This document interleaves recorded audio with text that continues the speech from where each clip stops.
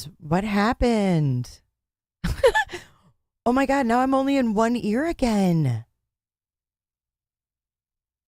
Is this a new stream? Oh my God, I'm so sorry.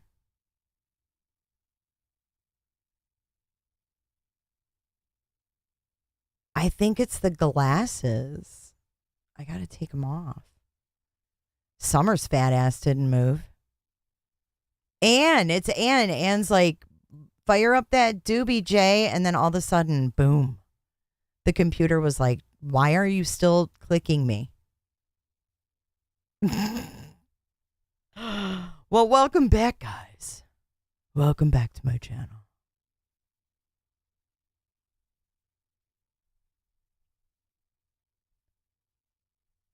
It's just me today.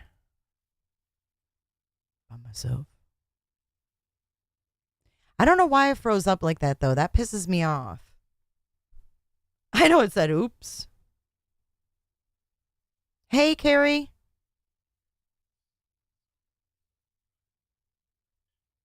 Do you guys have sound? Can you hear the judge? Or no? Or did that go away too? Can you guys hear the judge? You thought Elon bought YouTube? I hope Elon buys YouTube. Maybe I won't get demonetized every other day.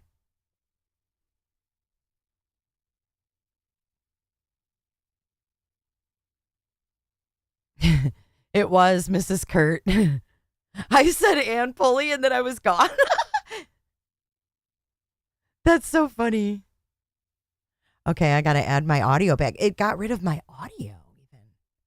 I'm telling you, these I could easily use StreamYard. But you know what? What fun would that be? If I didn't have shit to learn over here, I don't know what I would do. I wouldn't want that. Oh, baby D. Yeah, the court's got, that's what's missing, the court. Okay, so he actually ended the thing until after lunch. The WebEx.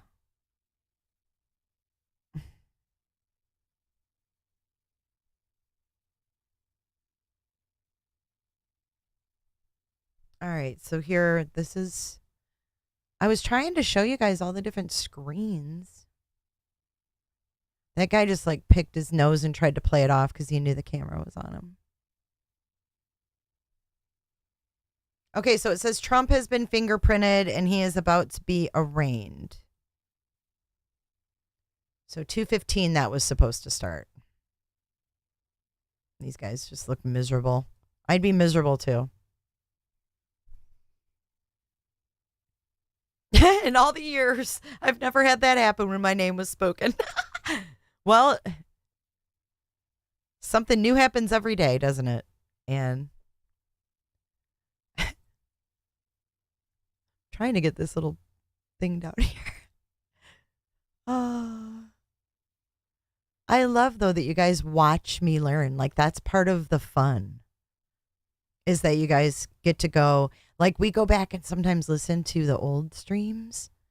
And I'm like, oh my God, I sound like an idiot. But it is kind of nice to go back and kind of see how far you've come to. Especially those times when you don't feel like you've come too far. You feel like a loser because you get demonetized. But I wanted to talk to you guys about something. So, Shell, are you here? Shell, can you verify when the Crumbly trial starts? Can somebody verify what date the Jennifer and James Crumbly trial starts up in Michigan? Thanks, Susan.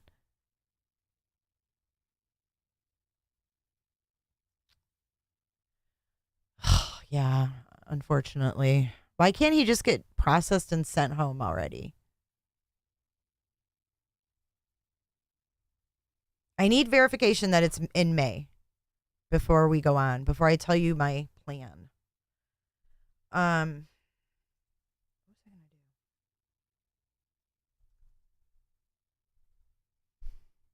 I need to go get my Coke Zero too. But what time are we back in court? 3:15 Eastern. So 45 minutes from now.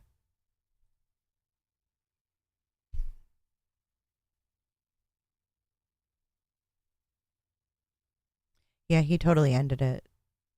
All right. So I'm going to have to come back here and manually start it again. Yeah, eat a gummy.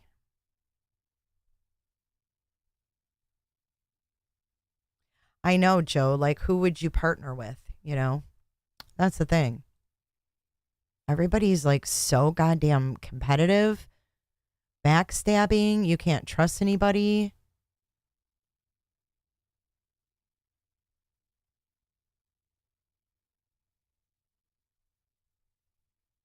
Ah! 2:15 Eastern? No, it's 2:28 Eastern right now. So 3:15. Go get a sody pop.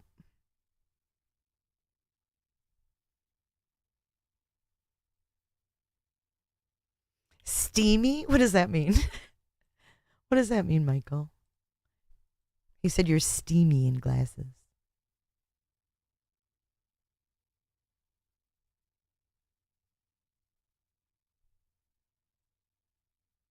All right.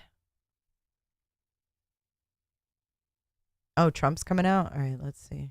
Here he comes. Thanks for the heads up, Michael. Let's get some sound on this bee. President Trump?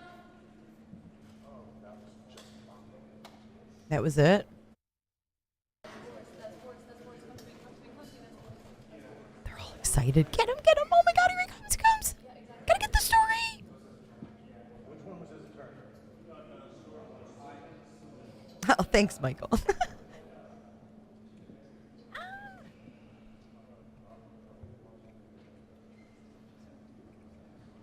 Here he comes.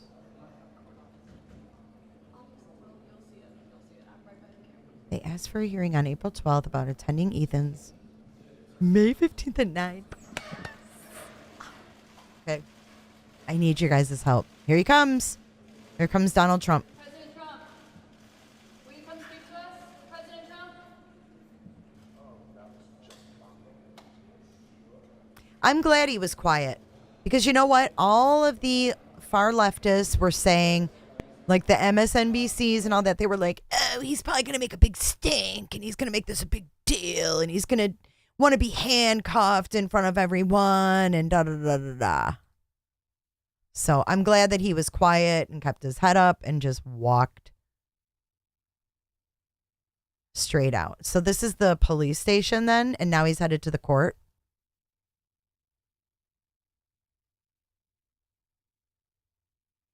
Yeah, I think all presidents have done shady things. All of them. None of them are exempt. I think you have to be shady to be president, to be honest. I don't think any presidents are straight up honest. I don't think any of them. None of them. Yeah, of course she supports him. I don't know where she is, though. She's probably smart to stay away. That's cool, BB. I'd love to see a picture of that. Okay, so here's the deal. Oh, fuck. All right, so here's the deal. I was going to go to Michigan for Mother's Day to see my kids. I haven't seen my kids. I haven't been to Michigan since 2020. Or 2021, rather. Sorry. It's been 2 years since I've been there. I've seen them less than 4 times since then. So my plan was I was going to go up there and spend some time and see my son and my daughter for Mother's Day. And YouTube demonetized me. So that means I can't go. But if I go and I go to the Crumblies, maybe I can garner assistance from the viewers and I can go to Crumblies. I can show you guys the Oxford School. I can go to all those places. I can show you guys whatever you want up there. I just need to be able to get up there and have a car. Actually, my brother might let me use his car. But yeah, that kind of put a damper on my plan to go and see the kids for Mother's Day. So if they're in court on May 15th, I was going to go between the 11th and the 18th of May. So if you guys want to support me in that, I don't know if I should start like a. Yeah, I tried, Ann Pulley. I can reapply on April 22nd. Let me see. Oh, now it's bright. I can reapply on April 22nd. So what the deal is, they take your whole month. That's why I'm saying I'm fucked, because we get paid once a month. So it's for the month prior, you get paid on the 21st of the next month. So on April 21st, I'm supposed to get paid for March, but they took everything. They took the whole month of March. So on April 21st, I won't get paid again. Yeah. And then I have to wait until May 21st to get paid again if I get my monetization back. Schmicky, are you in Michigan?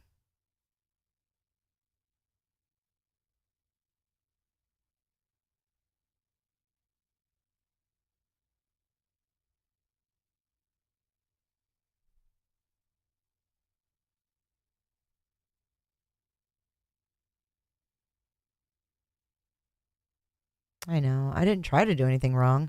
They just don't give you any choices, and they don't tell you, like, I didn't lose the channel. I can go on the channel. I just don't get paid for it. Oh, yes. We should meet up for it.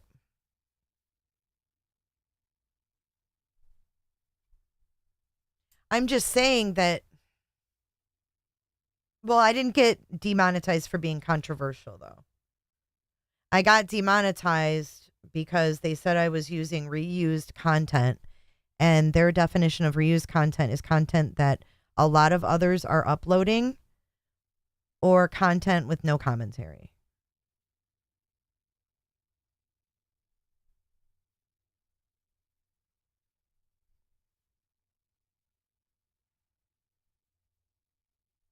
A PayPal pool? It's not an accident. There, I know.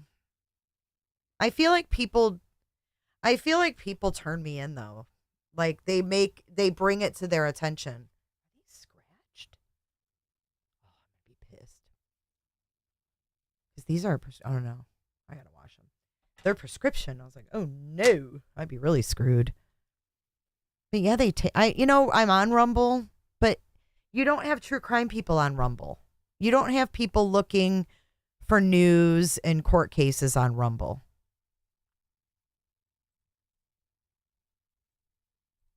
You don't get the views. If you don't get the views,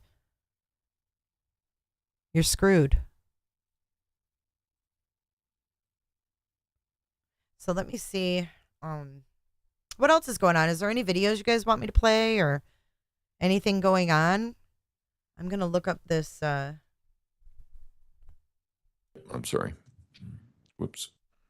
What a PayPal pool is. I've never done that. I don't think I can because I have a PayPal business account.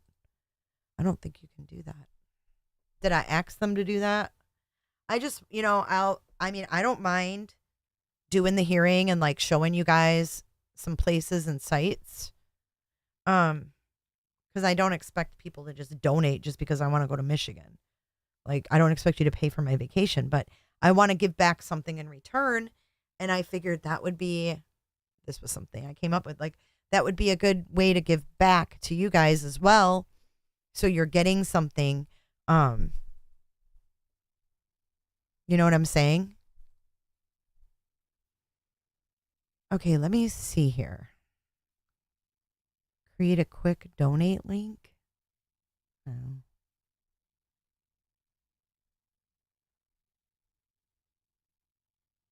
I don't think I have that option.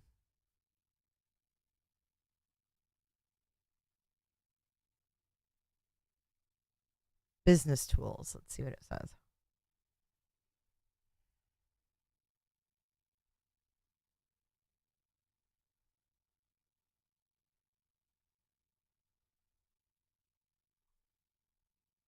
I don't see that. Oh,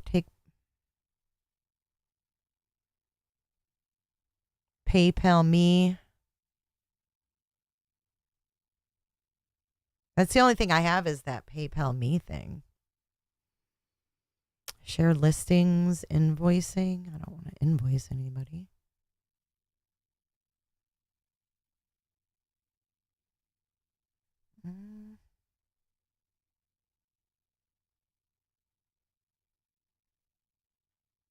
I got it. Start a campaign right here.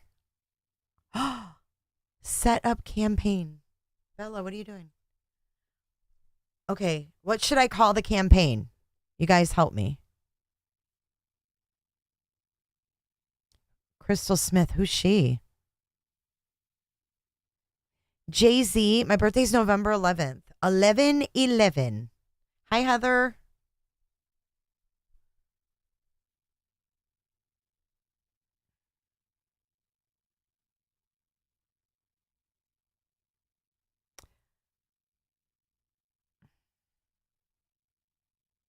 I've talked to Rakita Law on the phone when I got sued by Nexstar.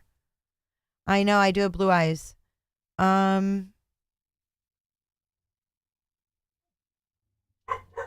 Mother's Day. Mother's Day with the Crumblies. How about that? Mother's Day with Jennifer. And that can go for Jennifer Crumbly. Oh my God, it says goal amount $10,000. Yeah, I don't think so. I'm shooting for like, what should I make my goal? Like $500.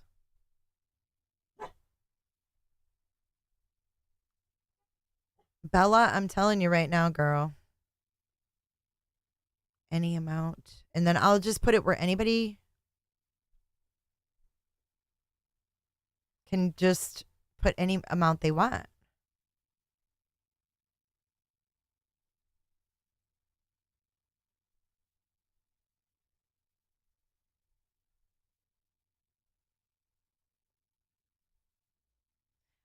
I'll put the cover image. Oh, I have to put an image now. Image. All right, I'll fix the images after. I'll make this all customized. No, I don't need mailing addresses.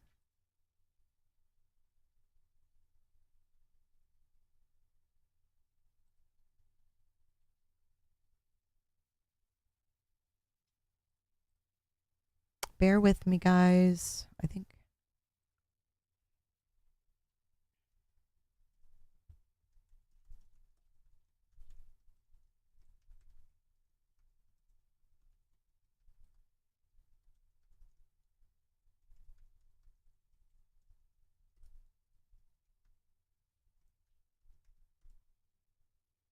And we can come up with some really cool sites in Michigan that you guys want to see.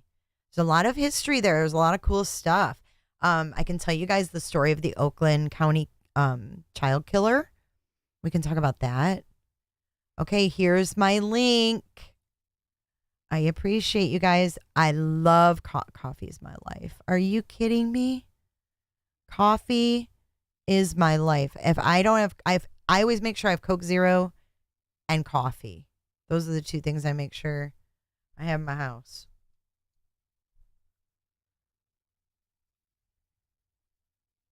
All right, here is my link. I'm so excited I did this. And thank you in advance. I mean, if you could just donate $1 and I will show you, we can go and check out like, you know who else is from Michigan is Jimmy Hoffa.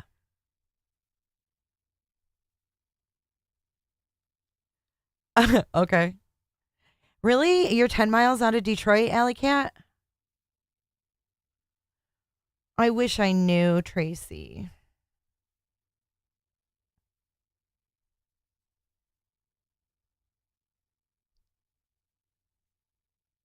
But thank you guys so much for even considering. Hey, Sylvia, how you doing today? You need a goal thermometer. All right, let's get this. Let's get it started. Let me see if I can. Stream label. That's not what I need. Supporter goal. Game widget.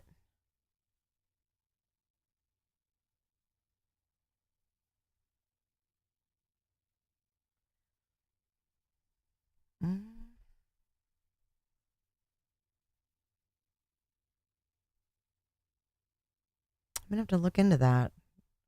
There's not one set up that you can just manually do. They keep adding more and more stuff, though. All right. All right. So what were we? So anyways, you guys, so Crumbly, what else is in Michigan? What case is in Michigan? The link doesn't work? Doesn't exist? I can't. It says shareable link.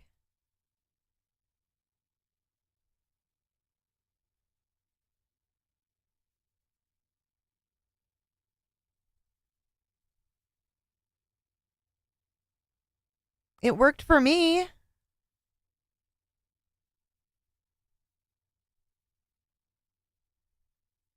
Are you guys pulling my leg? Try this. Try it again. Try that one. Because it works for me. I gotta fix the things. You should see Beavis and Butthead's teacher.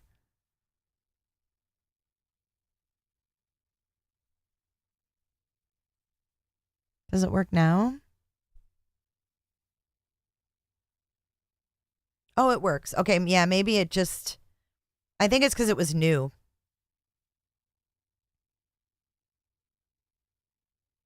Yeah, I'm going to bring all the... for donuts. For donuts. I'm going to bring all of the merch over to the new merch store. And the new merch store you can see here. I don't have a whole lot in there, but I do have some new things, which is pretty cool. Right there. So you can see it. I'm going to bring all the other stuff over. And I thank you guys in advance, and we will brainstorm and come up with trying to think things that went down in Michigan. I can show you Kid Rock, where Kid Rock grew up. I can drive you by his house. I just promise that, you know, I will definitely do what I can for you guys. You did, Mike?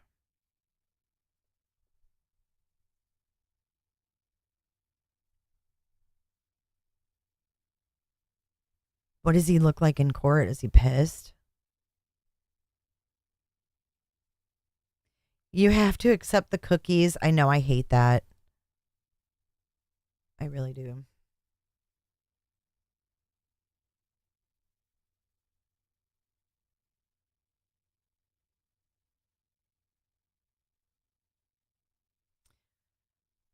QR code. I've never done this before. It's pretty neat that you can do that, though. Thanks, you guys.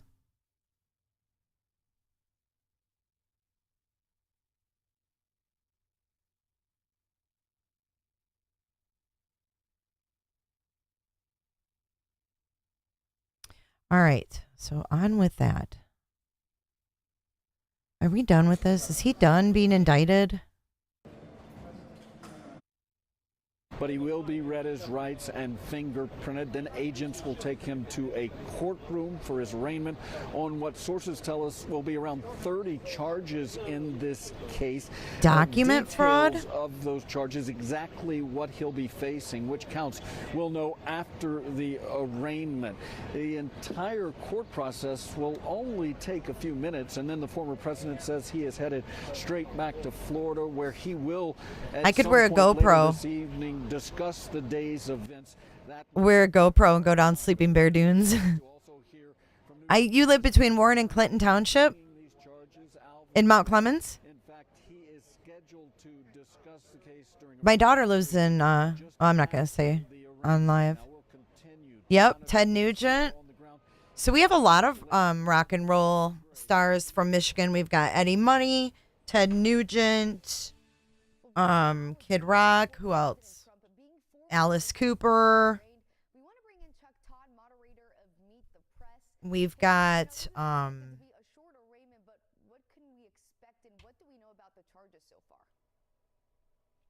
the guy from Tim the Toolman Taylor.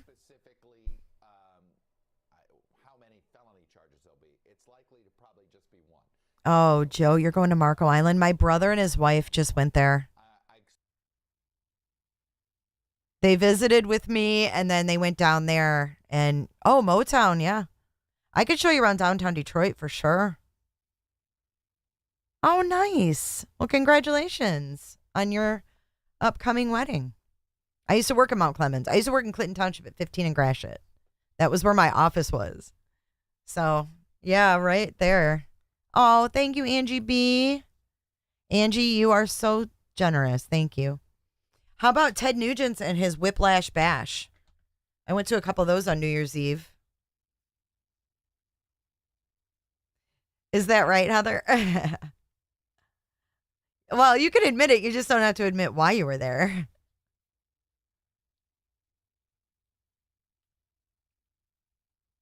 Angie, anything helps. Trust me.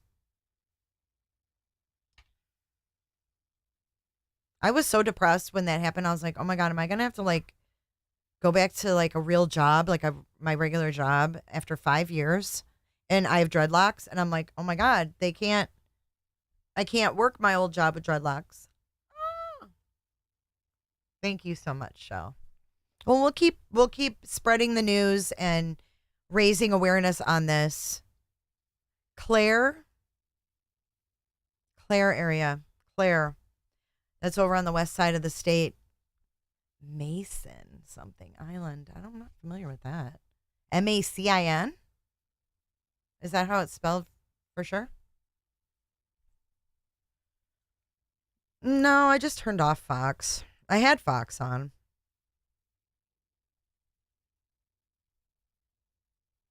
This is ABC. This is NBC.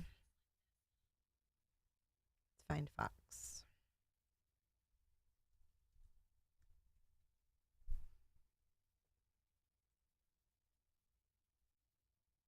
Yeah, that's the one we were watching where they're just standing around. You have dreads too, Devil though? I know. I don't want to get rid of mine either. DoorDash you some mom's spaghetti from M&M's. Does he have a restaurant up there now? I haven't been up there since my father passed away in 2021.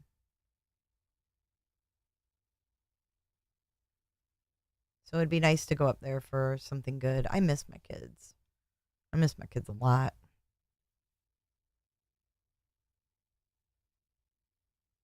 Do I like Fox? Fox Theater?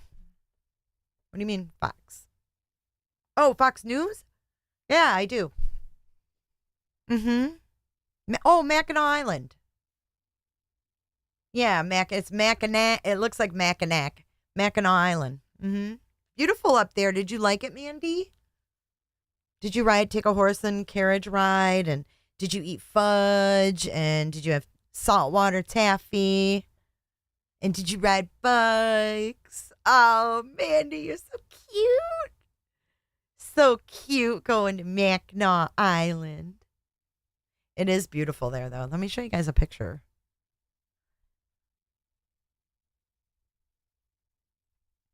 It's really pretty.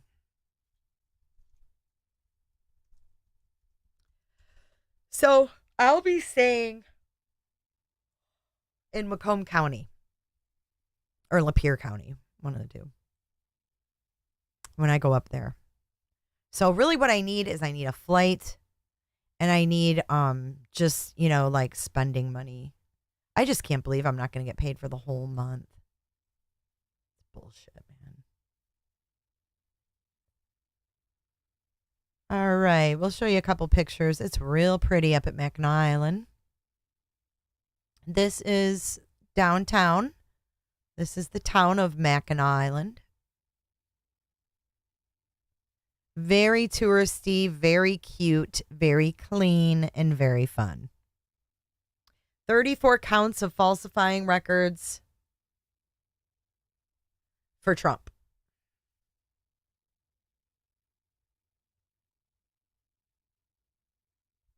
You're in Michigan too, BB? Oh, I know, isn't it? Okay, here's another one. Here's an aerial view, and that's the island, and that is the main hotel. See the hotel you see on the left in that picture? That's the big hotel. And that was in the movie. What was the movie that with Richard Gere, wasn't it? That was filmed there. Oh, La-ti-da, Mandy. The Grand Hotel. What movie was filmed at the Grand Hotel?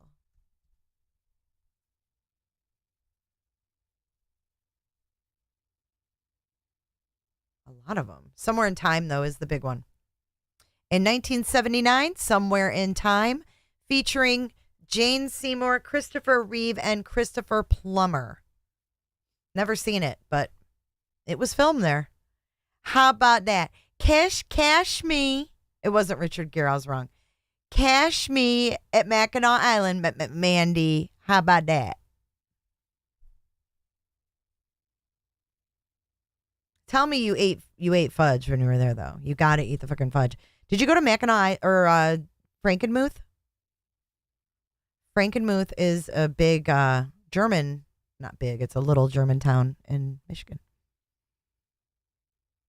All the schools got threats. Cash me on Mackinac Island. How about that?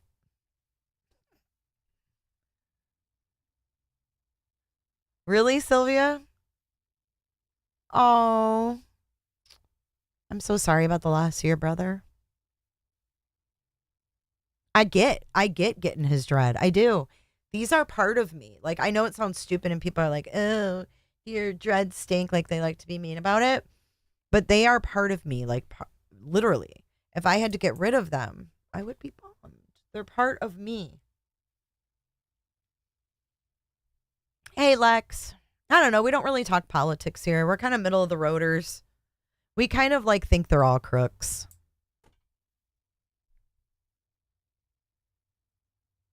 I don't think that's weird at all. I get it.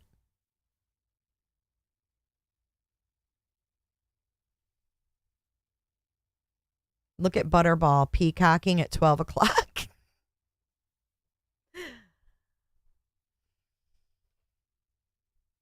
Yep. It's part of him.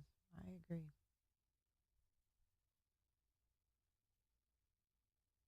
Bell's Brewery. Yeah. I love the Bell's Christmas ale. How about Faygo Pop?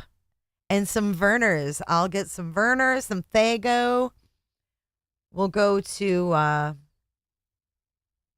what's Michigan only shit? I don't know. Maybe we'll go to a Tigers game. Oh, that would be fun. I can vlog. I'll be like a vlogger for once. I've always wanted to try being a vlogger. Faygo. Yep. Faygo. Faygo. Tea tree was his friend. He used tea tree oil. Crystal Smith set for April 17th. She pleaded not guilty.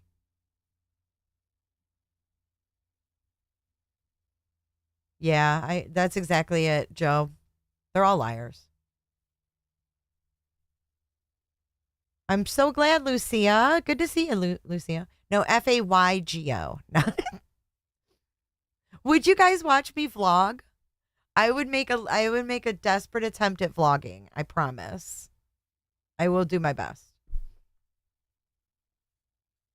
You can meet my kids. I can introduce you to my kids. Oh, Aiden's mom, Crystal Smith. Okay. My adult kids. Speaking of Cash Me Outside, I also listened to the embarrassing but catchy Gucci flip-flops today. Cash Me in my Gucci flip-flops with some Fago. How about that? You've been avoiding Facebook? I live to avoid Facebook. Like, I make that my job. I avoid Facebook like I'm being paid to avoid Facebook. I fucking hate it.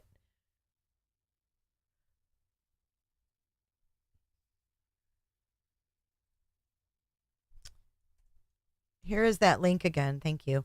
They are 23 and 21. And then my oldest is 27. No. Oh my God. I'm getting old. I'm losing track. 27, 25, and 22. There we go. Well, thank you, Allison. Fago reminds you of Insane Clown Posse.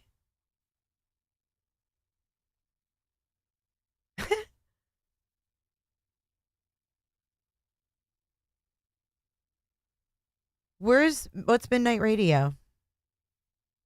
You have a 27-year-old? I have a grandbaby too. I'm a grandma. I'm a one-time grandma of a beautiful 4-year-old little girl. And why do I have double of me? Why is it doing that?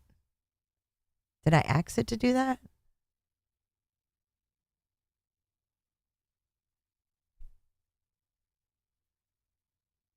Oh, because I switched over to do that. That's right.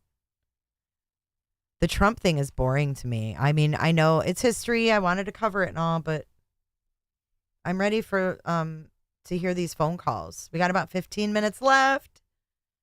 Let's see. I'm going to get that link scrolling in the chat and I'm going to explain. And then when we go back to court, I'm going to change that picture from Beavis and Butthead to maybe me and Jennifer Crumbly spending Mother's Day together. Okay, add command. We're going to do exclamation point mom.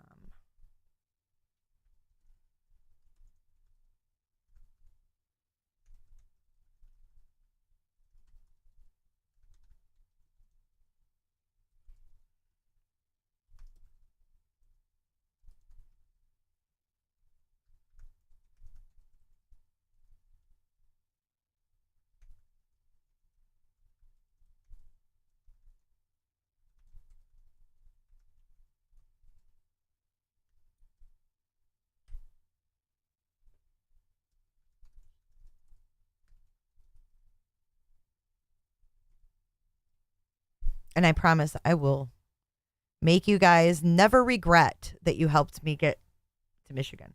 So exclamation point mom. I thought that was, I should have put ma. I should have made an exclamation point ma.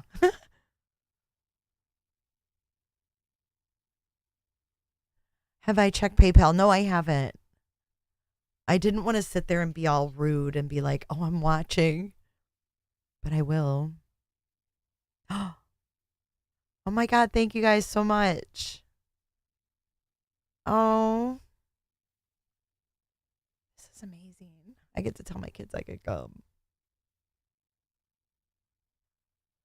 Thank you so much, Michael Miller. Thank you, Christy. Thank you, Elizabeth. And thank you, Ronald. And Angela. And Jennifer. And Marie. Thanks so much. Hope you get to see your family for Mother's Day, Jesse. Thank you. Angie B. Kurt Cobain.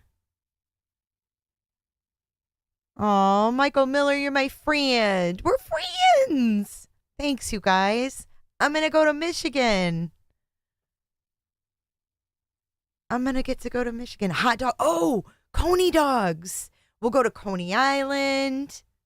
I know I'm not used to you being Angela. Oh, thank you. I'm going to cry. I think I'm going to cry. Because it really means a lot. It does. I'm going off camera. I'm such a sap. I've been really emotional. Oh, I hate it. Thank you. You guys made me cry. You guys made me cry. Jerks.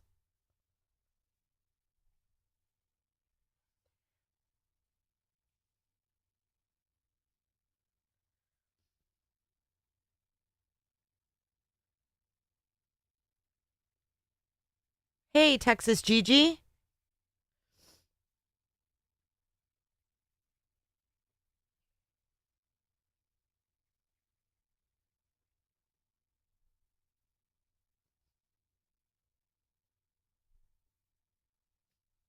You guys are jerks.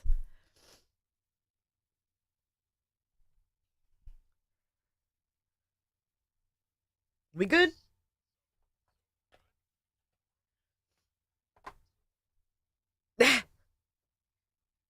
Could you guys even hear that? Aw, thank you guys. Texas Gigi. Sound like my son. He's like, he called me one day. He's like, Mom, can I use your PayPal? I'm like, what the hell?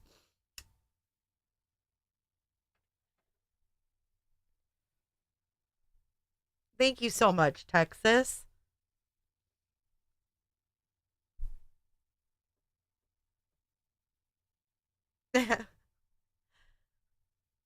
Right. Now get your act together.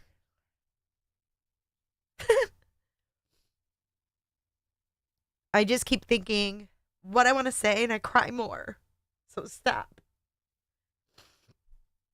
Because I really felt heavy. Like, I was like, God dang it. I got to tell them I can't come. And I didn't know how I was going to do that. I don't have makeup on.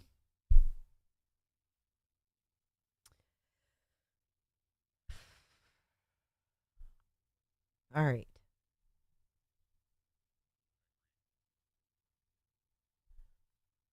But thank you guys. Sometimes it's hard being up here. Like, you feel raw emotion. You can't always, like, brush it off, you know?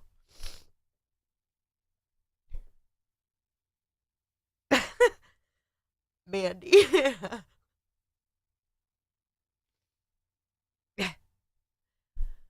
Oh, I love you guys too. Michael, we paid to get rid of her. I just needed a minute to get myself to get it together. See what's happening. Oh, Lordy.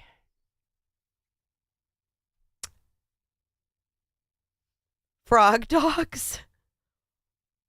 You're getting camis that say frog dogs? I want one. Angie. You're going to get snot on your keyboard, lady. Knock it off. Dude, these guys want to go home so bad.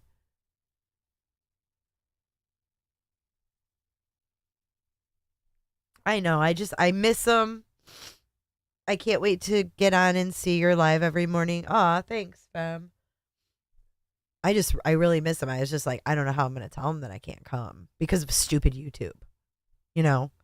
I mean, YouTube has pulled me away from like my family, you know, a lot because it's quite demanding to keep up with. And I just was like, how am I going to tell them that I can't come because of stupid YouTube? Oh, YouTube demonetized me.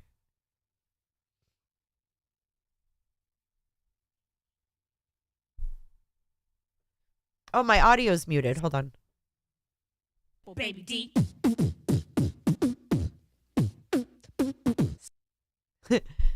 Aw, I'm making your heart feel things. Well, that's a good thing. I love you too. I love all you guys.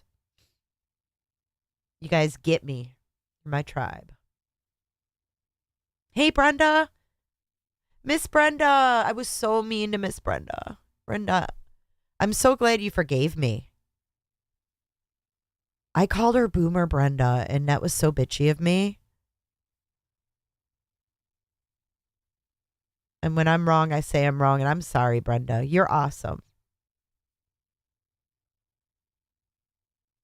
He's pleading guilty? Why do I not find that? I find that hard to believe. Joe, thank you. Kaylee, Cranky, Sunflower, Lisa, and Kilea. Kilea! Welcome to the lounge. Welcome to the lounge.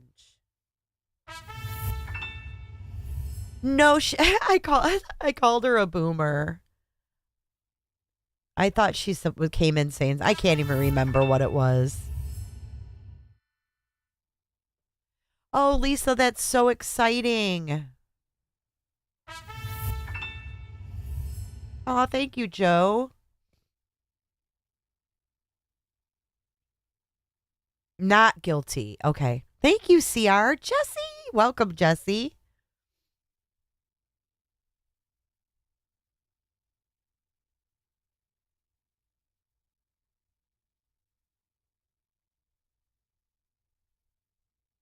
You guys are amazing. Did I get your Venmo? Let me see. Leanne. Oh my God, I did. Thank you. Mother's Day. Thank you. Happy Mother's Day to all of you guys.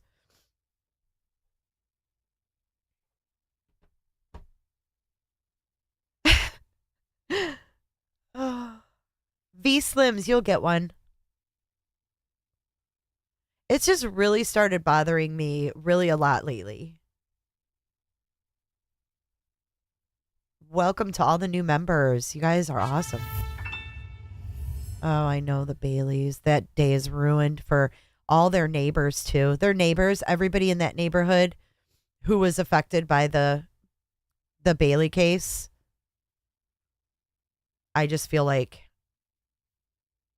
Jesse, thank you. You guys are great. All right, let me see if I can get back on WebEx really quick. I don't want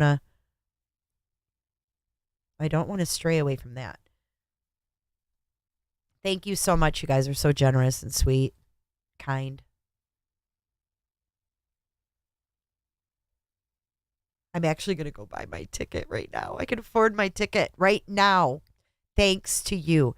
When court comes back in, I'm going to be away because I'm going to buy my plane ticket. Because then I can at least say I've got the ticket. Gosh, I am so blessed. Thank you guys so much. All right. Let's.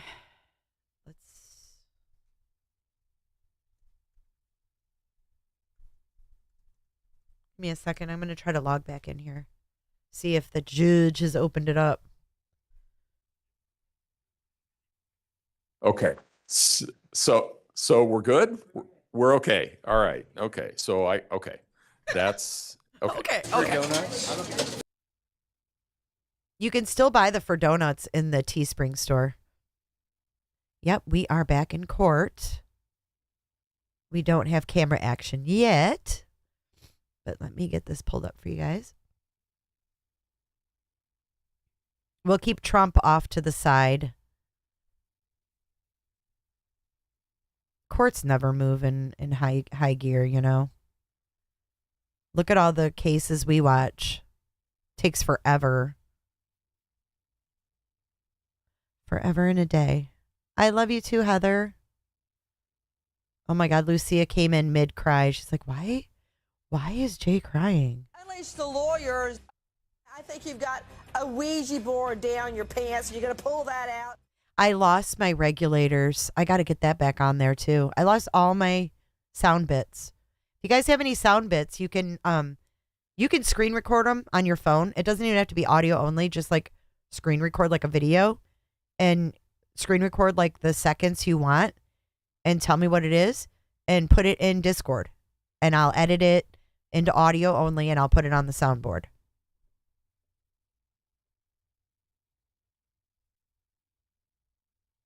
YouTube crashed and I bought a plane ticket. LOL. Oh, the dogs left me too. Look, it's empty.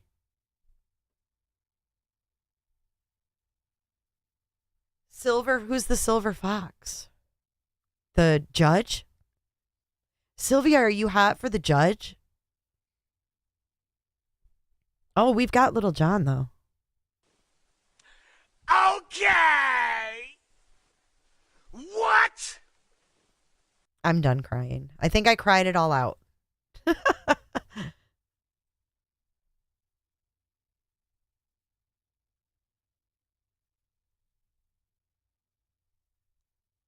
You guys are such jerks. No, I love ya.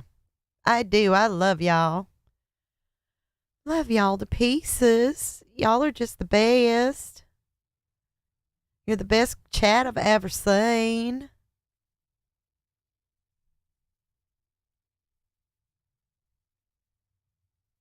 I just want to take you all home, give you hugs. Judge Sexy Ass Warner. Oh, sexy voice. I read that wrong. I'm like, what? And then I looked. I'm like, Potato said that? I had to do a double take.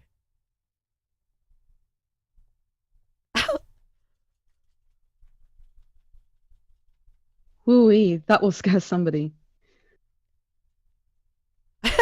Okay, Mandy, deal.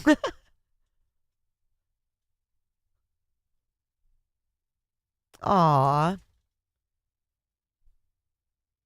Ooh-wee, that will scare somebody. I've got a new one for you, Potato. I don't know if you'll be able to understand it, though. It's not bad in England, huh? It's not bad in England, huh? It's not bad in England, huh?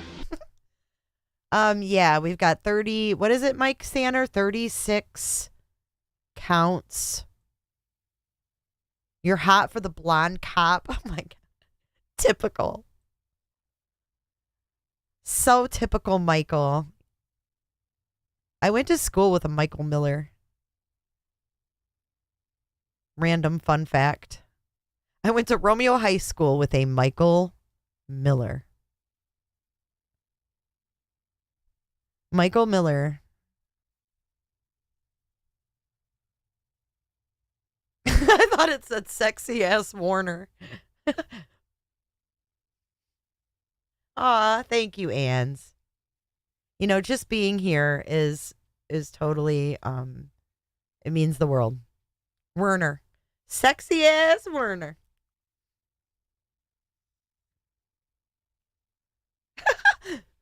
Potato says he can read me bedtime stories.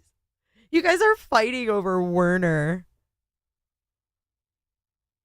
What has become of you?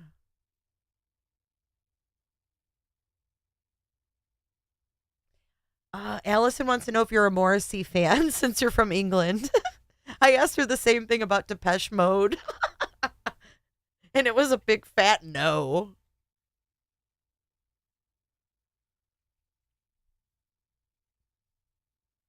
Joe, I want to thank you so much for all your comments, all your participation on my channel. You really have left some really good comments. Thanks, CR.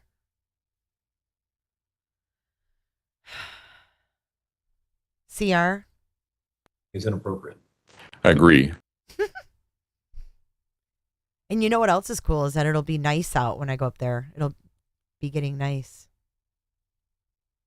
Thank you, V Slims. Morrissey's cool, but I wouldn't say a fan. I love Depeche Mode. I've liked Depeche Mode since 7th grade. Black Celebration was my favorite CD.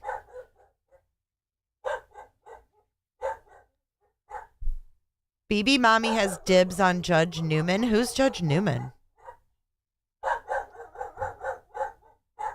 See, Bella has a big mouth.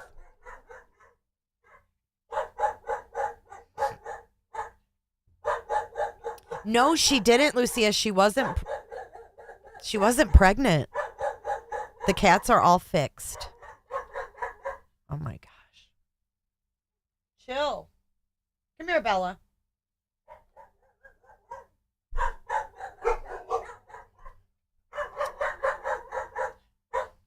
It's Amazon or something.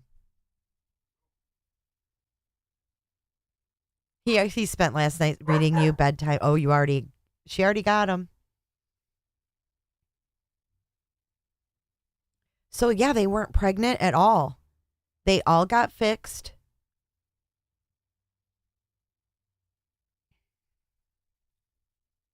Okay, let me check Tracy V. I started a campaign, so I don't know exactly what that means.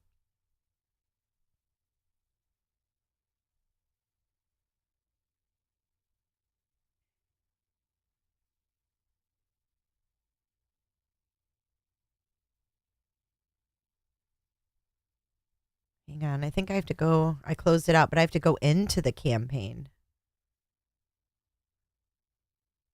Give me a sec.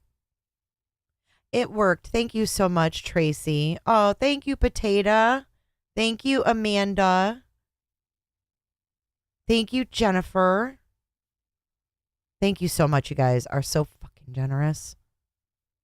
I'm going to just bug you guys the whole time I'm there with videos and pictures.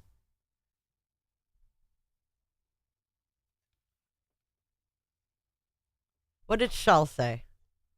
I had to tell my employees I'm on a conference call so they would leave me alone.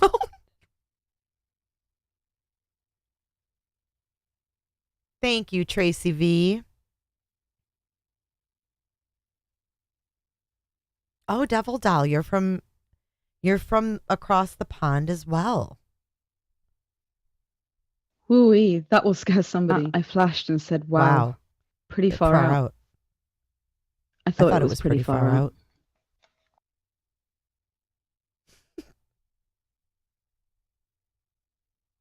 God almighty. So, Mary P., I was going to go visit my kids in Michigan for Mother's Day, and YouTube took my monetization for the month away. So I won't get paid for the whole month. So on the 21st, I was expecting to get paid, and I was going to make my plans to go to Michigan. So I was telling everybody that, and I said, I started a campaign. So I'm going to go to Michigan, and I'm going to go to the Crumblies hearing on May 15th, and I'm going to show you guys around Michigan.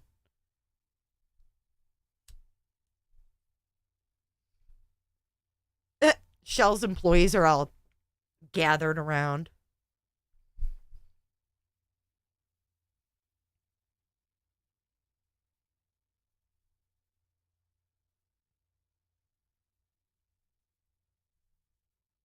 They're running past lunchtime. I'm not sure why.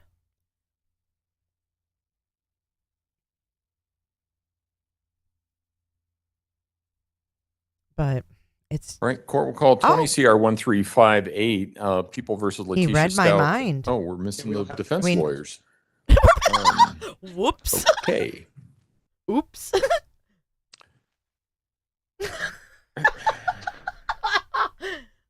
There we go. For donuts. Court will call 20 CR 1358. People versus Letecia Stauch. Record should reflect the jury is not present in the courtroom. I hear that. Now it's gone. Is it still there? Echo? It's not me. Oh, okay. Not me, Judge. Echo. That's another soundbite. I don't know why, but it seems really hot in here to me. Ooh. We'll just have to do the best that we can. It's getting hot in and here. Go from there. So what I'll do is, Mr. Stauch, if you would resume your seat in the witness stand, I Thank remind you, you, sir, Eddie. that you're still under oath. And then we'll start there for a few minutes, I guess, to authenticate the voices on the CDs and go from there. Thank you, Eddie. And there's nothing we can do either. We can't open the doors or anything. Okay, it is what it is. Let's go ahead and bring the jury in. Eddie.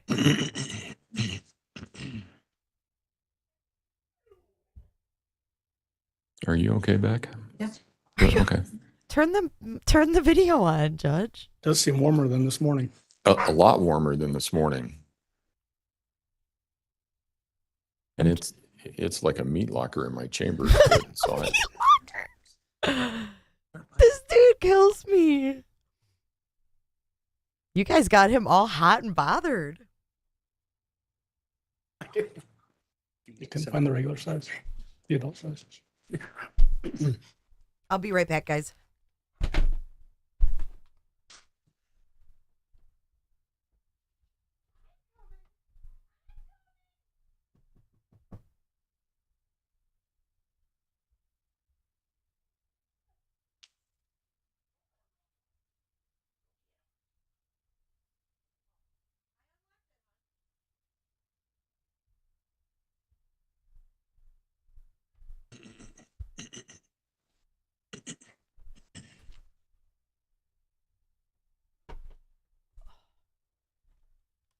Okay, I'm back. I know he's great, isn't he? What did I miss? Anything? Yes, Mary, I'm going to see the Crumblies. I can go drive by their house where they lived.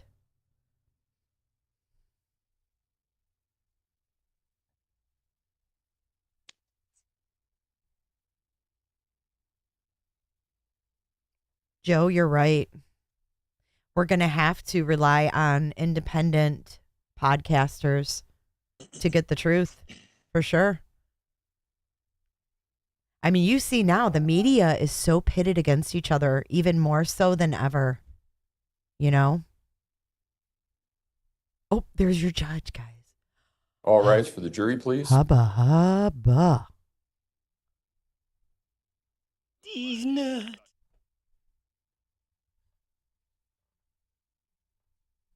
He is very conscientious, isn't he? I don't know. I have a passport, Banjo.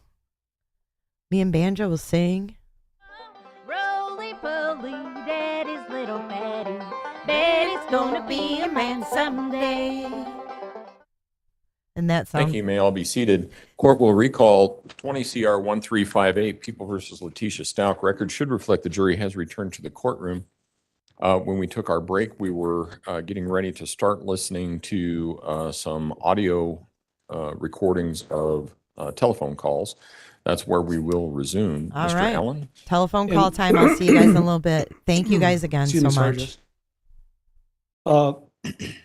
What I would like to do before we actually jump into those phone calls is clean up some of the timeline, any confusion, Judge.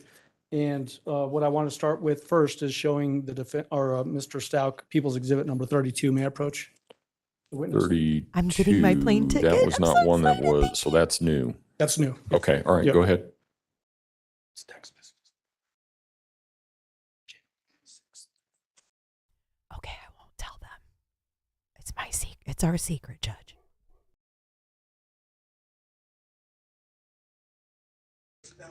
And take a moment to familiarize yourself with People's Exhibit number 32. Flip through it, and then let me know when you're familiar with it.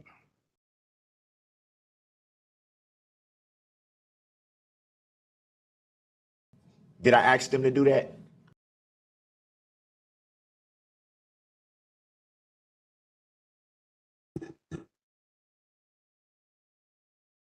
Not bad in England, huh?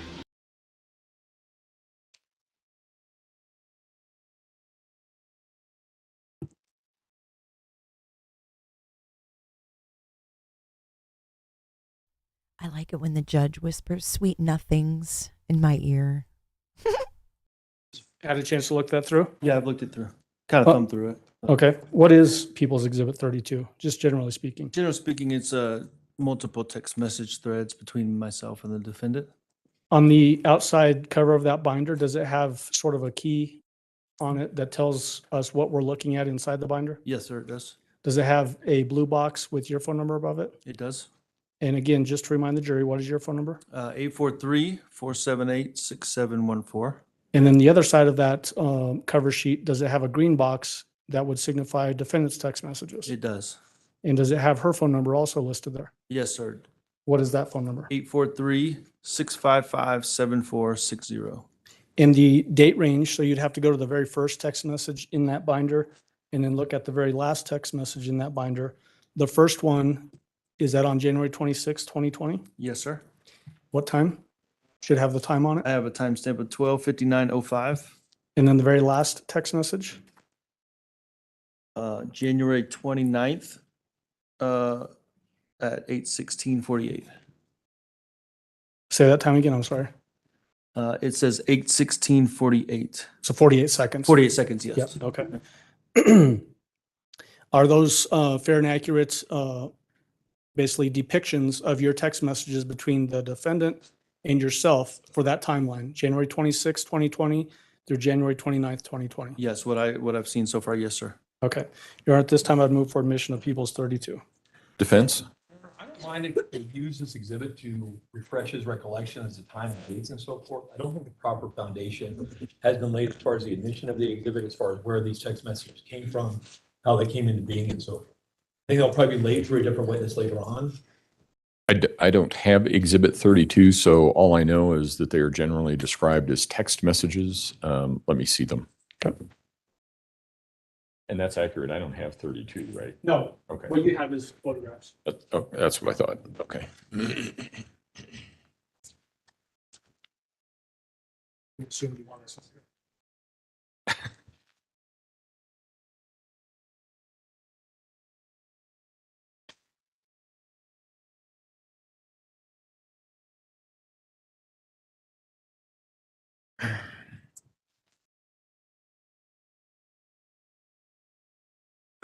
I even like his size. He sized perfectly. All right, let me make it bigger. Looks like we got some action going on. Trump right up there. I don't know what that is all about. Is that?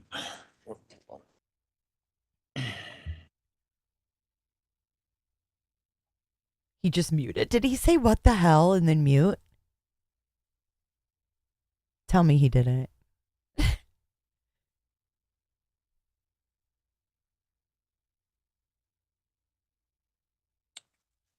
Hey, Nikki Lou. Mr. Allen? So, Mr. Stauch, how do you know what those are?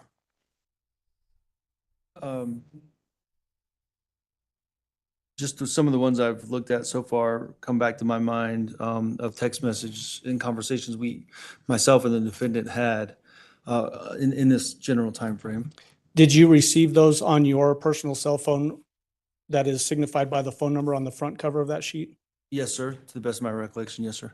And the number that they are attributed to as to coming from, is that from essentially what you understand as the defendant's phone? Yes, sir. The objection's overruled. Exhibit 32 is admitted. Exhibit 32 admitted. You may proceed. If you, I'm not going to have all of these displayed on the screen, Mr. Stauch, because it would be obviously a lot of text messages there. But can you flip to January 27th at 2:48 a.m.? Is it a page number? No, you'll have to look at the time and date stamp, so it'll be closer to the front. January 27th at what time? 2:48 a.m. 2:48. Oh, bye, Trump.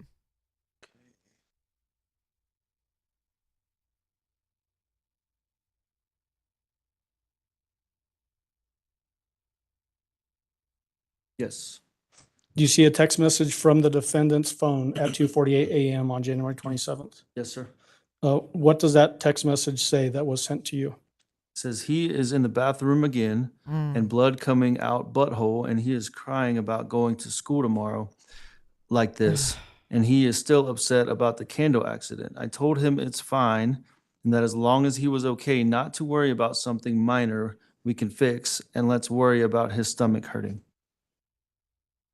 So when the text message in your mind says he is, who is the he is in that text message? Gannon.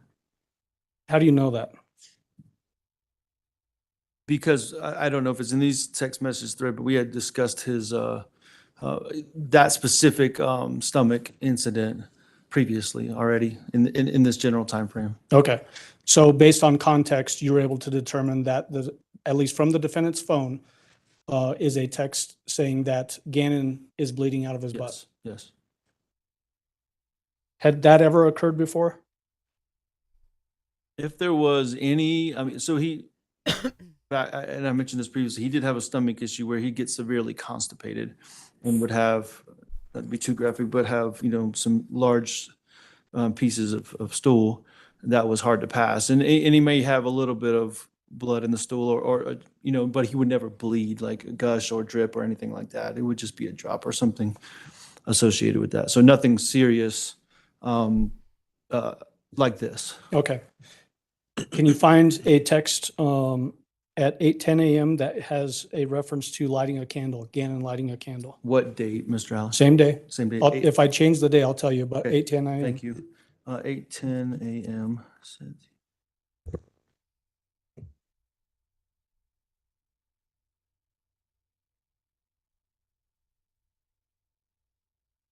Don't see 8:10 a.m. about the candle. Well, do you generally remember getting a text from the defendant's phone referencing that Gannon lit a candle because because of the smell from poop? Yes, I remember that. Was that odd to you that purportedly Gannon would light a candle? Yeah, I don't remember him ever playing or lighting candles on his own accord. Okay. If he was directed to, maybe, but never, going in and doing that on his own.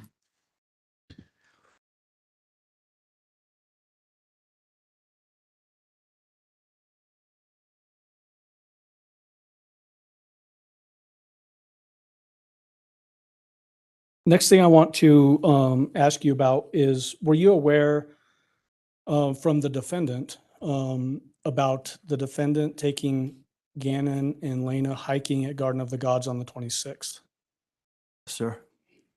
What did the defendant tell you about that hiking trip? I believe there was some talk about him pooping in his pants or having an accident during that hiking, somewhere in that afternoon that they went hiking. Did the defendant express any frustration with that incident? I don't remember, I don't know if frustration is the right word. I don't remember what the feeling was that she displayed, but there was a conversation about it. Well, how would you characterize the way that she was expressing that story to you? I mean, I can speak more generally. I just know that it was always a frustrating or she didn't like to have to clean it up or deal with that part of Gannon. Having to So, clean up after? Yeah, when he had an accident. Okay.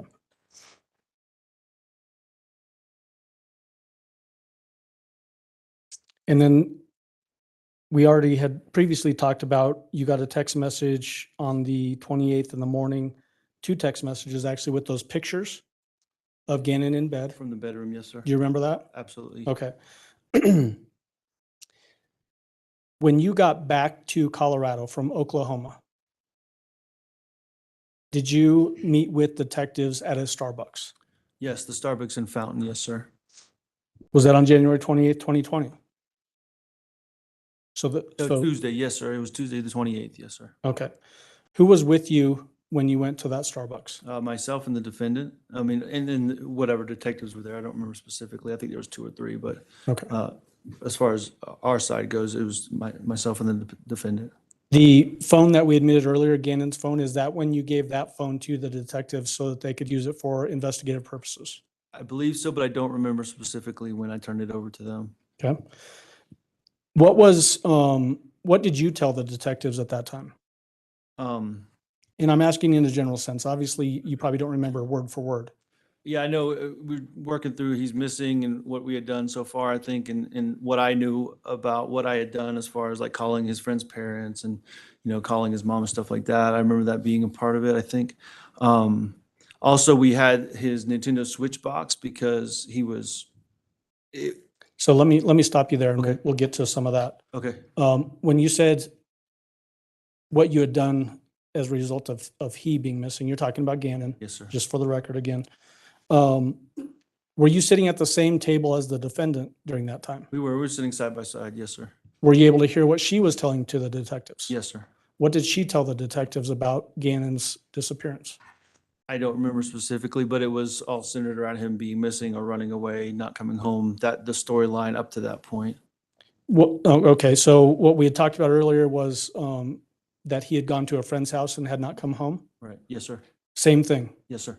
she was telling the same story at that time. Yes, sir. And then we talked earlier about you going to the sheriff's office to give an interview. Do you remember that? Yes, sir. And then you had a follow-up interview at the sheriff's office as well. Yes, sir. Did those both occur on January 28th? Yes, sir. When you went the first time, where was the defendant at that time? I do not know. I went because, So, okay, yep. So you don't know where the defendant was? I do not. Did she go with you to the sheriff's office? No, sir. Okay. What did you tell the sheriff's office detectives during that interview? I don't remember all the specifics. I have heard the interview, but I don't remember all the specifics. I know I was more vague with what I was telling them about mine and the defendant's relationship, because I didn't, this was before I went to search for the black car, or before I went to search for the defendant's car. So I didn't really suspect anything for you. Like I mentioned previously, that black car was really, or the search for that black car was really what changed my mind about what was going on. So I was just trying to find my son at that point. I didn't think anything else really was going on. I thought he was just missing. So once again, I don't remember all the specifics. I just remember I was more vague about whatever was going on in my life. So again, just to make sure that we're all clear, Mhm. the defendant didn't go with you to the sheriff's office? No, sir. Did you reiterate basically the same story that Gannon was missing and hadn't come home? I believe I did. Yes, sir. And it sounds like what you're describing is that you were telling this in a more general sense because of all of the things that you were talking about. Yes, sir. Okay. And then it was after that, based on the way you just said that you went to look for the defendant's car at French Elementary School? Yeah, like I said this morning, I left that first interview, went home, checked on the girls, and then went out to search again to Walmart, planning on going to the game section or whatever. And then it hit me to go look for the car at French Elementary School. Wasn't there, and I didn't get too far out of the parking lot of French before I called. I think I got a hold of Bethel, is who it was, and said, "Hey, something's wrong." And I was actually freaking out pretty hard. And they're like, "Calm down, just come back downtown." And that's when I did the second interview. So what was it about you not finding the car at French Elementary School that caused you to, as you just now described it, to freak out? Well, two things. It was a flat out lie in my estimation. That's my perspective. Because she told me the car was there and never told me she had moved the car. And a few other things, and once again, I don't want to get into hearsay, but things I didn't see that people had told me. I was putting all these pieces together, and then that was the first lie I in my mind I had confirmed. So yeah. Hold on. Just stay. Yeah. Yeah. I'm trying. So there's a lot here. Yeah. And obviously we're talking about your son and Yes. understand that this is a stressful moment for you, having to recollect this from 3 years ago. Really listen to what the question is and just answer that question, okay?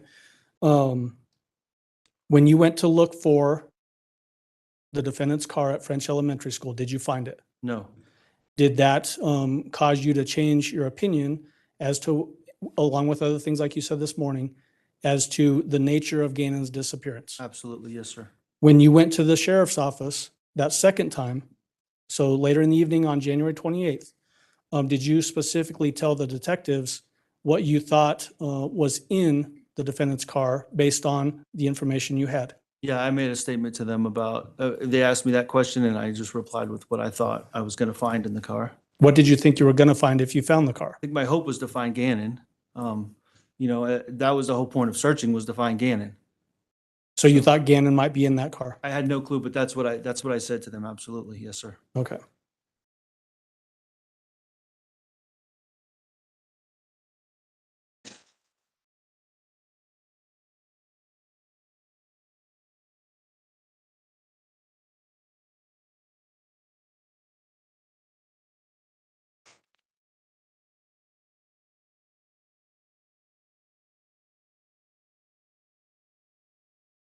And then if you can flip in those text messages to January 29th at 7:19 a.m.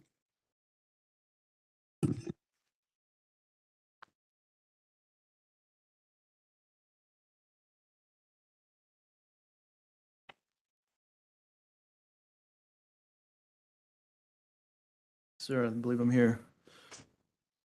Do you see text messages on that time frame from the defendant? Yes, sir. Do you see any text messages wherein you're getting text messages about a rape? About what? Rape, You said January 29th, 7:20 a.m. or 7:19 a.m. We're not publishing. Oh, you did. Oh, sorry. Had been admitted, so I thought that's what you I wanted. thought we did it, Judge. Oh, no, it was me.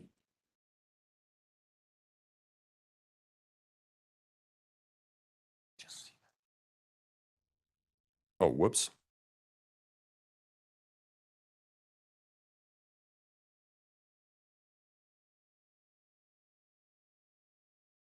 I don't.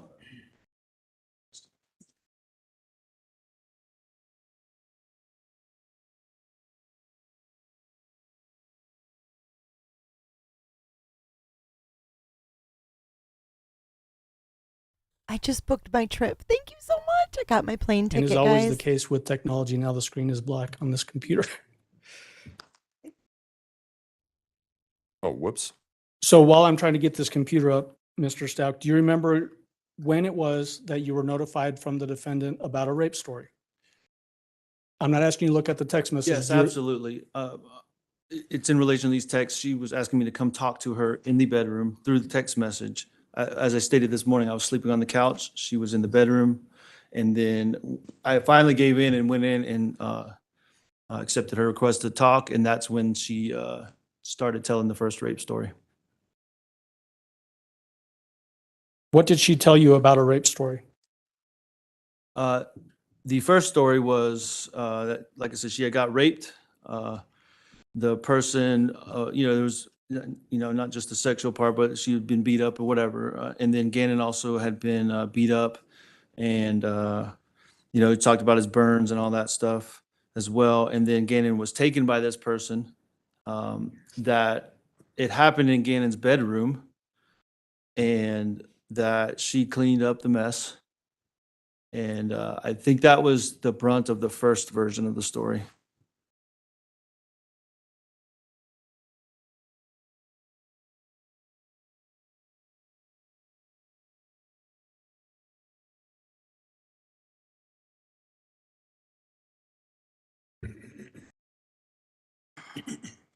Did she tell you where that rape had occurred? Yes, sir. I think you were messing with computers, but Yeah. it happened in. I was. Yeah, absolutely. She said it specifically happened in Gannon's bedroom.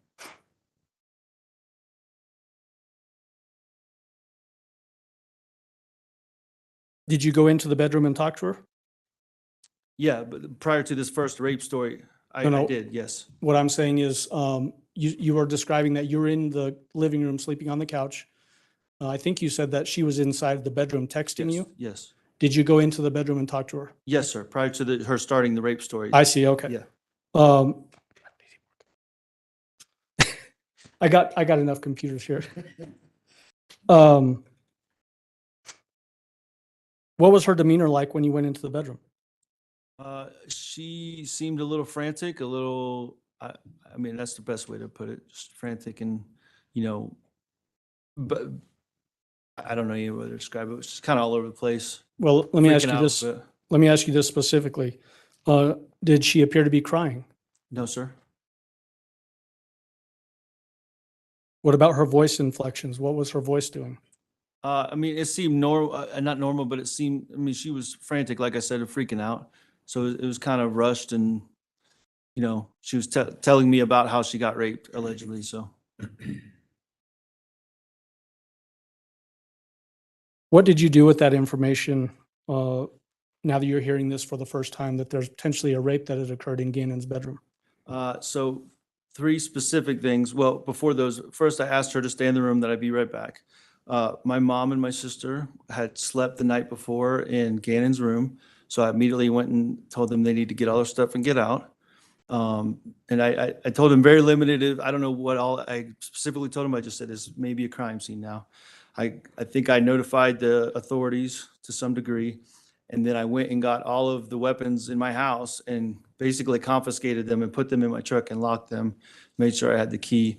I think, my one Smith & Wesson 9mm compact. I handed to Landon's brother, just for safety and keep it on his side. I trusted him. He's like a jailer or a police officer or something. So, All right. So let me break in there for just a moment. When you say you went to gather all the weapons, are you talking about those firearms that you described earlier? yeah, every single one of them. And I did it in a specific order. I got all the ones that were mine registered to me. And then I went back and asked her, said, I need you to Who is her? excuse me, the defendant. Okay. I went back directly to the defendant, said, I need the ones that are in her name, which the 12 gauge shotgun and one of the pistols possibly. And I said, you don't have to because they're yours, but I need these and I'm gonna put them away for safekeepings right now. And she did, she complied and I went and put those in the truck as well. So what was in your mind? Why did you think you needed to lock up the firearms in a vehicle? Because my first impression was a bullshit story and that something else was going on and something happened in the bedroom that I just wasn't sure. And I guess it's my military training. I don't know, but safety was the first priority for everybody. So get all the weapons out of the house, put them somewhere safe. And then I went back and talked to her again. What did you do after you put the guns in the vehicle? I went back and directly went straight to her and asked her to retell me the story. Who else was in the bedroom at that time? Landon was also in there.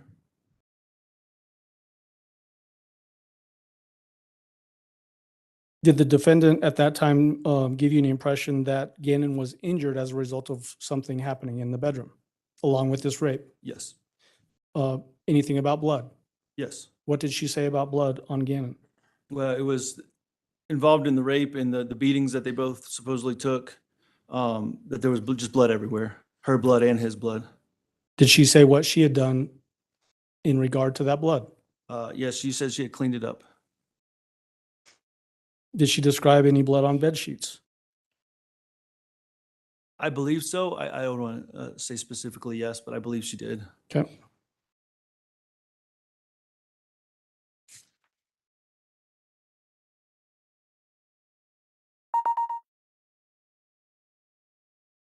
I want to jump ahead to January 31st. You remember sharing some text messages with the defendant about her coming back to the house, so this would be after she'd moved out, to collect things from the house or phone calls. So let me clarify this. You said after she had physically moved out or came and got her stuff and moved out? Where she had physically removed herself from the house, but wanted to come back and get her belongings. All right, I just want to clarify. Yes, yeah, absolutely. There was multiple phone calls and text messages throughout those few days. And I remember specifically, we scheduled a time for her to come and I scheduled a time that way I could ensure a deputy would be there to kind of monitor the situation because it became very volatile by that point. So did the defendant in fact come to the house? Not on that first time. I think it was the second scheduled time, but she did. Who did she come with? The defendant came with, herself, Harley came, her mother, and her brother, Dakota Lowry. What is her mother's name? Deborah, I don't remember. I don't know exactly what Okay. her last name is.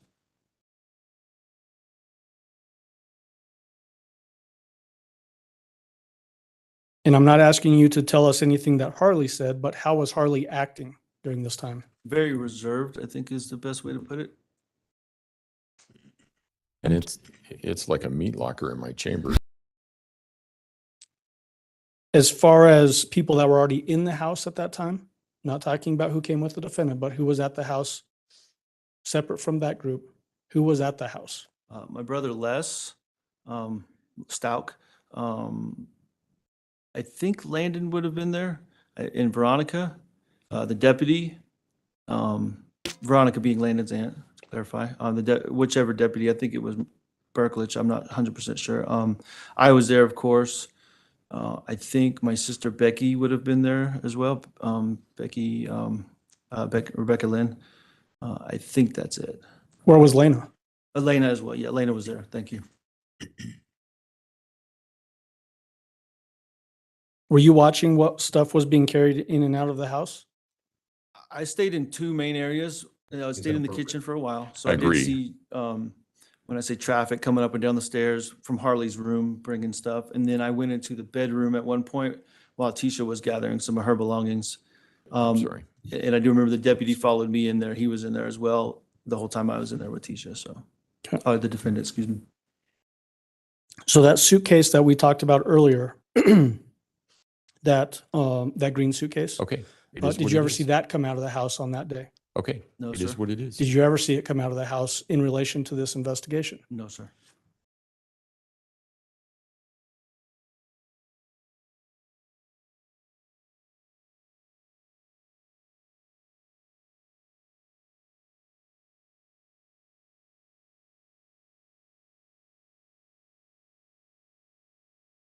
Michigan Olive.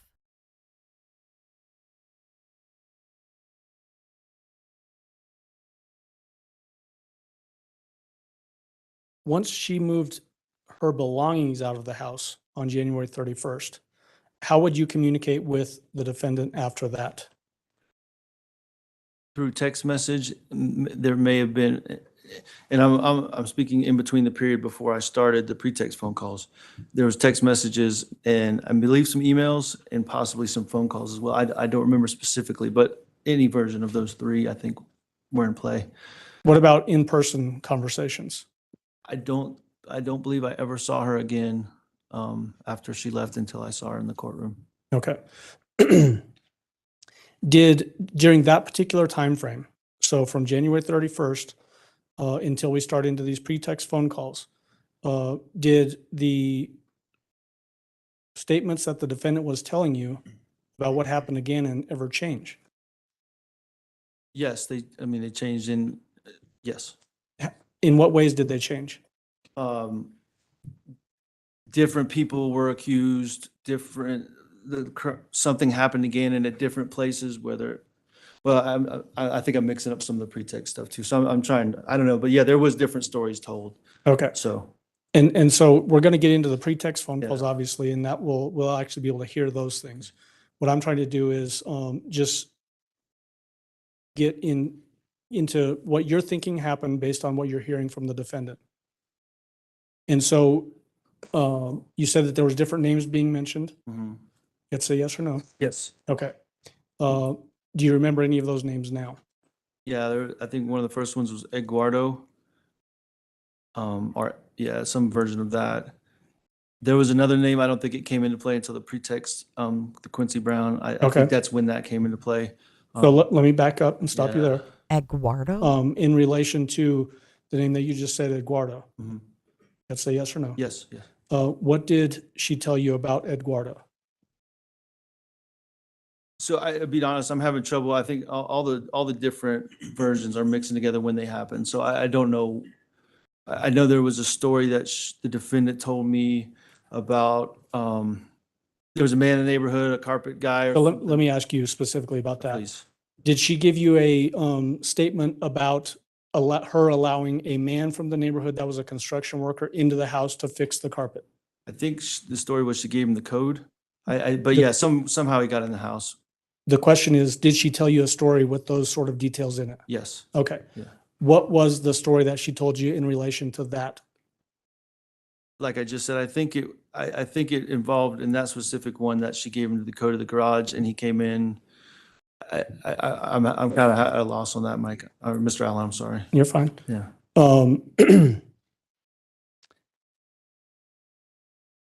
Did you know anybody by that name? Absolutely not. I don't believe. Did she allege that that's the person that raped her in the first time that she tells the story? Yes. Okay.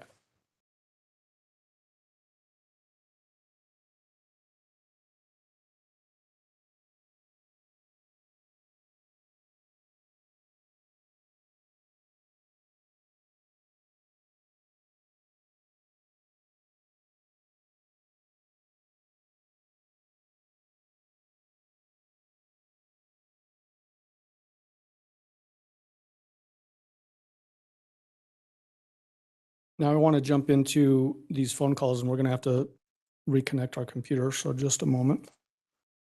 That first pretext phone call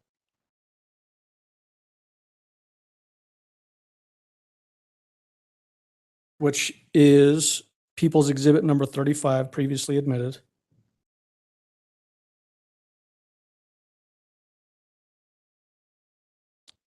Who was on that particular phone call?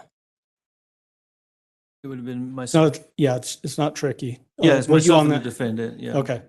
And then there's other people that are feeding you information to ask them. Yes, sir. Okay.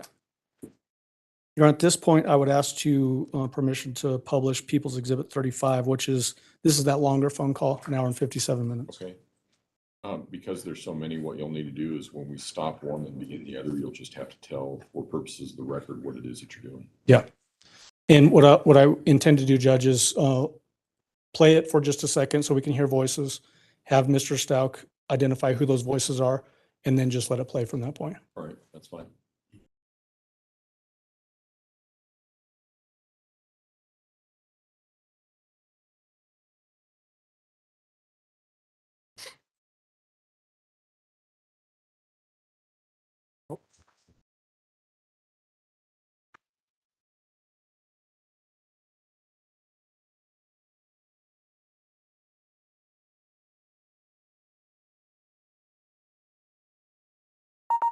What's going on? What did I miss?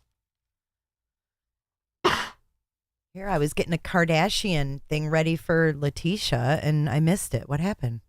I have warned everyone that I will come for them if they even dare try to copy anything that I'm doing.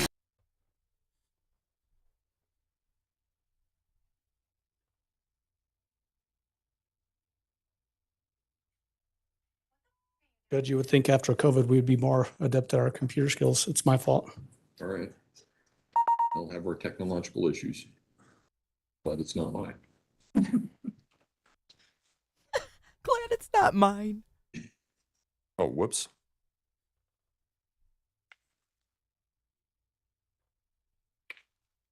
What the are you doing here? All you should have to do is plug it in the same way that you had it before. Yeah, we just didn't. There we go.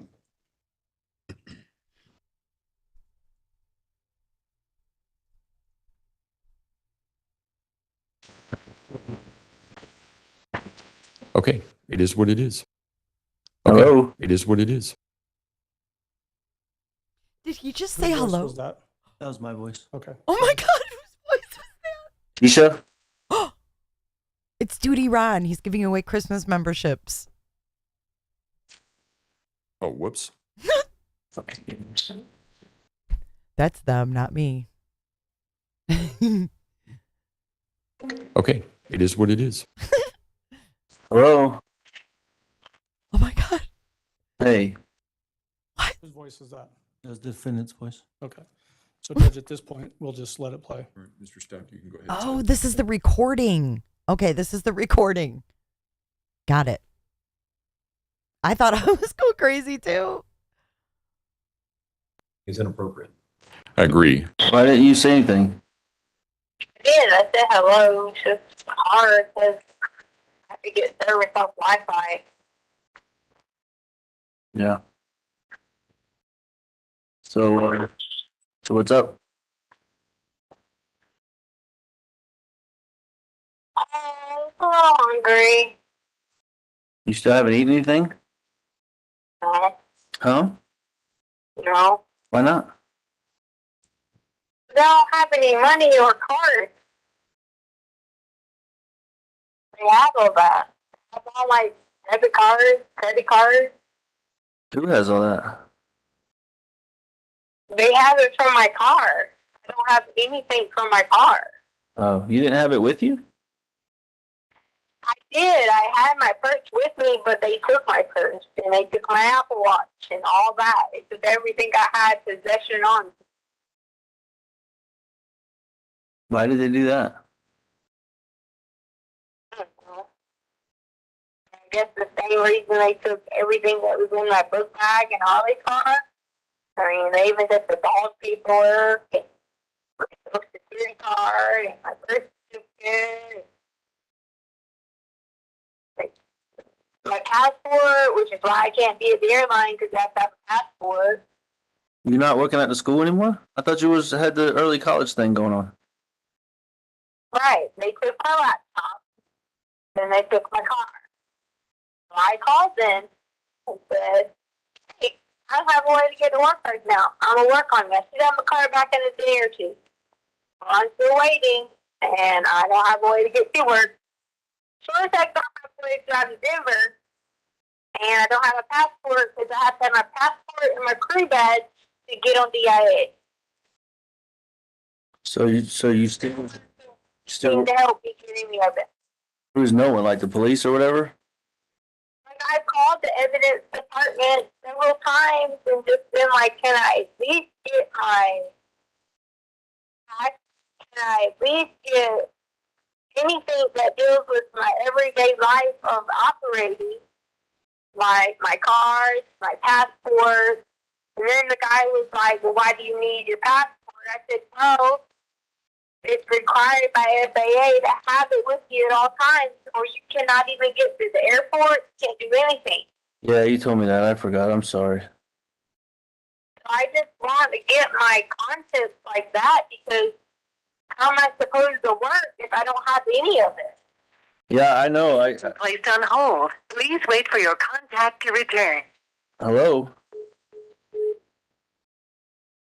That was weird.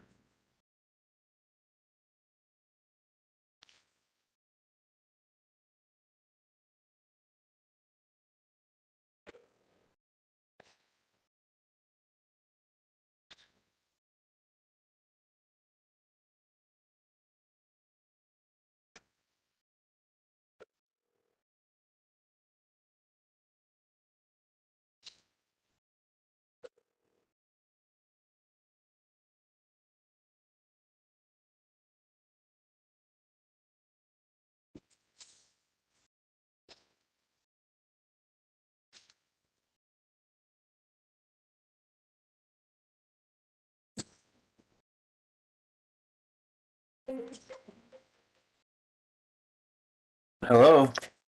Hey, What happened? the Wi-Fi, I don't have a number, so the Wi-Fi just dies, so I had to use this Indian dude's number here, phone number here to call you back on because I don't only have Wi-Fi.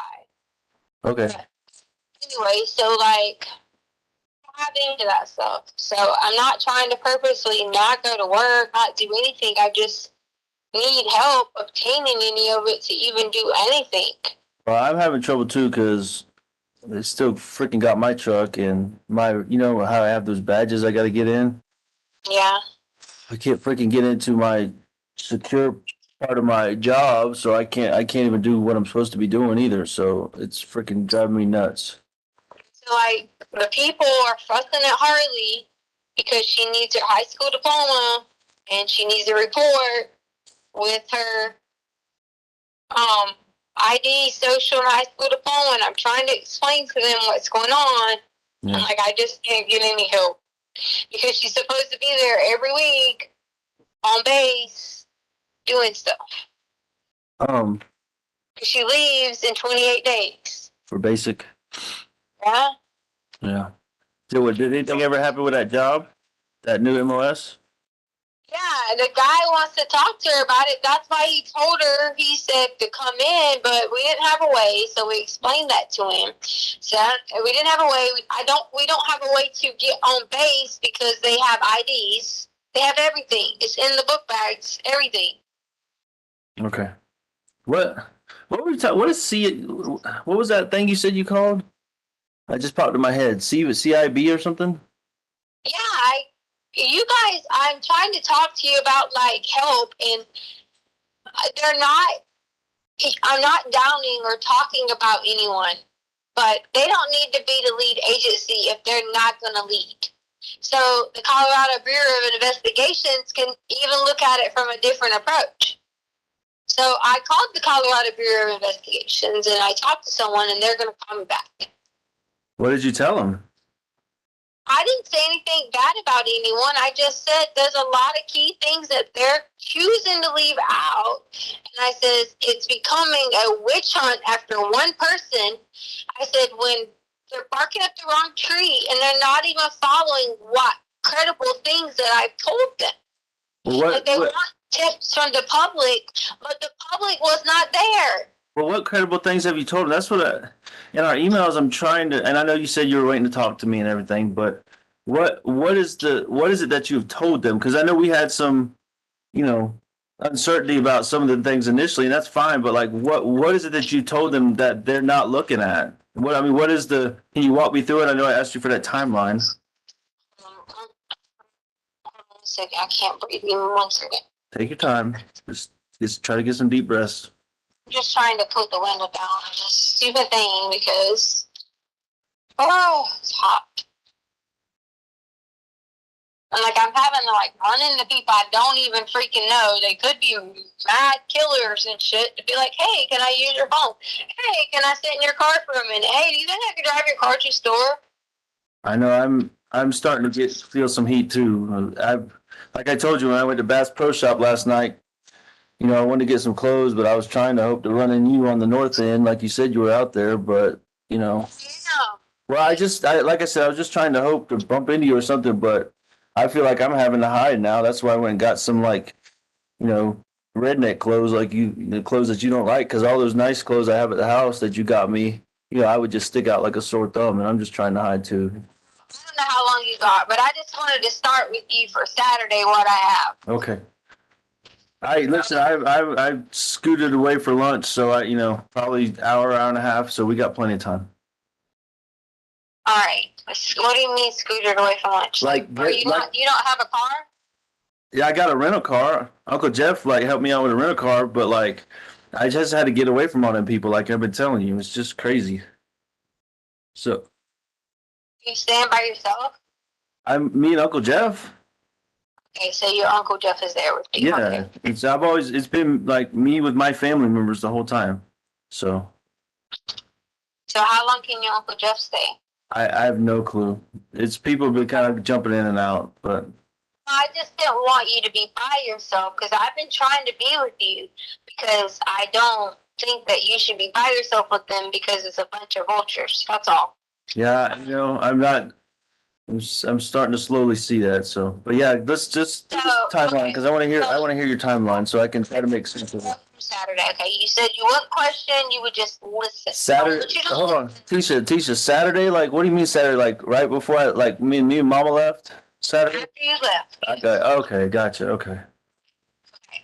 So this is the paper I have. I had to get it notarized because that's what that guy said to do. Right after y'all, whoever found us and took Harley's car, that's where we had left from was the attorney. But anyway.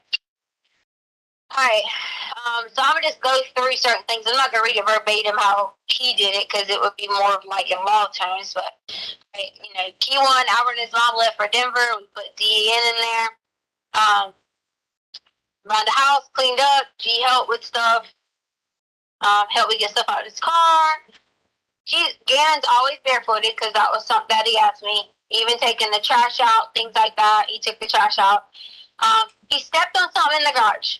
So my car parked. You had those boards that were underneath my car, right? Yeah. Gannon was going to go help because he was saying that there was some kind of piece out there that was going to help me. You know the little zip ties that you have on things and it's hard to get off?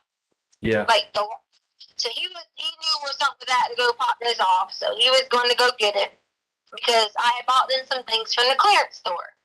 All right, so Gannon cut his foot on those boards. We flipped the boards over because we were freaking out because I was like, oh my God, your daddy said don't get oil or anything from your car leaked on those boards. You know what boards I'm talking about? The one, the 2x4s that I have, that you drive over to park in the garage or whatever. Yeah. So I let Gannon sit down in the back of the car. You know how funny I am about my car. But also we just bandaged it up. Whatever. All we did was stick a bandage on it. Whatever. And I said something to him about, you gotta quit coming out here barefooted, which I do the same thing. I take dogs out barefooted anyway. Yeah. Hey, let me ask you. Hold on. Wait a second. I'm just thinking here, and I'm going to listen to everything. Just something that popped in my head. He always goes out the front door to do the trash. That's so weird. But he was helping me unload. I had bought them a bunch of stuff in the clearance store. If you look in the garage. I got you. Okay, I thought you said take out the trash. I'm sorry. Let me explain this to you. There's 2 bags that was put in the garage because I had put a bunch of stuff in there. I went and bought them a bunch of crap that went on sale from the clearance store because they were changing over to warm weather stuff, but obviously in Colorado you can still wear the cold weather stuff. Which I saw Lena online wearing, so therefore I knew it was in the house. Anyway, so my point was, he was really, helping me out, whatever, just talking to me about something. Who knows what he was talking about? He tells me about video games. I listen, but I don't understand them. Anyway, so he was bleeding on his foot, and we turned the boards over because I was like, oh my God, I was going to freak out, because these are the boards. He said, don't you get oil on my car, don't drip on my car, whatever. All right. So during this time frame, Ian was supposed to be taking the trash out. I said, you might as well take out recycle, whatever. But Gannon kept going to the gate with nothing. And I kept saying, why are you going to the gate? He was like, I'm going to make sure the gate is locked. Well, okay, this is the first I'd known. I knew we were talking about locking the gate, but I didn't know Gannon had the key. I thought maybe you just had the key yourself, whatever. I didn't know Gannon had the key. Babe, he didn't, but hold on. He had the key was in our room in the on top of the dresser the whole time. Remember, he kept. Yeah. I didn't pay attention or remember. All right. So he kept going out there with the key and saying that he was checking to make sure the gate was locked. Okay, benefit of doubt, maybe he was, because we had talked about making sure that gate was locked, or been talking to somebody. I don't know. I'm not speculating. I know I got on him about, hey, doing this. Yeah. So underneath there was a rug. That rug that we stepped out on, it was a rug. There was blood on it. I had walked on it, and I was like, Gannon, we probably should just throw this away and find a new rug to put out here. So what rug are you talking about again? So the one in the garage? Right. Yeah.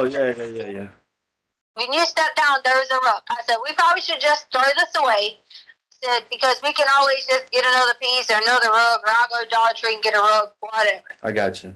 Okay. So that was that.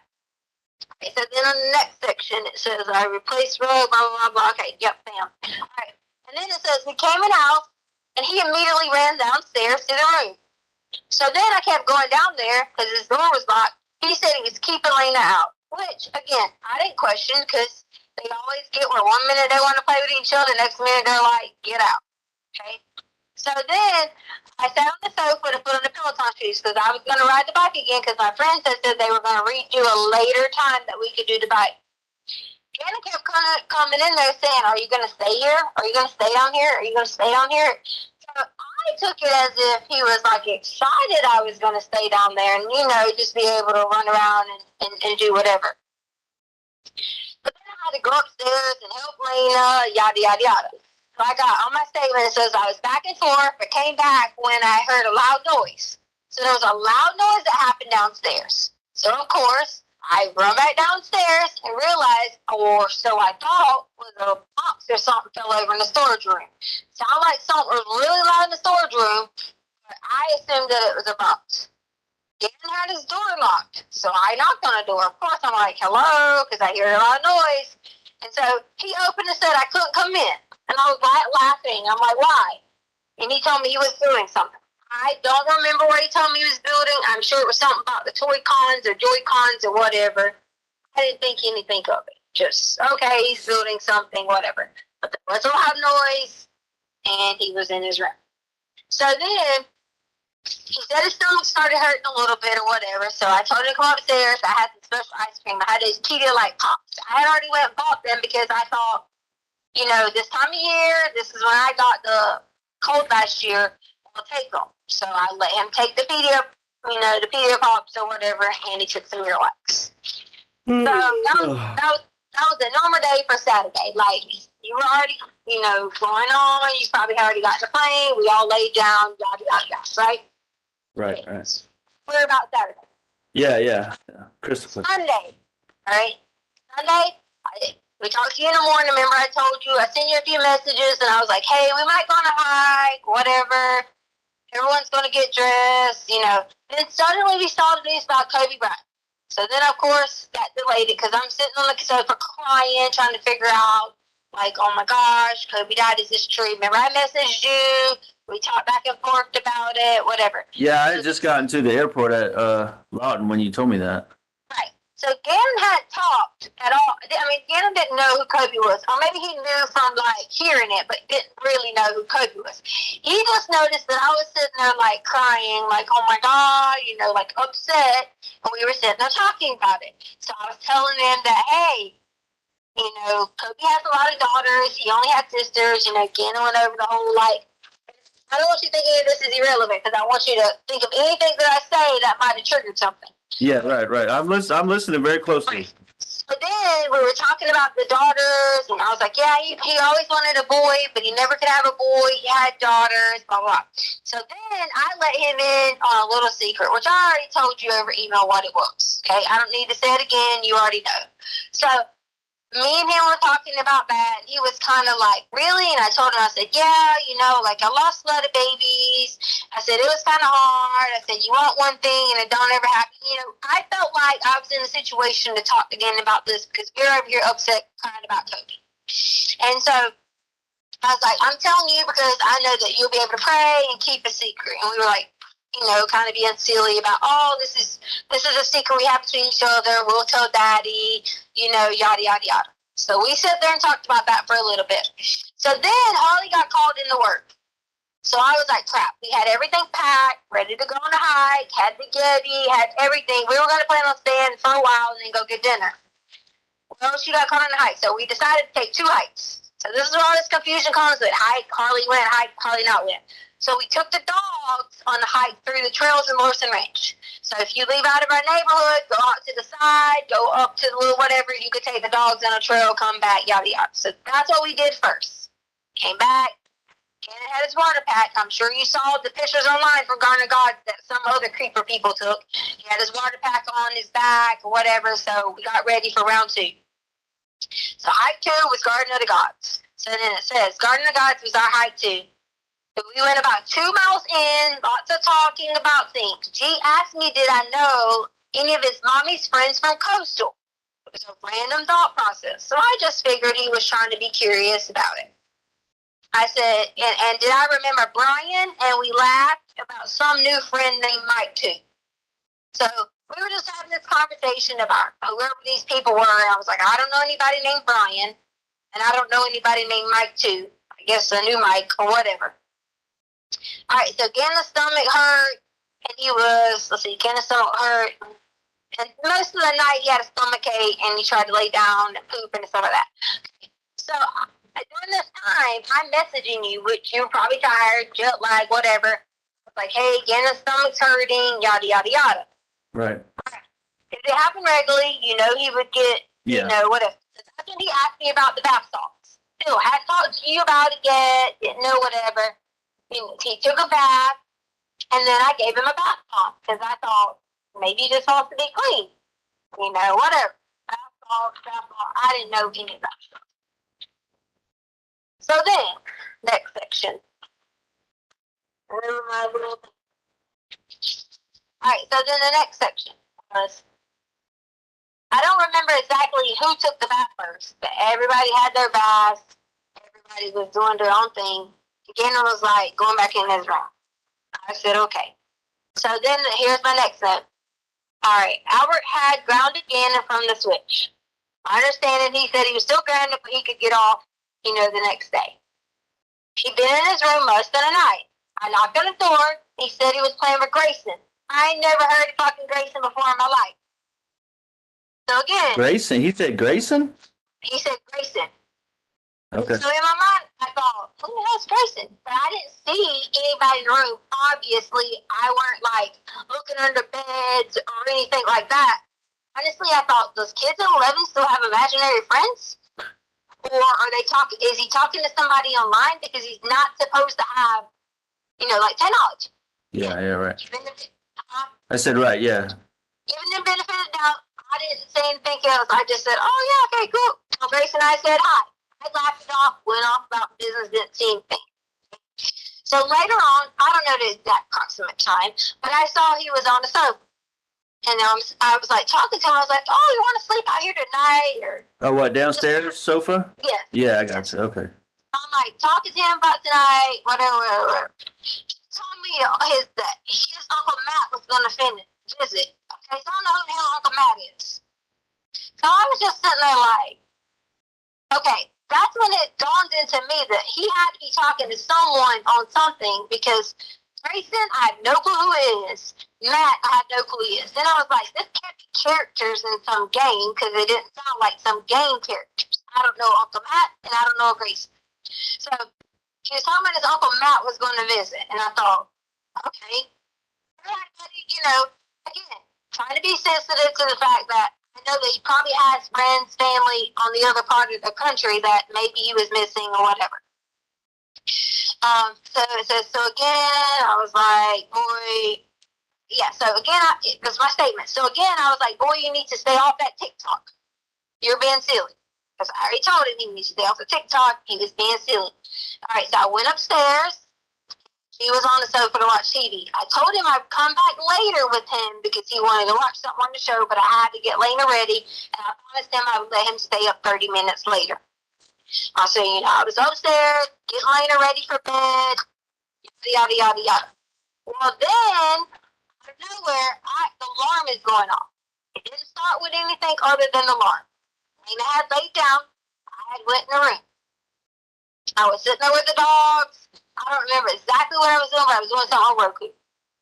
I hear the alarm go off. So I walk in the living room, hit the alarm code in. And I'm just like, alarm code. And it stopped. So I thought, who in the world, was on the alarm code? Then it beeped again.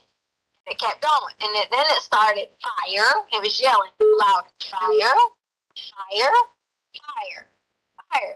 And I'm just like, fire? And I look around. Don't see any flipping fire anywhere. So as this goes on, I'm like, okay, put the foot in again, it stops.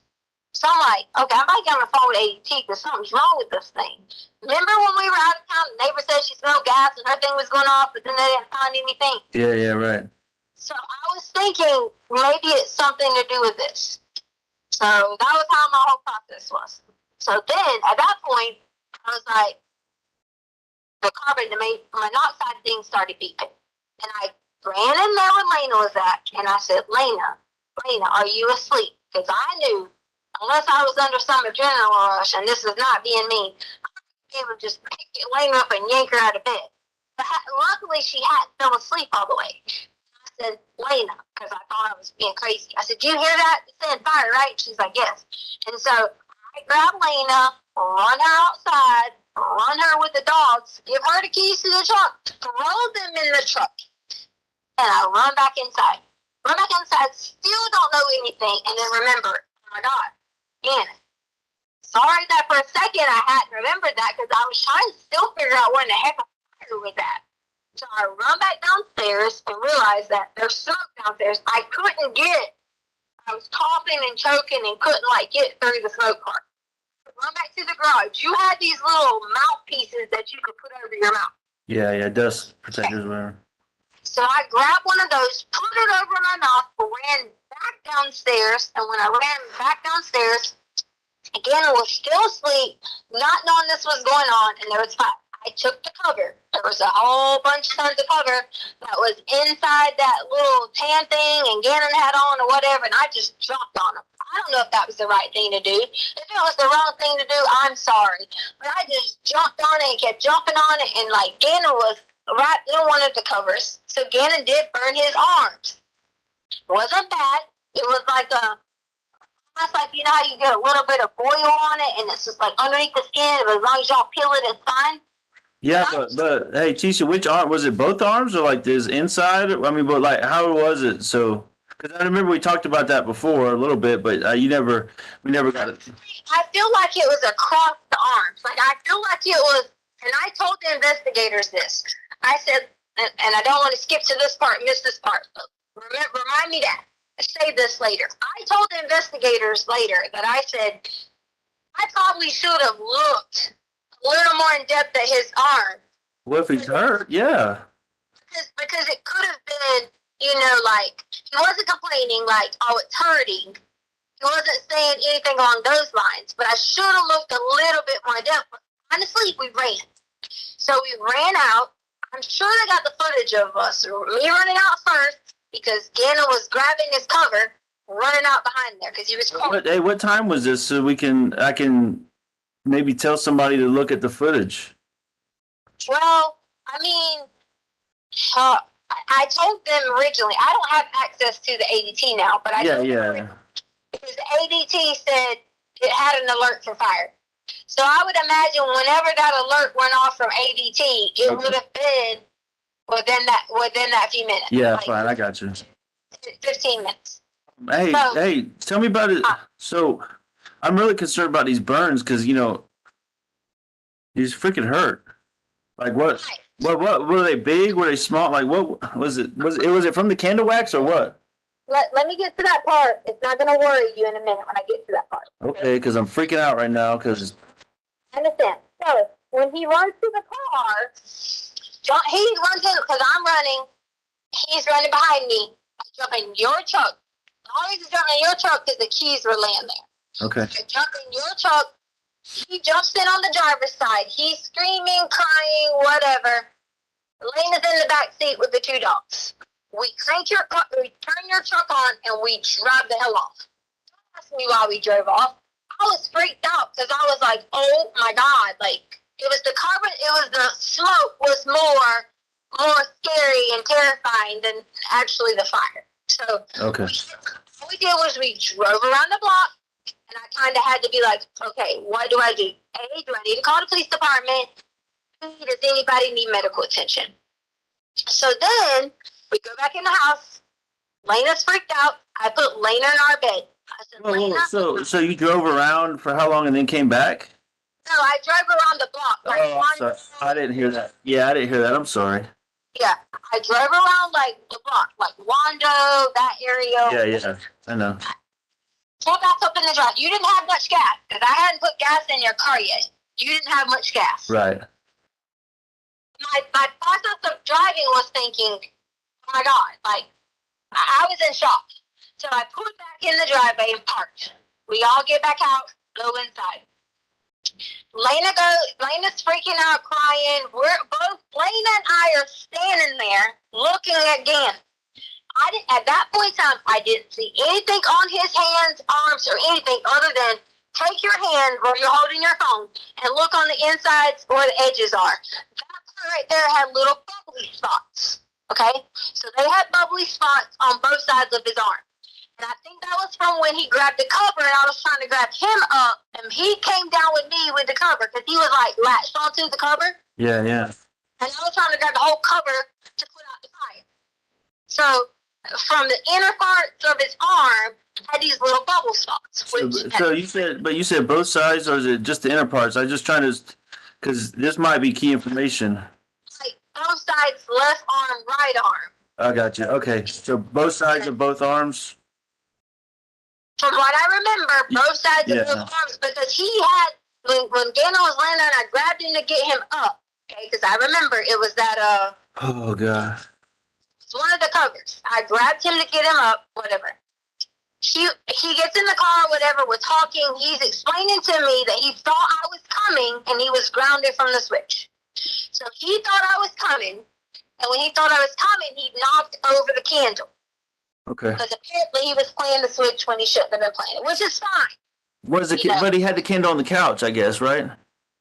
No, he had sitting on some kind of little, that little white thing that was sitting next to the couch. Okay. Oh, I got you. I don't know if the candle fell over. I don't know. I know that when I got there was a fire, and it was on his cover. So I was trying to rip the cover out of his hands to get him up and like jump on the fire. They have pictures of where there's burn marks on my elbow where I jumped on the fire. So we get in the car and he's crying and screaming and telling me he's sorry and he don't want to get in trouble because of the switch. He was on the switch and he shouldn't have been on the switch. And so we drive around the block, and I'm like, it's okay, we'll figure it out. Honestly, I flipping lost my mind, because I thought in my mind, like, had I not gotten downstairs when I did, had I not heard it, or the alarm system, or covering outside, or whatever, if I would have hit that couch, I don't know that I could have gotten to Gannon. And that was my biggest thing that my brain was sitting there, like, freaked out on. come back inside. Lena's terrified. I said, Lena, go lay in the bed. She's laying in the bedroom. Gannon was like, he doesn't want to go back to his room. I said, okay, will you lay in Lena's bed? He said yes. He started to say he was cold and had a little bit of shivers. And so I was like, Gannon, I took him and put more clothes on top of him now. Blame it on me, whatever. I didn't take his clothes off to go through anything, but I asked him, was he hurting? And was anything else, whatever. He told me it was just his arms. So I didn't see anything that would have thrown a flag that I had to be like, oh my God, emergency or think like that. I didn't see anything like that. But if his arms was bubbling, that's not an emergency? Well, it hadn't broke skin. Like, it was just like underneath. It hadn't broke skin or whatever. Okay. All right. In my mind, I'm like, okay, let's evaluate the situation, tomorrow and see or whatever. It wasn't burn marks like carpet burn or like, anything like that. It was bubbly. And I told them from that, I said, I honestly probably could have, got him in the car and said, hey, can you just check this out to make sure? Because I was, in my mind, in his arms, I didn't see it as a bad thing. I just knew he was like, it's not hurting. We put aloe on it, and I assumed, okay. So then we put on the long sleeve shirt on him because he said he was kind of cold or whatever it was. He lays down in Lena's bed. Lena sleeps in my bed, our bed. Charlie comes home. I go in, and I had already prepped Charlie for what was going on. I was like, hey, don't panic when you get here. I was like, there's smoke, the house is smoky, Gannon, this happened, yada, yada, yada, yada. Lena was scared to go to sleep, so we both went in there and checked on Gannon. We went in there, we gave him water in Lena's bed. We gave him water, we set him up, we were like, are you okay? He was more scared of anything. And so I panicked. Of course, I was like, whoops, someone said something because I said sell the couch. I wasn't talking about sell the couch to fix the daggone carpet. I was talking about, like, I would get rid of that couch and get a new couch. Don't panic. Like, my point was, honestly, I wasn't even going to tell you because I was like, Gannon was scared of being grounded a year. And I was like, I'll buy a new couch. We'll fix the couch. We'll replace everything in here. Don't worry about it. And that was my whole point. That as long as you promise me you didn't do it on purpose, you didn't purposely do this to hurt yourself or hurt somebody, we will fix it. And that's how we ended on Sunday. So Gannon was still like, upset. He was not only emotional about the situation, his stomach was hurting. So that's where we were at with Sunday. Okay. You give me 1 second to pee. Yeah.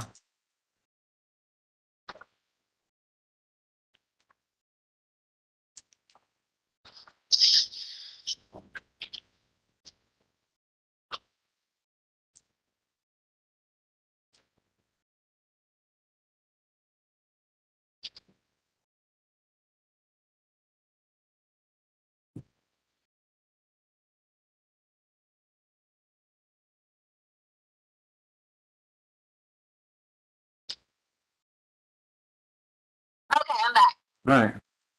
All right, so later on in the night, Gannon woke me up a few times. He said his stomach was getting worse. He hadn't pooped yet. I messaged you, but you were already asleep. And I was like, hey, Gannon wants to know if he can stay out of school tomorrow. He's scared of pooping in his pants. I think you probably were still asleep. You might didn't get it until the next day, which is not your fault, my fault. It was time zone and tiredness and whatever. Yeah. I stayed up with him a few times in the bathroom. Finally, I was like, okay, I wrote you back. I said, I'm just going to make the decision that Gannon can stay at home tomorrow because he is so terrified about pooping in his pants. So the next morning, I called the nurse's line, and I asked the nurse's line about his stomach and giving him Miralax and yada, yada, yada. You talking about the TRICARE nurses line? No, the urgent care nurse's line right in front of Fountain and whatever that road is. I got you. So I called them, and I said, hey, I know typically people are constipated, you give him Miralax, yada, yada, yada. He hasn't really went to the bathroom. He has blood coming out his butt. And so they just basically explained to do the best she could to get him to pass, and if not, then we needed to call our care provider, whatever. He started beating me up over that, saying you didn't need to have a referral to do this. That wasn't what I was trying to say. I was trying to make the point of, does the boy need to have, like, you know, anything done, or can I just give him like an enema or something like that? Because I already talked to him about that. So if this don't work, you want me to give him like an enema or something? Because it was a big old turd he was trying to get out. Yeah. So then, that morning, we were like, I said, Gannon, I said, I'm going to stay at home with you today because I don't want you to stay by yourself. Now remember, we've let Gannon stay by himself. He's been responsible, whatever. But in this state, like as in his state that he was in, not feeling well, stomach hurting, bubbling a little bit here and there, and being embarrassed, I made a decision that it was not okay for him to stay there by himself if he was sick. If he's on normal terms, taking care of his sister, playing his Switch, doing his thing, then that's fine. But I said, Gannon, you're going to need to go with me. I said, there's a few things I need to handle today. He asked me what, and I was going to look at a bike for you. This guy that was on Craigslist, because he had this bike, like a touring bike, and I said, Yeah. go with me to look at this touring bike or whatever. And that was Monday? Yes. Hey, so did you give him Miralax or the enema or anything like that? What else did you give him? I have in this notes what day I gave him Miralax. All right. Trying to poop regularly took, that was the bath salts day, like to Saturday. He had Miralax on Saturday. Yeah, here it is. I gave him ice cream and said it had special stuff. Because I was telling him it was really those like Pedialyte ice cream. Yeah, right. Yeah. And took Miralax. That was on Saturday. So hold on, I'm trying to just because obviously I'm worried to death about his little arms. Did you rub any cream on it or give him anything for the pain or did pain medicine or anything like that to help him? Even pain medicine, because I didn't have any pain medicine gift. What I gave him was the aloe that was in our bathroom, that green aloe. We even made like a little silly joke about it because he wasn't hurting. Remember how I was wrapping Sadie up with the little thing? Yeah. I wrapped it around his arms too. Oh yeah, the little bandages or whatever. So I put the green aloe on it, and I said, we'll do you like Sadie. And we laughed about it. Yeah. Laughing about it, being silly. Yes, it hurt a little bit, but being silly about it on his arms. So he you didn't give him any like children's Tylenol or anything? I didn't give him any kind of he wasn't saying that he was hurting in any kind of pain to give him any kind of Tylenol, to give him anything at all.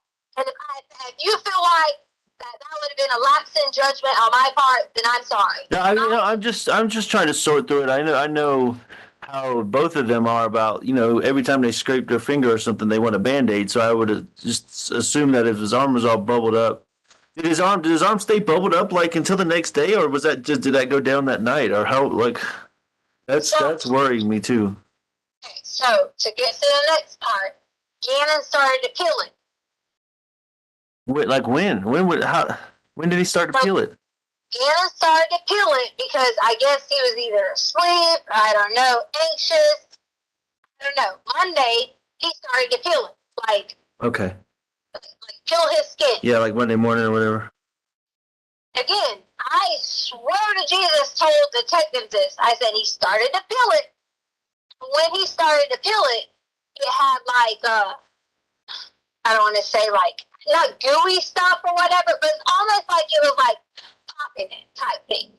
And I said, oh yeah, like a blister or something.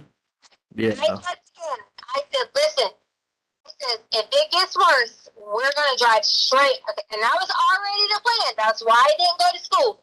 I said, if it gets worse, after I put all that stuff on there, whatever. I'm not that type of person where something happens immediately, run to the hospital. You and I've had that conversation before where you would say, every little thing later ran to the hospital. I was trying to evaluate it to see, as long as he was talking fine, normal, acting normal, I didn't see at that point in time that he was under any kind of pain. I got you. Or say that to me. Okay, all right. That was a lapse in judgment on my part. I apologize. But he started to peel it because, obviously he starts to peel things and pick things. So along with peeling that, he started peeling his fingernails. So, and I'm like, that morning, I sent you a picture of Gannon laying in bed on Monday morning to your phone. Yeah, right. Gannon was laying in the bed, whatever. I went back in there, checked on him, gave him some more water, made him drink some more Pedialyte because he wasn't eating because he was so upset. And that's when I noticed he started peeling things, like on his arm. And I said, and at that point in time, which I told you, like I told them, Gannon had blood that was on his arm and on the side of his wall. I guess from sleeping through the night, whatever it was, peeling it. We toted him back down to his room after Lena decided to go back to bed. On the side, you said on the side of his wall? You never told me that. No, I told detectives this. Oh. You never talked to me about this. Okay, fair, fine. I'm just, this is new. I've never heard that before, so now I'm even more worried about him. So they should have told you this. So then I went in there that morning, sent you a picture. I said, Gannon, why do you have blood on your wall? It wasn't a lot. Don't panic. It wasn't like. Oh, so it wasn't like a lot, like all over the place? It was just like a little streaks or something? Oh. I said, Gannon, says, did you peel those things? Yes, he did. I said, okay, here's what we're going to do. We're going to re-bandage your arm. I says, and if you're feeling bad or it starts bleeding, you get a fever, anything like that, I says, as soon as because I was going to go talk to the man about the bike. Right. He says, you have to go there first. You want to go to the hospital now. Of course, maybe I shouldn't have asked the kid that, but based on my judgment and what I was seeing with him, I didn't think that he needed to go right away. We went on about our business. And I said, if you start to feel any pain or hurt or whatever like that, we'll just drive to the base. We'll explain to them what happened with the fire. We monitored it through the night, so on and so on. That was our intent. That was the plan the whole time. Everything. Nothing wavered from doing that at all. Gannon asked me questions. He was just like, why does this happen to me? Why do I always get hurt? Because, he had hurt his foot on the boards outside. And I said, Gannon, we're going to figure all of it out. Don't worry about it. We will replace it. Okay? So Monday morning, after all this, I was like, Gannon, we're going to go find, which I probably shouldn't have said to him that he would have known that it was on him. But I said, we're going to go find someone to replace the carpet. He says, and then we'll get it fixed. We won't worry about it. We'll monitor your arm through the day. Yada, yada, yada. So we're going to go get some coffee. Just hang out. And I said, there were some things I need to get for the pet store, and we need to go meet the guy about the bike.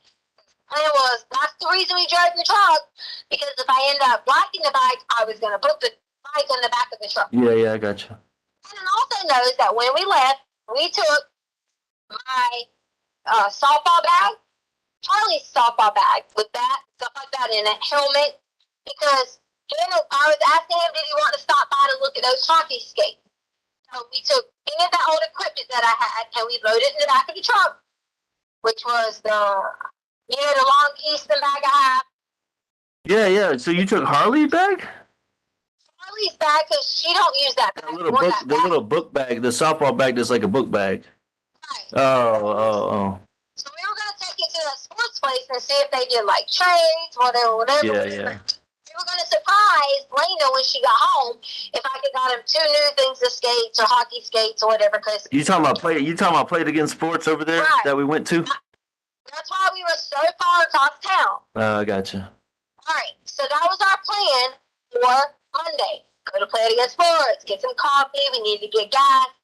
And we were going to monitor his arm along the way, go check on the thing about the bike. Right. We go to, drive around. I think we went to Dunkin' Donuts first, and then the gas store, or it might have been by its first. Like over by our house, Dunkin' Donuts? Went to Dunkin' Donuts by our house. Dunkin' Donuts Sharon lady already released the video of us going there. You can see my arm reach out the window, fucking grab. Sorry, I didn't mean to say effing. I'm just over all this. Grab the coffee out the car. Then I turned around because I was about to get Gannon a Frappuccino, but he said he didn't want it. So then we drive off from the Dunkin' Donuts. So then we drive from the Dunkin' Donuts and we go up. turned 87 somehow, but meant to turn on 25. Needless to say, I went to Nevada. 80? You mean 85? Yeah, 85, 87. Yeah. Oh, okay, all right. I went up towards Nevada, which is where like Harley gets her eyelashes done, that type of area. What, like past? Wait, you talking about past Walmart and all that? Like not towards Fountain, the other way, right? Where the roads. Okay, remember when we went to the recycle at before and the road split? Yeah, way down there, close to. Yeah, okay. But that's towards Walmart. Turn. Yeah, okay, I got you. So that's the route that I take, which I'm sure they have because I'm not hiding anything from them or the GPS that I took. So I went that way first, and I realized I was like, oh crap. I was like, I probably should have got on the other exit because I really didn't know. Throughout lately, I've been trying to find my way around, like what exits to get off of, things like that. So I get off and realize, like, oh, this is the way to where we went to the recycle thing at. So I just kept driving and it ends up making a curve and turning you back to 25, Nevada, and all that. And I was like, oh, there's the Petco. I was going to go to PetSmart, but we ended up Petco, so whatever, same thing. Petco? You went to Petco like way over there? That's the only Petco there is. I don't know. The only one I know is the one we went to by Target that one day. You might know Harley's were? Yeah, that's PetSmart though, isn't it? Right, that's what I was saying. I got you. I was going to go to PetSmart, but I went to Petco. I got you. So I go to Petco and walk inside. Gannon wanted to stay in the car playing the Switch. He was like, he wanted to stay in the car playing the Switch. Again, Colorado law is he could sit in the car at 11 years old.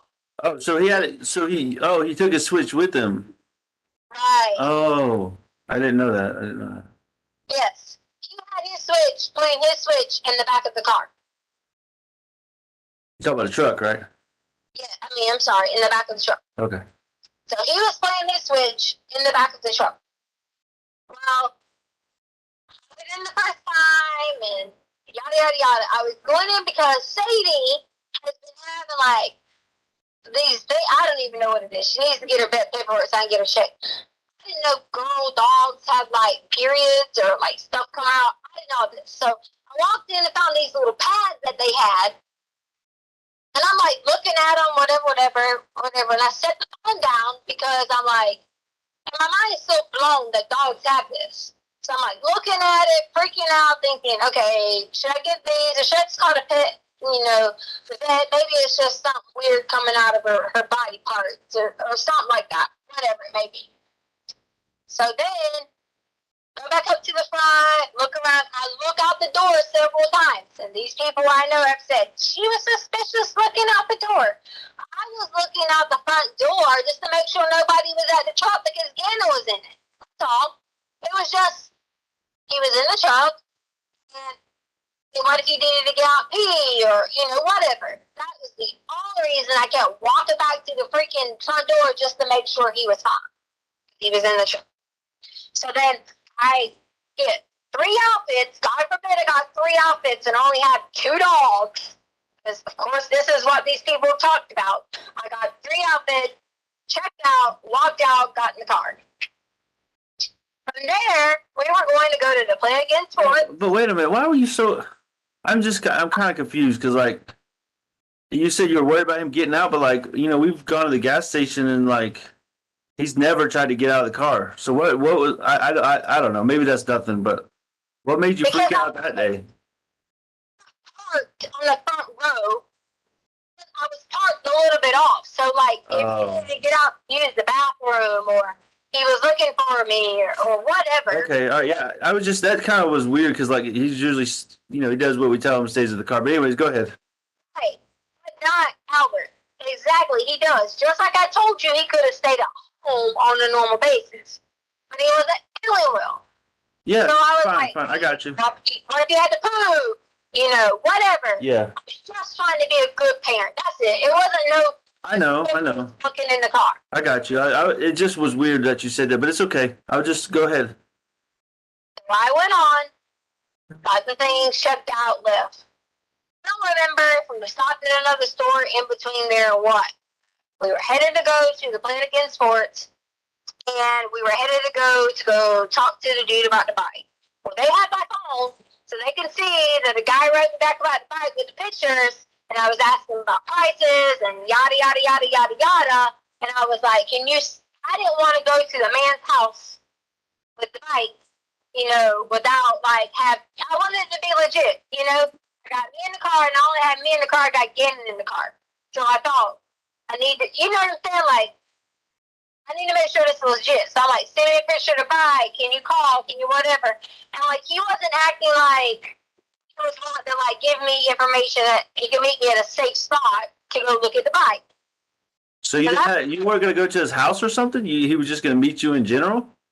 I told him messages that I didn't want to just go to some random person's house, and that's probably why they're looking at this whole Douglas County thing, because he lived almost at Douglas County. Okay, that does sound sketchy. That was probably a good decision, so. Yeah, so again, in an open book with them. They took my GPS and everything. We got to Douglas County, and me and Gannon was talking about it, and he was like, do you know this guy? And I was I missed the part. You said, so you went to Petco, but you said you were going to Play It Again. Did you never go to Play It Again? I forgot. We didn't never make it to Play It Again. That was on our agenda, but we were trying to go for the bike first. Oh, okay. Sorry, I got confused. I'm sorry. Okay, the bike was a priority first. Okay, so I was gonna go out to meet the guy with the bike, and somehow they have my email. They subpoenaed all that. They can see the information coming from the Craigslist. Okay. Oh, it was Craigslist. So someone had something on Craigslist. Oh man, that's sketchy, isn't it? Yeah, I don't trust that shit. You there? You went and bought wood and stuff on Craigslist. Yeah, I mean, for you to do it, and Craigslist, I never trust that shit because they always have those sketchy people doing, I don't know, stupid stuff like meet and greets and stuff. You always told me about that, remember? Yeah, but this was just a bike for sale. Okay, I'm just saying, I'm worried about you and my son's safety. That's what that's my point. That's why I realized, I said, well, we rode through, okay, so when you go up Palmer Lake heading to Douglas County or whatever, we went that way. It was supposed to be that the guy had a warehouse somewhere between the Palmer Lake area, whatever. What, a warehouse of bikes or something? She said he had a couple bikes that he used to do riding and touring and stuff like that. Like those bikes I was looking at doing those rides, like through Alaska or whatever? Right. Okay. So, get out on this road. So if you're on, I want to say it's exit 165 or 163. Okay, I think that's what I want to say the exit was. On 25? Right. Okay. Yeah. So you know how you're going to, before you get to Castle, it's where we went to take the, remember how traffic is backed up, you can take that back road? Oh yeah, before you get to 182 where the outlets are or whatever. You can take that back road Yeah. The Castle Rock. Yeah, I got you. Okay, so it was off that, but to the right side, not to the bougie side where the boonies and stuff was at. It was off that way to the right side. So I originally got off, and again, they can see this on my GPS. I got off, I went left, and went down that little hill where the little people were at, and I thought, this can't be the right way, because he was saying something about signs and all this. Turned around at the little, woods or whatever, came back up, went across straight, realized it was on that right side. I think it's called Palmer Lake or something like that. Supposed to be looking for this place, still didn't see it, and then it ended up being all mountainy and dark. I say dark, it wasn't dark in the day, but Yeah, like woods and stuff, yeah. We turned around, left out of there, and I was like, well, this doesn't even look too great. Again, let them go search that area all they want to.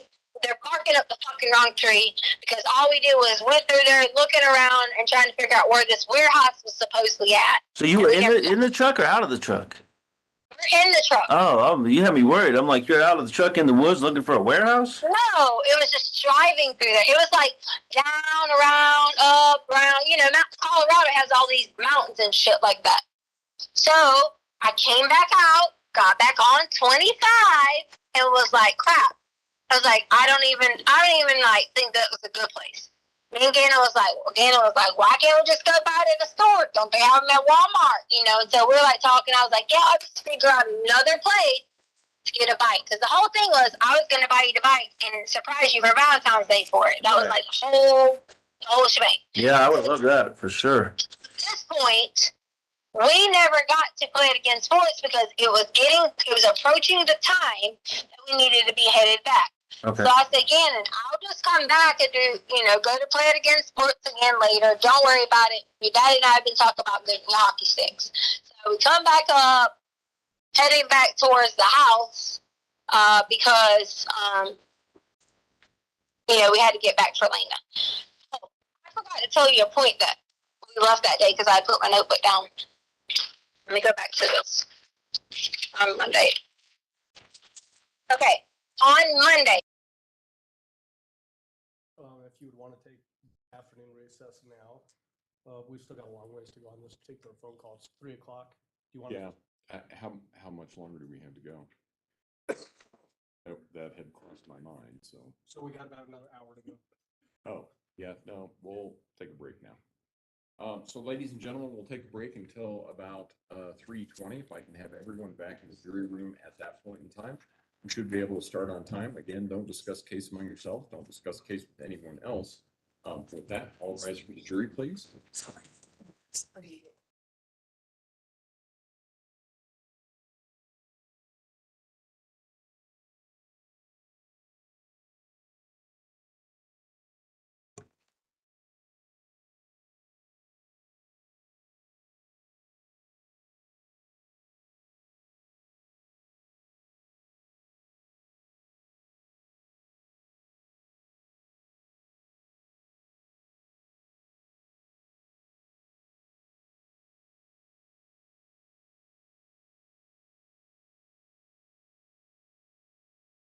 You may all be seated. Record should reflect the jury has left the courtroom. We'll take a recess until 3:20 then. Mr. Cook is already dealing with that issue. We're going to talk about. Okay. All right, and we'll see everybody back at 3:20. Thank you. All rise. All rise. What's up, Gina? Harley is LaSquisha's daughter.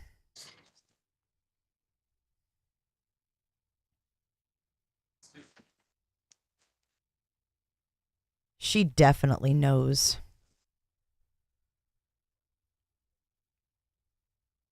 She definitely knows.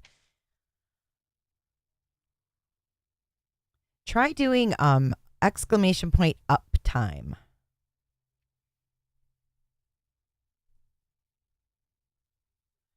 Consuela, that's a good one. Courts and Cole. I believe I heard the prosecutor say yesterday during opening statements that Harley will be testifying for the prosecution. Wow. That's going to be interesting because she's now 18. Roro causing Pawpaw. Roro. Who was Roro?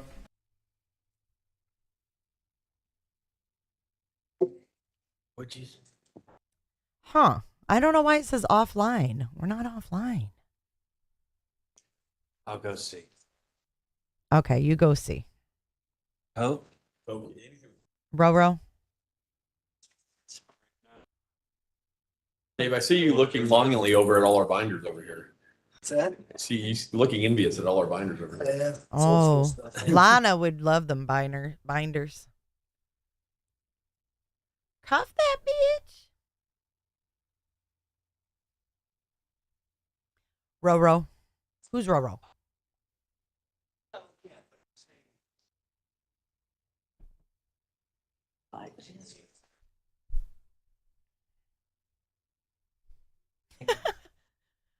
Mandy, who's YouTube? Letecia? Looking lovingly at the binders. Do I participate in Patreon? I do, Suzanne. Roro?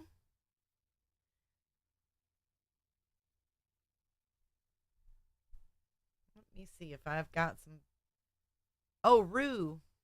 Some Roo. Not sure if I've got that.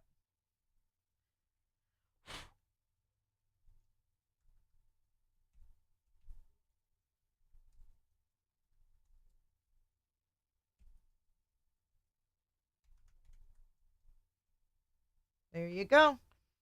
There is the old Patreons.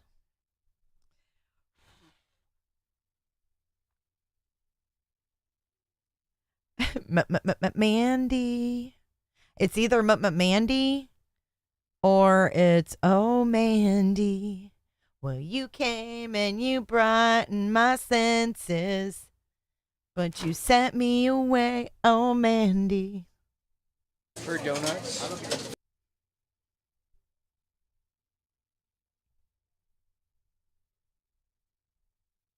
I have a whole, oh my gosh. Roly-poly, daddy's little Betty. Betty's gonna be a man someday. Sure.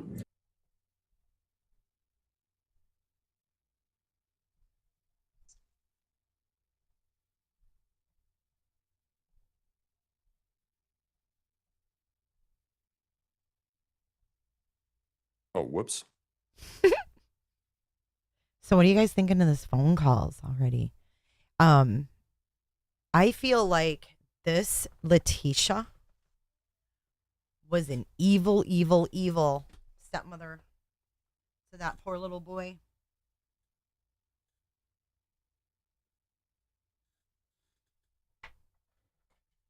And her voice is like nails on a chalkboard.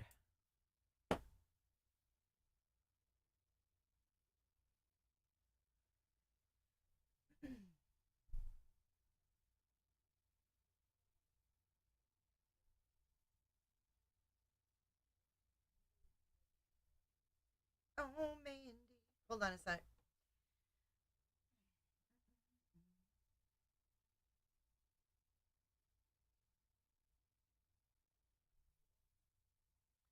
Okay, do I sound different now? Do I sound like more robust?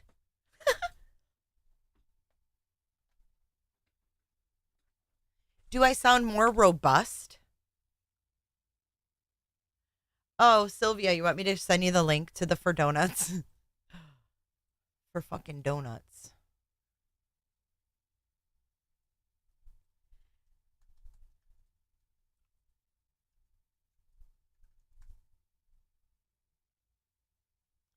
Roly poly.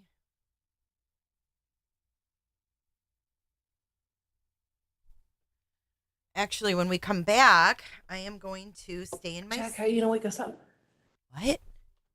Huh. Your secret candy stack. What? Oh, yeah. Judge Findorf keeps a secret stack of candy. That just scared the shit out of me. She doesn't eat it, but she keeps it. That was weird. I just started talking and it was in my ear. Dude, your Oh, guys' is it- mics are hot. We're still on? Oh, we're still live? Oh, okay. I won't talk no more.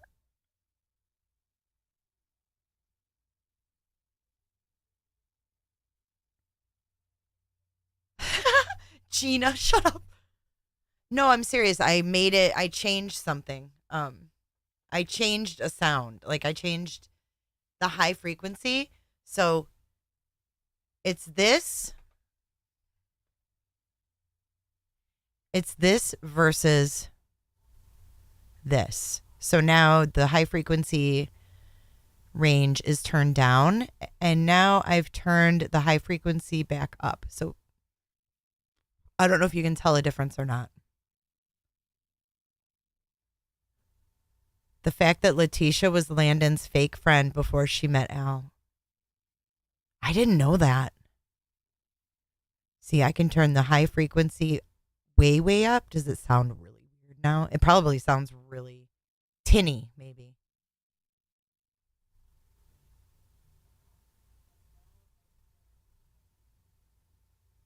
I can't nap with Jay. She's the only one I can't nap with. Why? Because I'm crazy. Leaving in a minute to go see my little guy. You have a radio voice. I always wanted to be on the radio.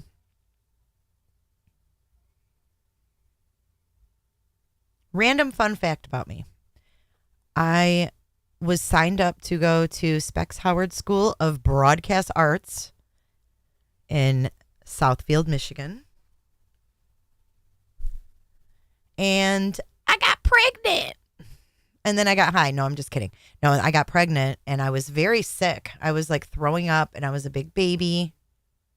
And I didn't go. And then once I had my son, it was just all downhill from there and I never went. So I was extremely ecstatic when I started listening to podcasts. When my friend was like showing me true crime podcasts, I was like, what? What is this? And this is probably in like 2017-ish. Yes, Shell, have fun with your little guy. It was just like 2017-ish. And I started listening to like Sword and Scale, True Crime Garage, Vanished.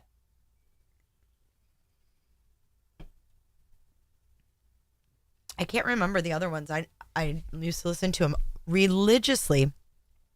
And I was like, God, I would love to do this. And I was thinking vocal only. Like, I did not want to be on a camera. But I was like, all these people had like partners and they sounded good. And like, it seemed like they were both equally as into it as the other. And I was just like, I can't have that. I don't know anybody that would want to do this, you know? Well, then I talked to a girl that I used to be friends with, and the Watts, she sent me the link for the Watts case, and I was like, oh my God. And we started a Facebook group and it blew up. I never listened to Crime Junkie. Corpus Delicti or something like that. I used to listen to them. Vanish was one of my favorites. And Already Gone podcast. That was one of them. But anyways, I was like, oh my gosh. Once our Facebook thing blew up, I was like, we need to do a podcast. And I was like so excited. So I got all the artwork together to put us on Apple. And at the time I had no idea about like recording and mics and shit. So like we use headsets, you know, like the headsets with the mics, and we use Skype to record. And it sounded like shiz. Like, you want to talk about talking into a tin can? That's exactly what it sounded like. Thanks, Potato. Shell, drive safe, too. But at any rate, that didn't work out with the partner. The partner started getting a little toasty when we'd record and a little selfish. So me and the partner had to part ways, and I was like, fuck it. I'm going to do my own thing. But I really would like to do a vocal-only podcast to put on Apple, but I don't know what it would be about.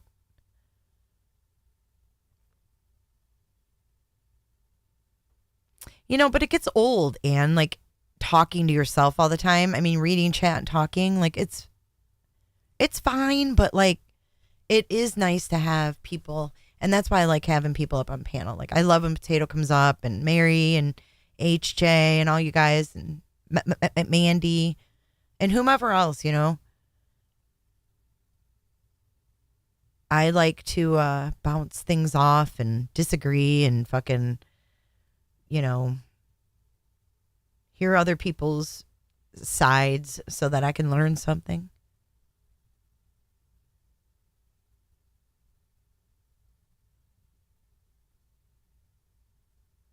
I know I'm on before party time. I'm not a big late night streamer.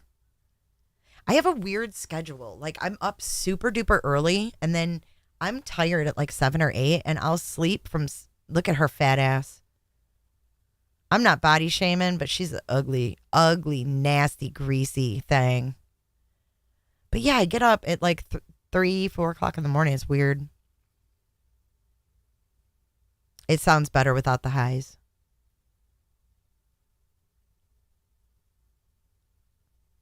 Olive juice. I'll have to agree with you. Look at the lawyers. Yeah, uncuff the bitch. What's the point of uncuffing her if they're gonna cuff her? Oh, I guess the jury's not in there, duh. I know, but without mentioning the old partner, I love you without that person. I do too. Oh, way better without that person. Yeah. Hellcat, you've listened since DWAP. I loved collabing with DWAP, and then he turned into a prick. I don't know why he had to be a prick. It's like, we had a good thing, man. We could have really had a good podcast. And she's a little frumpy.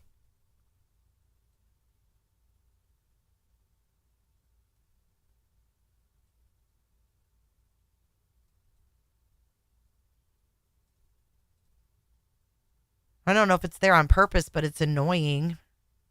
And it's annoying they changed the angle. We can't see the screen on the wall to see the evidence. Well, no one is sitting near her because she stank. You see her hair? She nasty.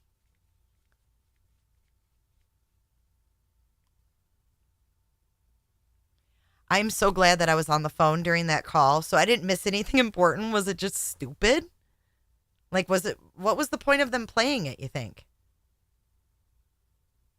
You guys are up at 3 a.m, really? I'm going to try that. Okay, Gina Marie, I'm going to do a test. It's just a test. Oh, does pink mean girls? No, it's just a test.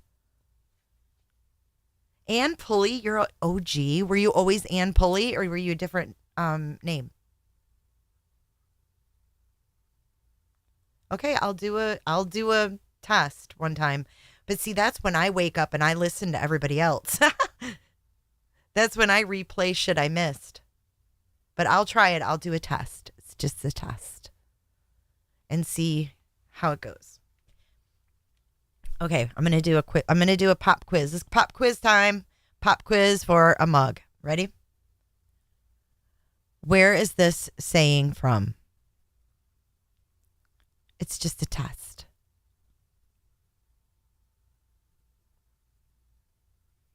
First one to get it gets a mug.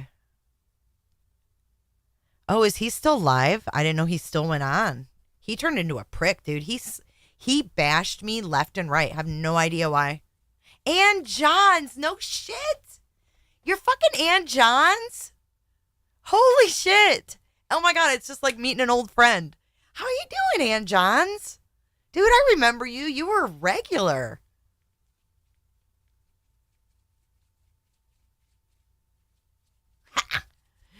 All right, let me go. I'm on live chat. Or who got it first? Potato? Potato? Yes, you do. You count. Because you broke your fucking mug. So I'll send you one. Where are you moving to, Gina? It's just a test. Good job, though, Black Knight. Black Knight, send me your address in my email. Build a tree, grow a house. Shanann Watts. It's just a test. Oh, so pink means girls? So pink means girls? It's just a test. I know. Wow. You can hear the joy in your voice, Jay. Dude, I'm telling you, the minute I was able to buy that plane ticket, I have like a load of bricks off my chest. I have been so smothered by just not being able to just not see my kids for so long. You guys be careful, Casey. I sound just like her. It's just a test. So pink means girls then? It's just a test. I guess when you want to, it happens. Wow. Oh my gosh, I'm losing my mind. Oh fuck, I was getting you that for donuts shirt and I forgot, Sylvia. Thank God you're still here. I have it all pulled up too. I have it all pulled up and I forgot to fucking do it.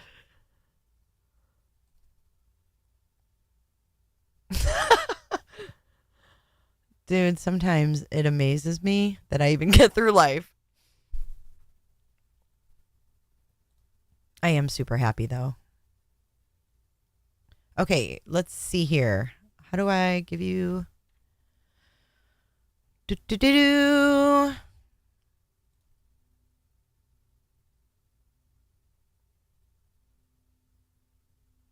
Oh, we got Carrie merch over in the Teespring store as well. It says they're all going to laugh at you. Carrie, did you know that I had merch in here for you? Carrie, are you still here? Carrie is so very different.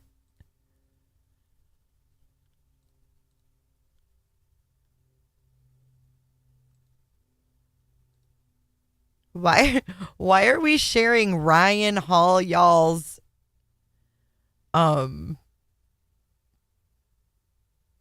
schedule in here? Can I please ask while I'm live why you're sharing Ryan Hall y'all? Who the fuck is that? Oh, I'm sorry. Were you guys talking about that? Oh, shoot. I am so sorry. I didn't mean it. Okay, here. I'm going to copy and paste it because I feel bad. I'm over here. I should have just stayed on Teespring. Here. I just put it in there. Sorry about that. Hey, who's from Jupiter?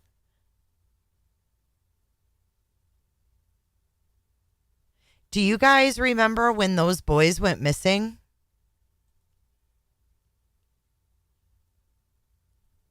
Oh my God, I can't believe you're Ann Johns. I'm still freaking out. I love it. I love that you're Ann Johns. Look at the meeting of the minds over there. The big hotshot attorneys. Do you guys remember when those boys went missing? Out in the water? Austin and Perry. Whoever lives in Jupiter, do you remember Austin and Perry going out in their boat without permission and disappearing? He's a weather guy. Yeah, I got that. I picked that up. Ron Ho, yo. It's Ron Ho, yo. You guys should send him this song and tell him he should put it in his intro. Roly-poly, daddy's little Betty. Betty's gonna be a man someday. It sounds kind of Ryan Hall y'all-ish. You guys remember Austin and Perry? They never found those kids, did they? I have a video on my Jays for Justice about that. God, remember that? I remember watching the search. I was in the Facebook group. I think I actually had a Facebook group on that.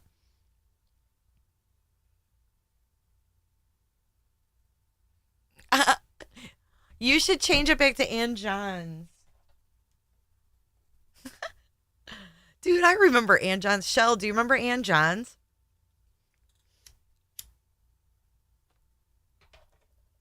And Gina Marie, I thought you were the Gina Marie from the Watts case. Are you? Are you the Gina Marie that followed the Chris Watts case and was friends with Cindy Watts? Is that you or somebody else? Gina Marie is kind of a popular name. Thank you, Jessie. Now she's picking her teeth. Oh, Sophia. Hi, Sophia. We love hearing you sing, Sophia. Every year I look forward to your truck pull national anthem. You got it. I've been watching you since you were a little Court squirt. will recall 20 CR 1358. And we're back. Versus Letecia Stauch record should reflect the jury's not present in the courtroom. Is there anything we need to bring up outside the presence of the jury at this point in time? No, Judge, it might be a good idea when we're playing this one because it's so warm. I might stop it after about 30 more minutes, give jurors a chance to maybe stand up and then pick it back up just so we're not Stand up. That's fine. falling asleep, just so you know. That's fine. It's You would? I would. Were you not enough? It's a little better now than it was When I we move, first you started. move. Yeah, it's not quite as hot, but I don't know why, but it is warm in here. Yeah. So yeah, let's go ahead and bring the jury in then. Clip that. It is warm in here. Yeah, it's a little cool, but it's still hot. Oh my God. That's true. That's true. That's true. The refrigerator that I have is warmer than my chamber. What? Just like right now. I will tell them about the 520 snow. What? I will tell them about 520 snow. I forgot to do that once in May, and we had all that snow and had to continue. The courthouse was closed, actually.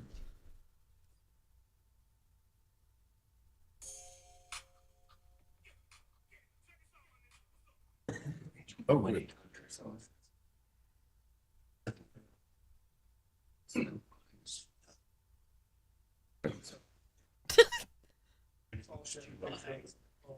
Okay.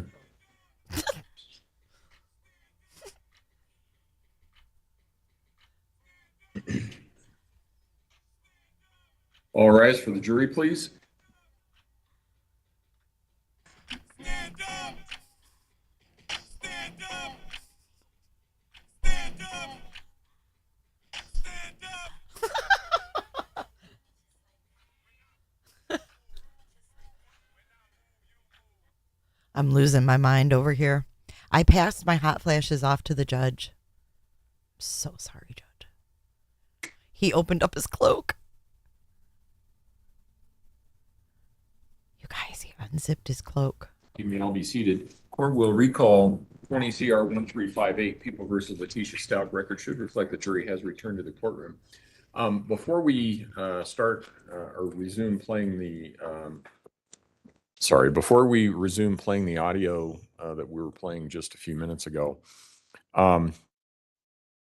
I know that there is perhaps a weather change that is on the way, and I wanted to let all of you know the best way to find out whether or not there's something that's going on with the courthouse, 520 snow. And it will have on there if there is, if the courthouse is closed or if it's delayed, and I don't anticipate that. I'm just telling you, so that if it becomes an issue, that's the fastest way to find out. And we'll leave it at that. And I'm giving you that warning because I one time forgot to do that in a trial in May, and we had like, I don't know, 18 inches of snow overnight, and I was going, really? But anyway, so that's where and then I think what we're going to do is we're going to play, we've got about an hour of audio left to go. We're going to play about 30 minutes, and then we're going to stop the audio, and we're going to do sort of a 7th inning stretch and have everybody stand and stretch and things like that. And then we will finish out the audio.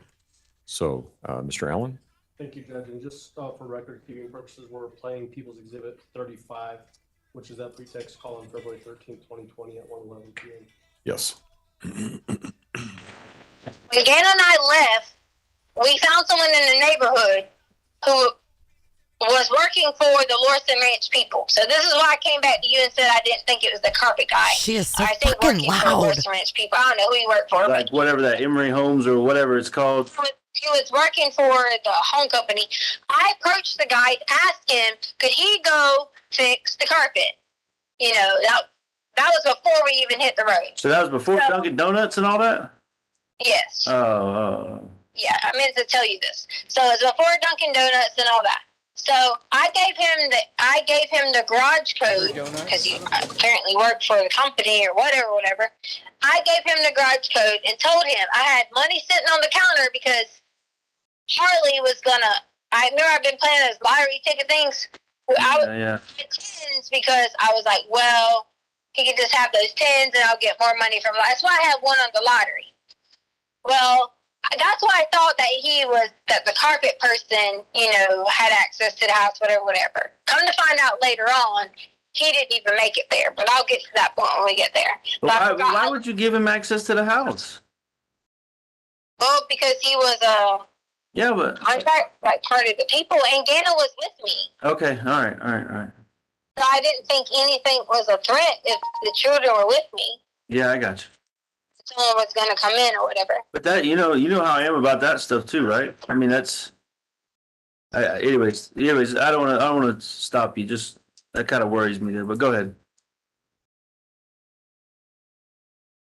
You there? I didn't give him a code to be any kind of whatever. No. I was trying to get the carpet fixed so the boy could not be so upset. I got it. I just don't like, you know how I am. I don't like have people having access to our house and stuff. But, whatever. Just go on because I don't think that's a big deal. So. Anyway, so back to what I was saying. Sorry. I wanted to make sure I didn't leave out that point. Okay. So, fast forwarding on, we have to hurry up. We have to get back because I knew that Lena would be coming home at some point. The original plan was we were going to go pick Lena up. That was the original plan. To be like, hey, we're going to go eat sushi tonight because everybody been talking about eating sushi. Yeah. Gannon wanted to stay at home.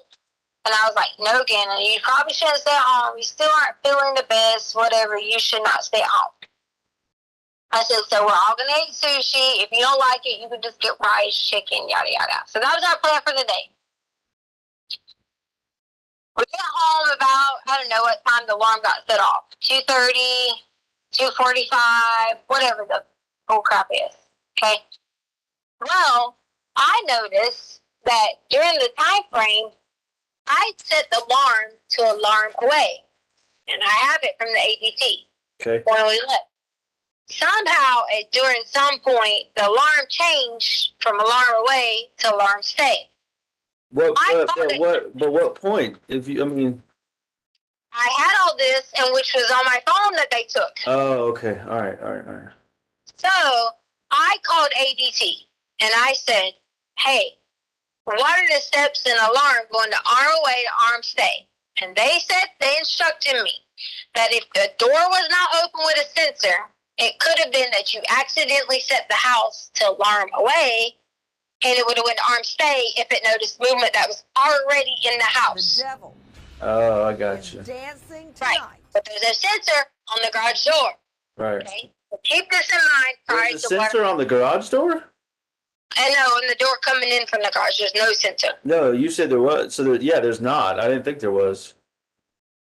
Yeah, I was saying there's no sensor. I might have said it so fast. I was saying there's no sensor. Okay. Sorry. I misunderstood you. I'm sorry. So either you can come in, you could set the alarm to arm away, and you can walk in through the garage, and it will immediately go to arm stay. Or you can set it to arm away, and when the dogs move, and it will go to arm stay. As long as that back glass door wasn't triggered, and that front door wasn't triggered, it will not change. Okay. So all right. keep that in mind, okay? So this whole thing about your neighbor, he got paid $5,000 to release this video. It's a proven fact, okay?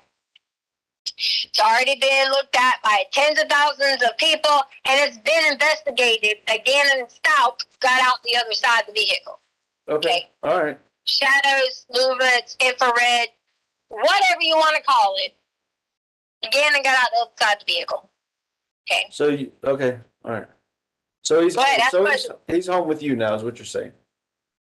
At this point in the timeline. Yeah. So it's like maybe 2:45 or 2:30. I'm not sure exactly, but in that time frame before Lena got home, I'm getting out, going in the house, or whatever. Gannon goes in, and Gannon goes straight to his room. I go upstairs because I was like, had wanted to try to get on that Peloton the other night. Didn't get a chance to. Put my headphones on, yada, yada, yada. So I'm in there. Gannon had asked me, that you said that he could go with a friend. You then text me, I don't know exactly what time, but at some point in time, you had told me, don't let Gannon go with a friend or something. Yeah, right. Gannon came back and said that you said he could go with a friend and come back later tonight. For donuts? Again, I said, your daddy said you can play with your friends in the neighborhood, but you cannot go with some friend in some car or whatever it may be. Put my headphones back on. That was where this gets where I have completely parts of the information and not parts of the information. I hear another loud noise downstairs. Not even about, I don't know, 10, 15 minutes later, maybe 20 minutes. Yes. But I thought you said you were doing the Peloton. No, I said I'd been wanting to go back and get on the Peloton because I didn't get to Oh, okay. the other night. So I had my headphones on and I was kind of like trying to get in the pre-workout mode or whatever you want to call it, because my goal had been trying to get on the Peloton every day. Yeah, right. So then I heard another noise again, and I was like, I pulled them off my ears. I know they're noise counseling, but I also am not stupid. I don't wear them all the way on my ears because they freaking hurt. And I was like, Gannon! Didn't hear anything. And I just thought he's down there bumping and flopping and, doing his thing, whatever it may be. Still sitting there, just chilling, doing whatever. Heard another loud noise. And I thought, okay, this is it. Like, I thought he was stomping around, doing crazy things, whatever. He's supposed to be going to go play with a friend. When I walked downstairs at that original point in time, I thought that guy was the carpet guy. It all makes sense now, Court. Similarities? I didn't really remember exactly what he looked like, but I remember some of the details. Now, fast forward, you'll hear me say night after night after night after night, I've dreamed of different things that have added detail to this. I thought it was the carpet guy because there was carpet everywhere, boxes, you name it. That was the loud noises that I heard. Next thing I know, I'm out. I'm sorry. Blacked out. And which I told you this. Yeah. So what I'm concerned about with that is, did he take all those boxes and carpet with him when he left? The carpet was already in the house. Oh, but what about I just don't remember seeing any of that stuff when we got there. Did you is that part of what you cleaned up or whatever? No, the carpet was, I saw it there when the police watched me take my stuff out. Okay, but you also mentioned he had a bunch of boxes and stuff. But I mean, it's not a big deal. I was just wondering because boxes like laid out everywhere. Right. I just told the detectives I thought we were getting robbed. Okay, I got you. I thought that was the whole point of boxes was to get robbed. Okay, all right. On Gannon's table, which I'm sure it had to been if it was swiped correctly, I hit my head on the back of Gannon's table. Like hard. On the back of Gannon's table. What table? The one I made him? Yes. Like the back of it up against the wall? No, as in the back of my head, and there was the table right there. Oh, okay. I thought you said the back of the table. I'm sorry. No, the back of my head, his table. Okay. So from there, a lot of it was a blur because I hit my head. I got you. I just remember certain pieces here and there. I remember Gannon running and like jumping on the guy who I thought at the time was the carpet guy, and I thought we were about to get robbed. I just remember bits and pieces like that, trying to push him off, and all I remember now that I sit back and remember, like, play it in my head again, play it in my head again, play it in my head again. It was a very calm conversation with Gannon and this person. I just remember him asking questions, the same questions he asked me, they were talking about. And who do you have me on speakerphone with? Because I know you do. What are you talking about, Tisha? Who's listening to my conversation? Me and you. I'm trying to figure out, like I told you the whole time, the truth. I just want the truth. Okay, so during that time, I heard that same thing that Gannon asked me about knowing his mommy. Why do you think I've been adamant about you saying to you, oh my God, there's a piece that we're not putting together, that we're not missing, there's something different. I don't know how to put it all together, but Gannon knew something about something. And all I kept hearing him say was, do you know where Uncle Matt is at? I don't even know who Uncle Matt is. Yeah, I ain't never heard it. The only Matt I know of is, what's her name? Your sister. Well, that would be his uncle, and he wouldn't know him. Yeah, that's what I'm saying. That's why when you said that 20 minutes ago or whatever, I just like, I had never heard no Uncle Matt, so. when I woke up and like out of this state of confusion, going crazy, whatever was going on, I remember Gannon saying he will be back later. Okay. Like Uncle Matt saying he'd be back later? Gannon said he would be back later. Oh, Gannon said, okay, all right. So in my mind, I'm like, did I really like what the fuck just went on? Okay.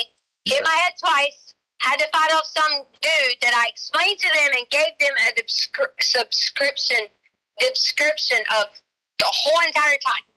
Okay. I have been adamant about this and about finding this person. Is that the Mexican guy you told me about, the Mexican guy? He was dark skinned, and I say Mexican because I assume Tisha, you just said she. You mean he was dark skinned? I never said she, I said he. Okay, all right. I'm sorry. It sounded like you said she. I'm hearing things again. I'm sorry. Mexican guy, okay? I gave him the description of that, but to me, dark-skinned, I mean, their own stepfather could look Mexican. Are you talking about Mike? Dark-skinned? It wasn't Mike, obviously, but in that time frame, I'm trying to figure out, first, is this real life? Because I was totally, completely in shock what was going on. I thought we were going to get robbed. I thought they were about to take everything. I thought someone was trying to hurt Gannon. I hit the head. I didn't really know back and forth what to do. I was a little bit out of it. I'm not even going to lie. My body system was already weak because you know how it is in the first 4 to 5 weeks of being pregnant. That's my mind was completely fucking gone. And my mind jumped up after everything. And I said, okay, Gannon's going to be back. Gannon's going to be back. I paced up and down the stairs. During that So, babe, hold on. Why did you tell me you got raped, and now you're not telling me you got raped? You think I want to tell you what a man done to me? I mean, but like that first day, I told you I would do everything and within my power to protect you and get you the help you need for that. But that's a key part of the story. I'm just trying to make sure I'm getting it straight. And I went for that. And that's not something that I want to be like. You think I want that blasted on El Paso News? Okay, but this is me. I'm just trying to help you in this situation. Make sure you got what you need from that. But if I don't want to get you worked up. So go ahead.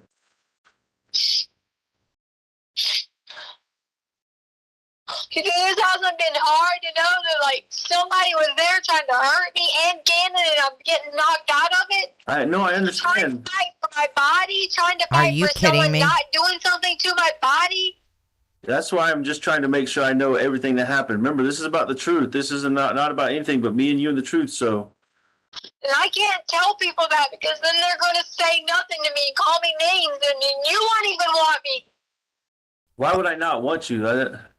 I don't understand what you mean by that. Wow. I tried. I didn't know what was going on. All of it was a blur, in and out, trying to figure out. I got up at one point and ran to the door and sent Lena away. Sure, anybody in a logical state of mind could have said, why didn't you give Lena a note to run to the neighbors? He knew everything.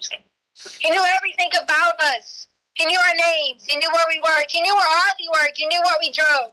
So back up a second too. So just because I want to know about Gannon's well-being too. We already covered what happened to you, but you're saying that initially you told me Gannon got beat up and he took him away, but you didn't say that this time. So please tell me. God almighty. Gannon jumped on his back. Like when he was trying to hurt me, Gannon jumped on his back. And that's clearly what I told the detective. Okay, so what happened to Gannon in that instance? Because I got to know that.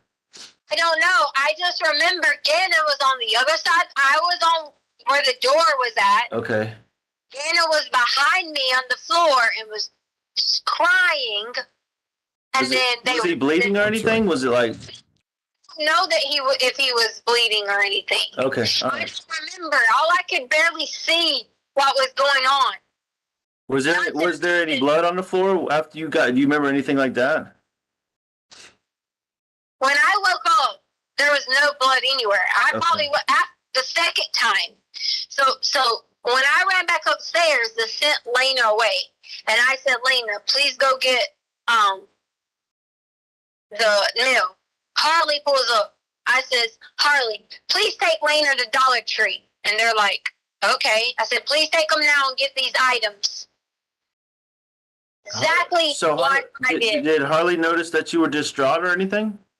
Harley was, she was just looking at me like, what in the world? I said, please just go get the items. And Harley was like, what are they? I was like, carpet spray for the dog smell and the carpet powder for the dog smell. And Lena and Harley left. Okay. All right. Because I didn't want Lena and Harley to come in. And there you got two more people involved in this. He's downstairs with Gannon. I don't know what in the hell is going on. I'm freaked out like if I'm in some Lifetime movie, and no matter who I called or said anything to, they're going to do me just like they're doing me now. Came back downstairs. Tried to plead with him about what was exactly going on. He had Gannon wrapped in his arm, like his arm around him, and was saying, Tisha, hold on just a second. I'm trying to understand. So, oh my goodness. So you're downstairs and all this is going on, and the guy is downstairs and you send Lena away? You come upstairs and send Lena away while the guy's still downstairs? Or did you want Lena to come in and be there too? No, I'm just trying, babe, I'm just trying to understand everything because some of this is new information for me that you didn't tell me initially, so I'm just trying to process. You wouldn't let me. You wouldn't let me sit there and talk to you. Okay. You treated me like a criminal. Okay, I'm just trying to understand it, so I'm just trying to sort through all of it, so keep going. Thank you for clarifying, though.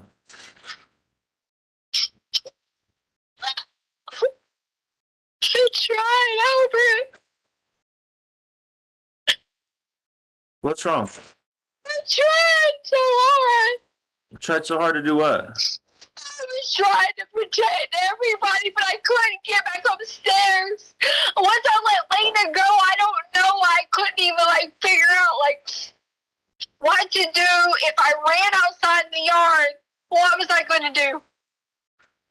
So you sent Lena to the mailbox, or you sent her with Harley? Sent her to the mailbox, and it's Okay. And Harley gets there, and I sent Harley a message, and I sent Harley a message quickly and said, please get Lena as soon as you get back and go to Dollar Tree. I'll explain later. Oh, so you sent her a message and they went back downstairs? Right, because I was trying to check on Gannon. But I thought you said you saw Harley when she got home. I did. I sent her a message to let her know Lena pulled up. Lena came up. Okay. I sent Lena to the mailbox. Harley pulled right up. Look at the camera. Since your neighbor has every fucking camera footage, he should be able to see that they came up, and I freaking sent them right away. Well, I'll probably have to pay him another $5,000 to get him to do that, so I don't think that's going to happen. It's bullshit, ain't it? So I went back down. It's not funny because he did get paid. No, I'm not. It's bullshit. So he went back downstairs. I went back downstairs, and I'm trying to figure out, and he's just telling him that he had a new family and all kinds of things, and I'm sitting there trying to grab Gannon, and next thing I'm on the ground again. And you can't overpower someone when they put their fingers on your mouth. And this was in Gannon's room again? Yes. Okay, all right. No one tried to help. No one cared. People treating me like a criminal. When I came through, I woke up. Whatever I could say and look around and think, I thought I was in a tree. And I woke up. And Gannon was gone. That was the second time you went downstairs and he hurt you. Second time he hurt me, and once I woke up from that, Gannon was gone. Okay, so you blacked out again, is what you're saying. Yes, because I had several times, because I was trying, what I was trying to do, I was trying inside the closet, our closet door in there. I was trying to get in there, because I was like, man, there has to be something in there that I can just swing, whatever. I didn't know how to use the freaking big gun, so if I'd have left out from sending Harley and Lena away, I didn't know how to use your big gun, like the assault rifle. And my gun wasn't in the spot that it always was, because you know why? My gun was already in my car. But babe, I'm just trying to understand here. You told me initially that the gun was in the house and that he grabbed it in or black gun. He had your black gun. Yours. He had my little pistol, right? The black one, yes. Okay, all right. Because I thought maybe I'm wrong, but I thought initially you said your gun. That's why I was confused. No, my gun was outside. In the car. Okay. Your black gun. That's why I was terrified. He knew everything about us. He was threatening us. Every single thing. He knew what kind of car that your mom had drove there and stayed there the whole time in a rental car. Hey, when did you bring your gun back in after all this happened? You told me to go get all the guns together. No, that was when I was collecting them. You said your gun was in the car. No, Albert. On the phone call with me, you said go check and see and be accountable for all the guns. When I told Yeah, because you had stored them downstairs in those. My gun was in the. I don't know about yours, but my gun was in one of the totes. Remember, you had put it there. because the lady was babysitting. Okay, so the guy had the gun and he put it back in the tote? No, he didn't put the gun back in the tote. The gun was left there. So you put it back in the tote? The gun was left there. Gannon was gone. It was like I thought he was hiding. I legit thought I was in complete shock and thought Gannon was hiding. Okay. I even mentioned to the girls, I go, because I was shocked, culture shock, thinking, what the fuck happened? Oh my God, like, I don't know how I'm going to handle this. I didn't get the time to even go through any of the emotions of it all to think what happened, because all I could immediately do was go into, like, the defense mode of being like, oh my God, okay, get the girls out of here. Okay, Gannon's going to be back by the time he's supposed to be back. Because in the end, when Gannon was leaving, I remember him asking him, was he going to take him to Uncle Matt's house? I remember that being blacked out. So Gannon freely went with him. I don't know Uncle Matt. I'm not fucking crazy. La, la, la, la. So he left with Uncle Matt in a car or something, or in a van, or you don't know? That's why he left in. I just know that the whole thing started to add up. About 30 minutes, Judge. Okay. Well, in that case, let's everybody stand and stretch for a moment.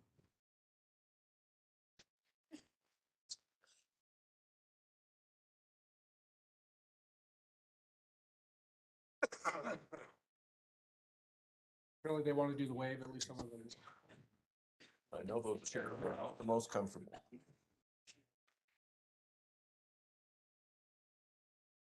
Right. And, while this is going on, you can, as I said, during jury selection, if some of you need to, you can stand, you can stretch, you can do what you need to do, and that's okay. So. Take out. All right. Okay. Yep. Let's go ahead and start it again. Stand up!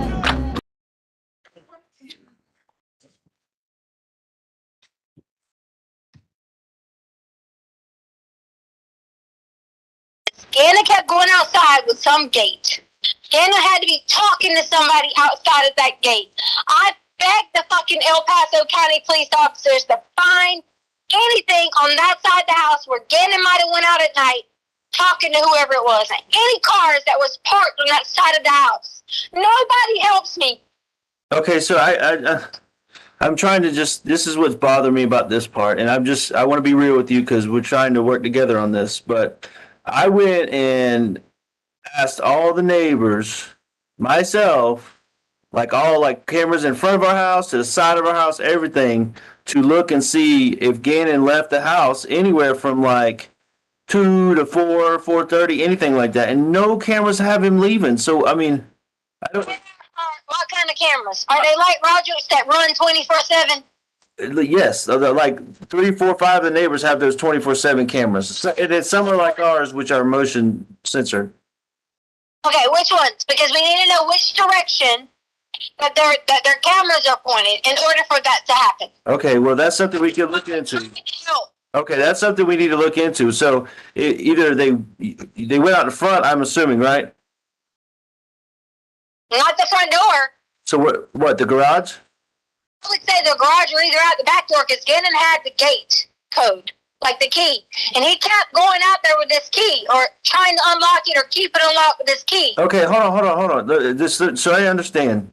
So now, Gannon, with all this going on, Gannon tells the guy there's a key to the gate, and then they and bring the key back in the house?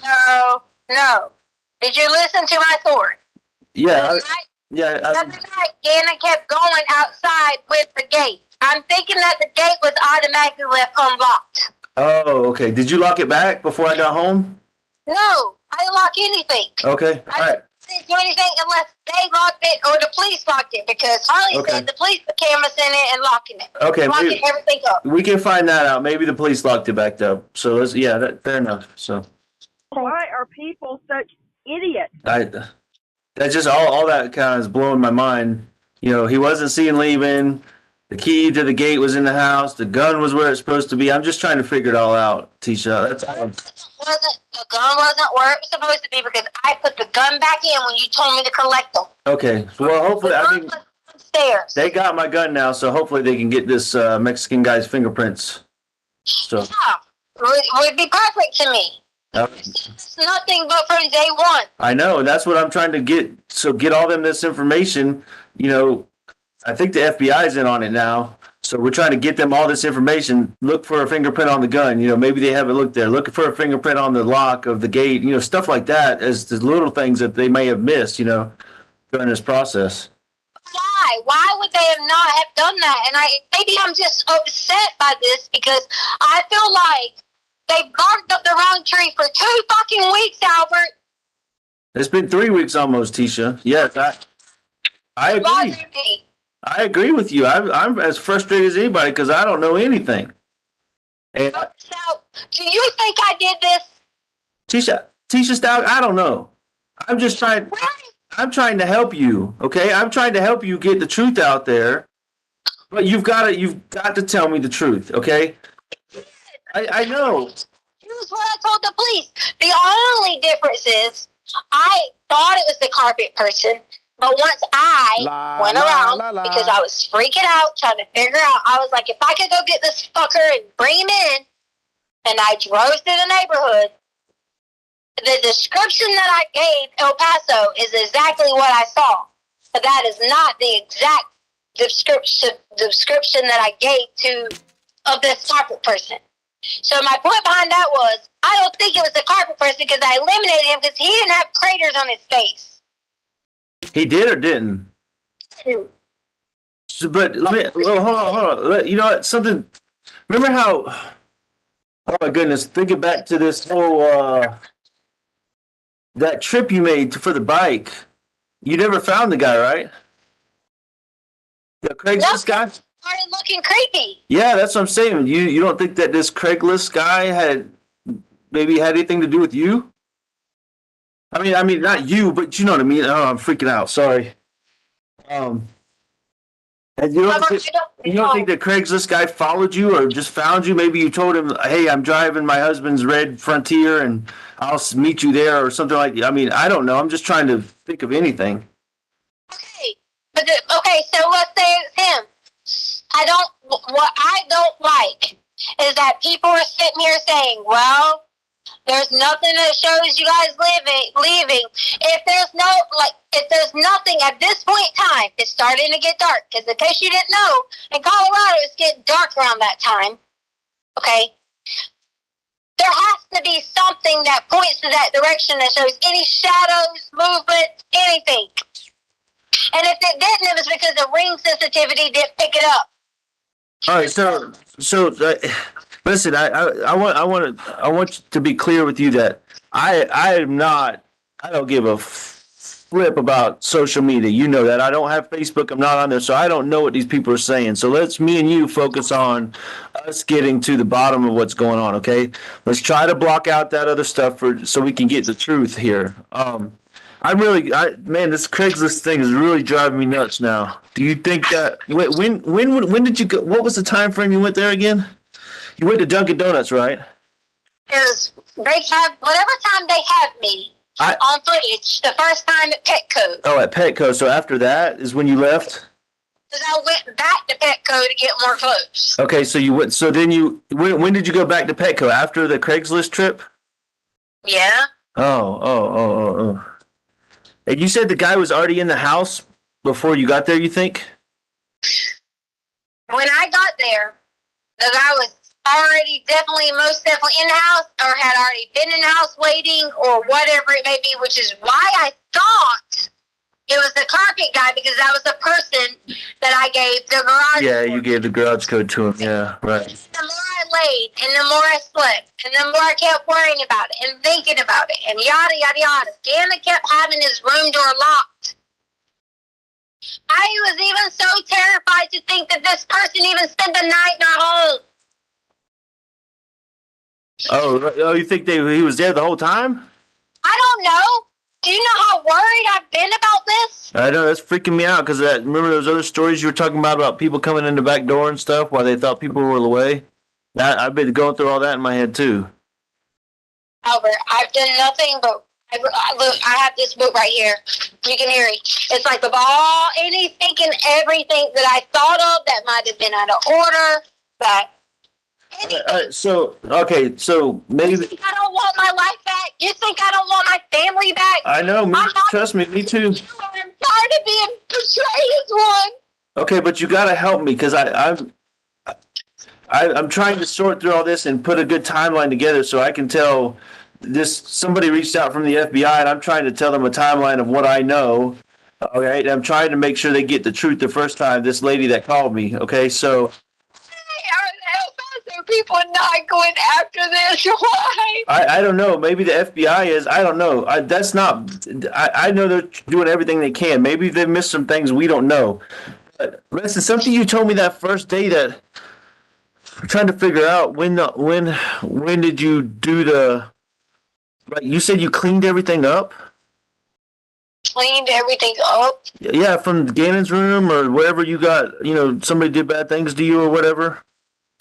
I was just talking about like the clothes I had on and like shoes and stuff. Oh, so you just changed your clothes and then threw them away like you said, and whatever Gannon had on, you said you threw that away too? They got that out of the back of the trash. It was a shirt that he wore that was burnt and stuff like that. Oh. That's what I meant, like cleaned up. I didn't mean like clean up anything bad or anything. I'm just saying like I didn't want to keep that stuff on and call and police. But you told me that first day you cleaned up the whole area because you didn't want Lena to see it when she got home. That's what you told me. Yeah, my clothes and my underwear. You want me to really go in depth about that? I'm not trying to make you relive anything that happened to you. I'm just trying to. There's just some truth that I'm trying to find about. I mean, if something was cleaned up or something, then I don't know. Maybe. Me whatever you're trying to say to me, don't just be honest. I just don't want the police to miss anything else, okay? I mean, we think they've missed all these other pieces, and then I mean, if you cleaned up something that could give them DNA evidence on this Mexican guy, then we need it. Took my whole DNA from this. They wouldn't let me pee. The hospital bill that I sent you was the whole kit on my body.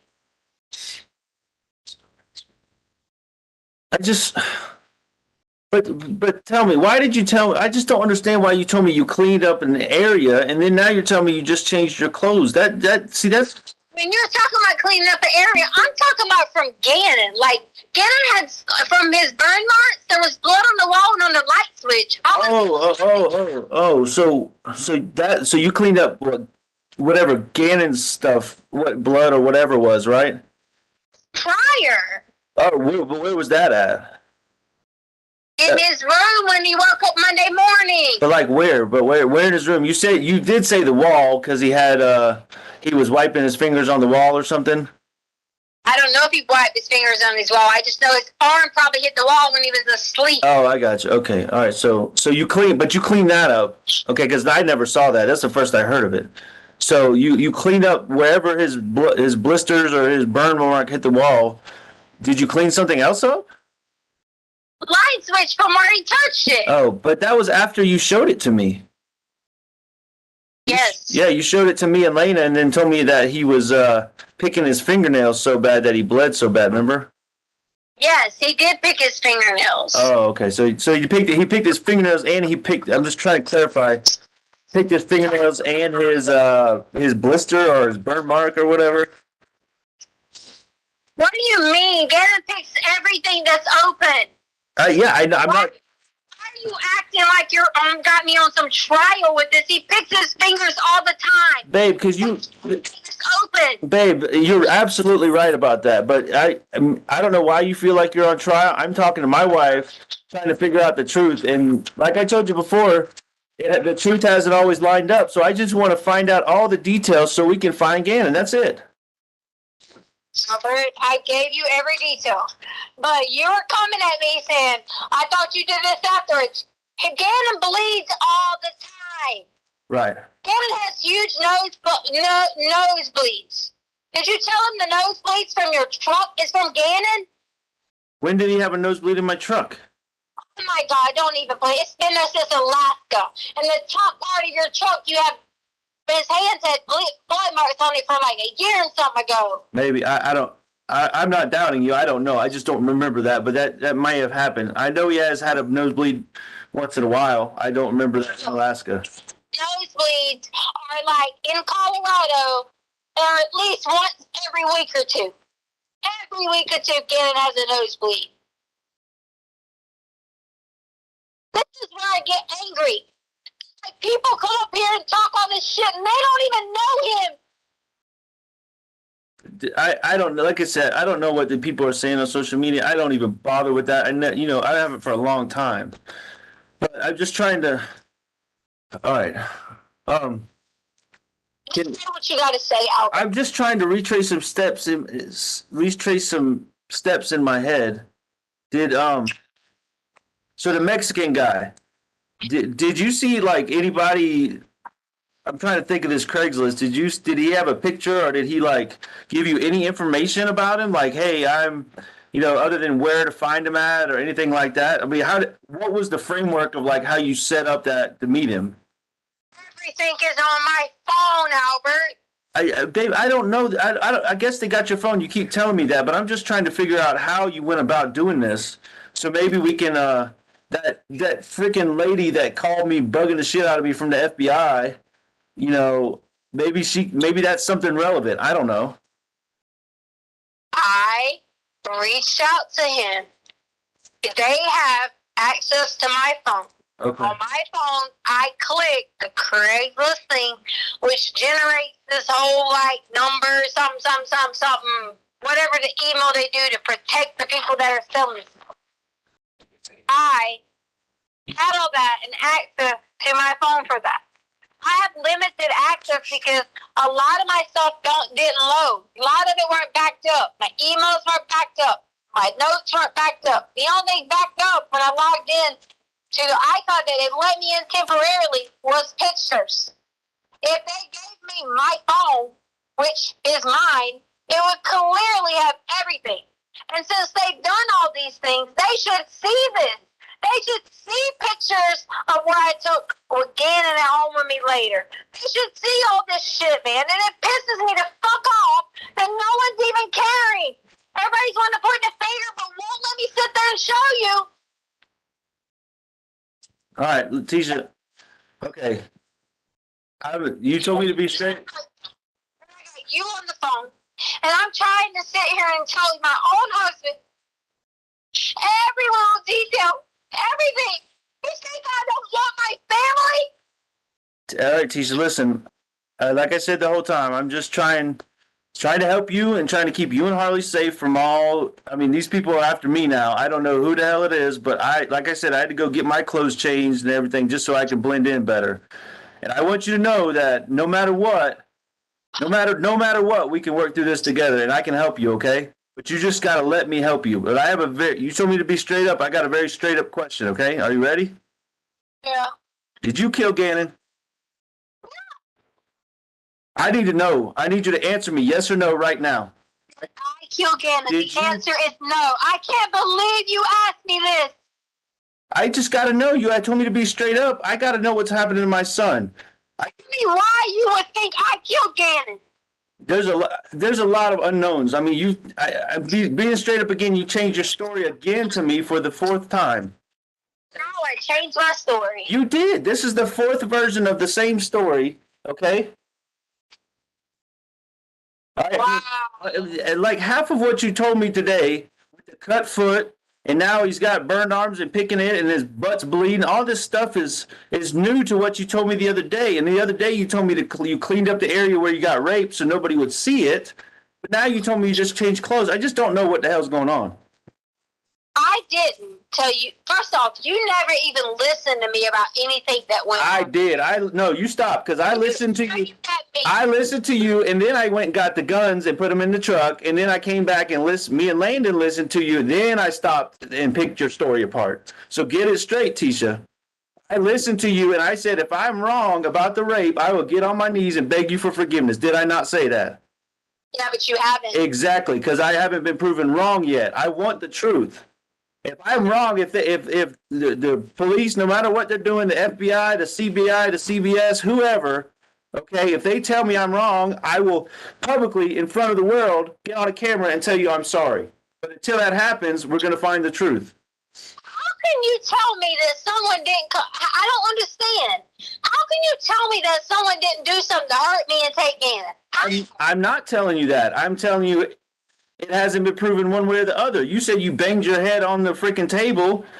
Now I got to tell them to go check out the table and see if there's any blood or any of your... You knew that. They had already asked that. Okay, but that's the first I heard of it. You see what I'm saying? Because you never would talk to me. You literally just sat here in a conversation and asked me, did I kill our child? Yes, I did, because if you say no, then I'll stop thinking that you did it.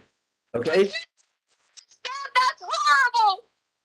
I don't know what to think. My son's blood, you're telling me his blood's all over the walls, and now you're telling me the Mexican guy that had the gun to your head or whatever took him away, and he knows him, and he could be anywhere.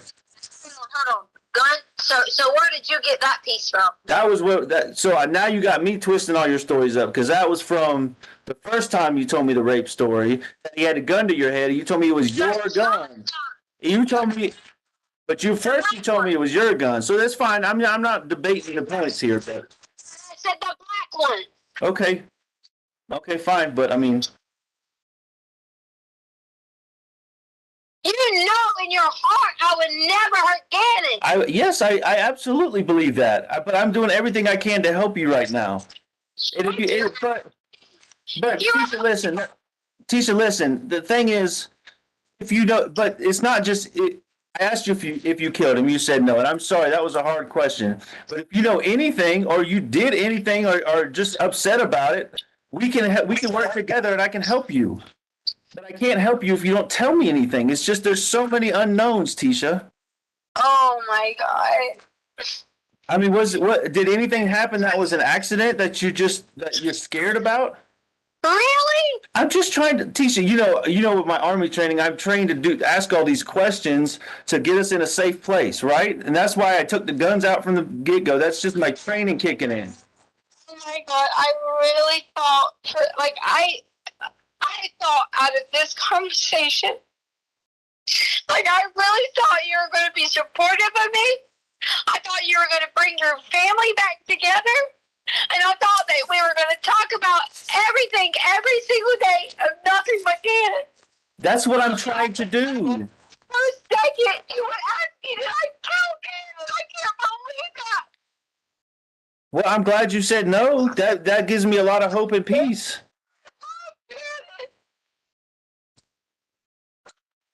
I told him about how just maybe you might have a brother. Maybe. We talked about, we cried about Kobe. We did a lot together. What? What our kids?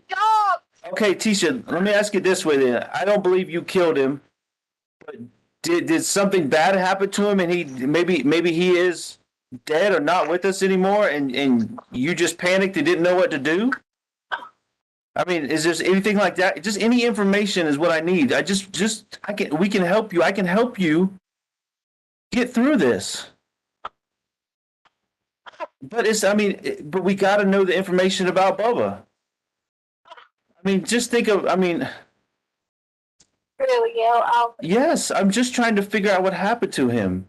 He's gone and nobody knows anything, but you were the last one to hear him speak. Okay, which was Monday when you were driving around and he left the house. The last time we heard him speak, I don't know. I don't know when that was. Before I left, probably. When I left and he went downstairs to watch Pokemon. That's the last memory I have of him. Albert, let me tell you something. People don't have the life that I have. People don't just be a normal person, just doing their thing, finally had what they want to do and be in the sky, working. Oh, they don't do that. People premeditate things in life. There's no sign or indications of anything that I would have ever hurt those children. I fought for you. I fought for them. Yes, you did. You fought for all of us. You're right. I'm not questioning any of that, Tisha. I just did an accident happen? I mean, other than the candle or the burn? I don't know. I'm just trying to ask all the questions. I've worked with children long enough, Albert. If an accident happened, I'm smart enough. I know what to do. I've had plenty of friends who've been in situations where they've been in the classroom. They accidentally dropped the kid. The kid might have broke their leg.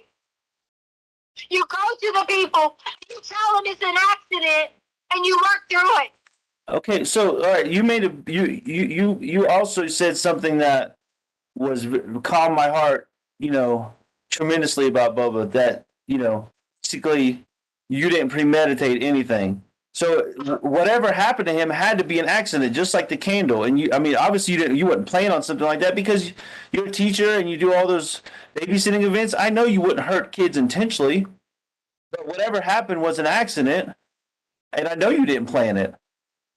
I didn't have anything to do with it. Why are you saying this to me? So he would have had to have died naturally then, other than.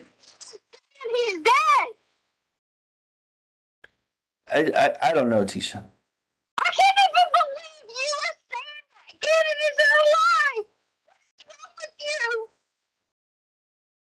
Because it's just none of this makes any sense. I mean, he would have been found by now. Okay, he didn't. All the cameras, all that footage shows him not leaving the house other than in the truck. And I like I said, I'm just trying to help you get through this. Help me? Yes, help you because. Help me get through this. Because I am trying to help you. I want to know what happened to Gannon and try to help you and keep Harley safe and everything that I've said the whole time because that's who I am and you know that. See what y'all think. This is what y'all think. Y'all think somebody's gonna come in here and say something just to appease everyone. Well, a true person who is completely innocent, y'all can keep beating me down in the ground all you want to because I didn't do it. I'm not beating you down.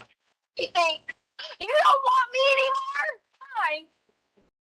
You don't want our family anymore? Fine. You took my car. You took everything. I didn't take anything. They got all my shit too, Tisha.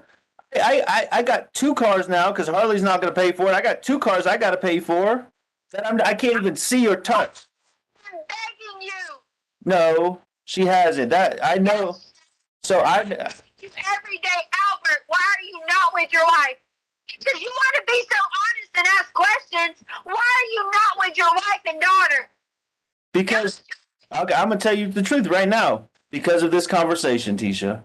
I don't know, and I've told you that the whole time. I'm confused. I'm all over the place. I can't get the truth from you or the police or nobody. And now it's just even worse now because I got another story I've got to try to make a theory from. Another story. You have never talked to me. But you just told me. You told me a few minutes ago we had, and we went over it. You told me the first story. No, first you told me he ran away. Then it was the rape story. Then it was the second rape story. Now it's the third rape story. I can't believe you just said the rape story. I'm just. What do you want me to call it? The story of Gannon disappearing. Okay, you told me the first version of that, the second version, and now the third version. You a second or third version. Yes. You sit down and talk to me. No, that day that I got home. No, the day I got home, that next morning after my mom and sister and Landon and everybody was at the house, you told me you were texting Bethel and you told her the story. I don't know what you told her, and I kind of don't even. Yes, you do. I don't even care. No. It's all there. How does where? My God, I can't believe you're lying to me right now. About what? I'm not lying to you about anything, Tisha. They had y'all at the police department when I was there. Oh, you mean when Landon showed up and then they brought, I was already there or whatever? Is that what you're talking about? Because that's the only time I know. I don't even know when you're there. I just assumed you had finally come in that night. Or was it the next day you came in? I don't even know, Tisha. You were there because she was talking to you there. Who was? Bethel. She was talking to me at the police station? Yes. Honestly, most of my talking was with Mark, the other guy that was at Starbucks. So I don't know what you mean she was talking to me. I think I might have talked to. I think I talked to her for like 10 or 15 minutes. If I'm Did not tell you anything different. This is how my day went. I was going to lay down. Hey, Tisha, I believe you. Okay. What I want you to answer for me is those simple questions. Did Gannon die and you just freaked out, or was there an accident involved? Did you kill him? Answer all those questions. Those are the ones that I want to know. Okay, I don't care about who talked to who, when we went where. Honestly, at this point, none of that freaking matters. What matters is that little 11-year-old boy is either out there or he's not, and I got to know that. And you're the only one that has any information regarding that. I gave you that information, and you're not going to look for it. No, but you didn't. You ignored my question. I mean, answer those questions for me. What's the first question? All right. Did you kill Gannon? No. Okay. Did Gannon die on your watch, whether it was an accident or naturally from some injury? No. Okay. Did Gannon have an accident of a serious nature and you freak out and cover it up? No. So the answer is no to all of that. Correct. Okay. Now this is going to be very uncomfortable for you, even more uncomfortable than what I just asked you. But did Harley kill Gannon?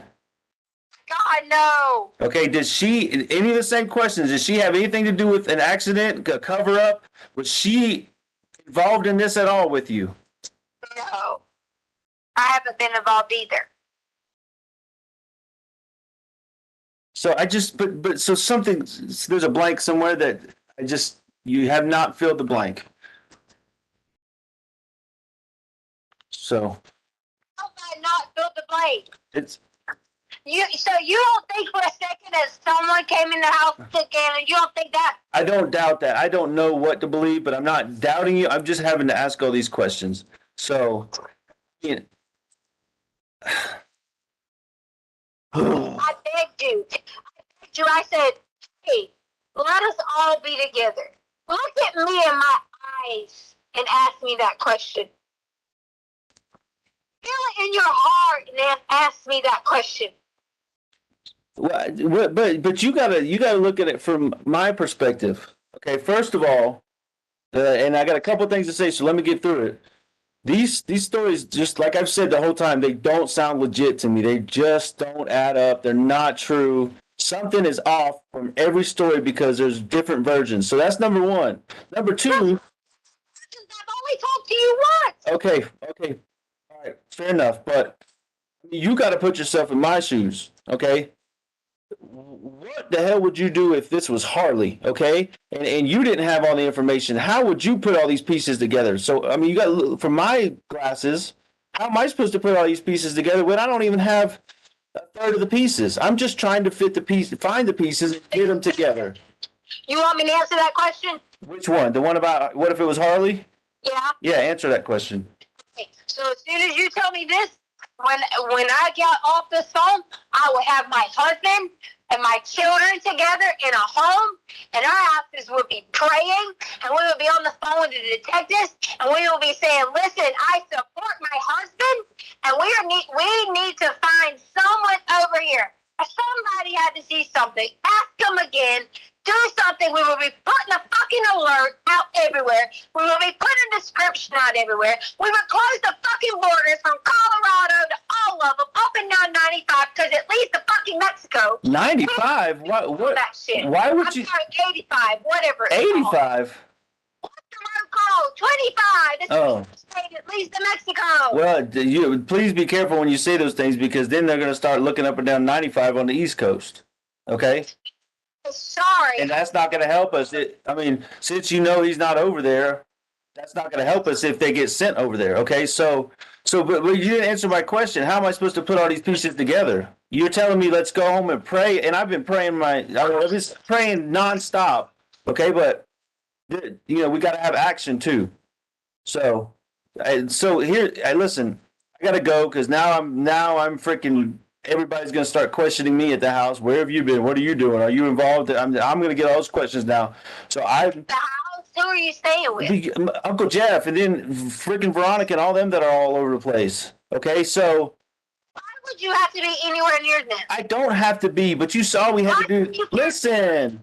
And your daughter. Tisha, listen, I had to do these statements and interviews and all this shit. It's just nonstop. Every day is something else. Okay, so if you think all this information is what they need, apparently the El Paso people haven't done their job and they haven't forwarded it to the FBI. So I don't know. There's some Amber lady called me from the FBI, and I'm gonna just email you her number and her name. And if you want to pass this information to her, that's much higher than the freaking CBS or whatever you call it. Yeah, because they've called everyone I know. Okay, well then that's what. You can tell them too. Okay, but I don't have the document you have. So anyways, I'm just gonna send you the contact, and if you want it, you take it. If not, I can't make you do anything. But I gotta go. Okay. Yeah, but that's not how you would say trying to find your son. You would not say if you don't want to do anything, then blah blah blah. No, that's not true because I can't.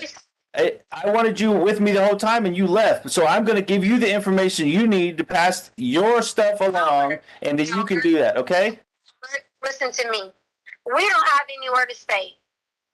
I'm asking you to stay with your wife and daughter, and let's do this together. Now you tell me no if you think that you don't give a shit about us and you don't want that. You tell me no right now. Tell you no? You tell me yes. If you want your family together because you believe me. I wanted my family together. Listen to me. I wanted my family together the whole time. And listen, you're not letting me help you. So I recommend that you get in contact with this Amber lady because she offered me help and safety because I told her what I was going through. And I'm sure they'll do the same thing for you, especially all that you've been through with you're telling me about the social media stuff and people chasing you around. You said in the email. So I'm going to send you her contact information, okay? And then you decide whether or not to contact her to find protection for yourself and get them this information, okay? But I got to go, okay? I got to go, Tisha. I got to go. The question. What question? I said I wanted you to be together, but I got to go, okay? I got to go. Bye. Bye.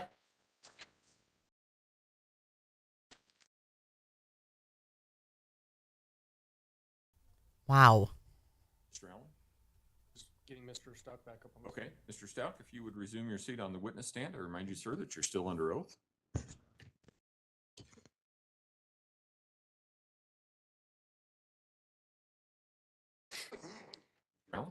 Thank you, Judge. At the time of this call, Mr. Stauch, did you know the defendant's location? I did not know, sir. You can move that microphone closer to you if you want to, so you don't have to lean over. Right. Yeah, the chair doesn't move. Everybody makes that mistake, but the microphone does. Thank you.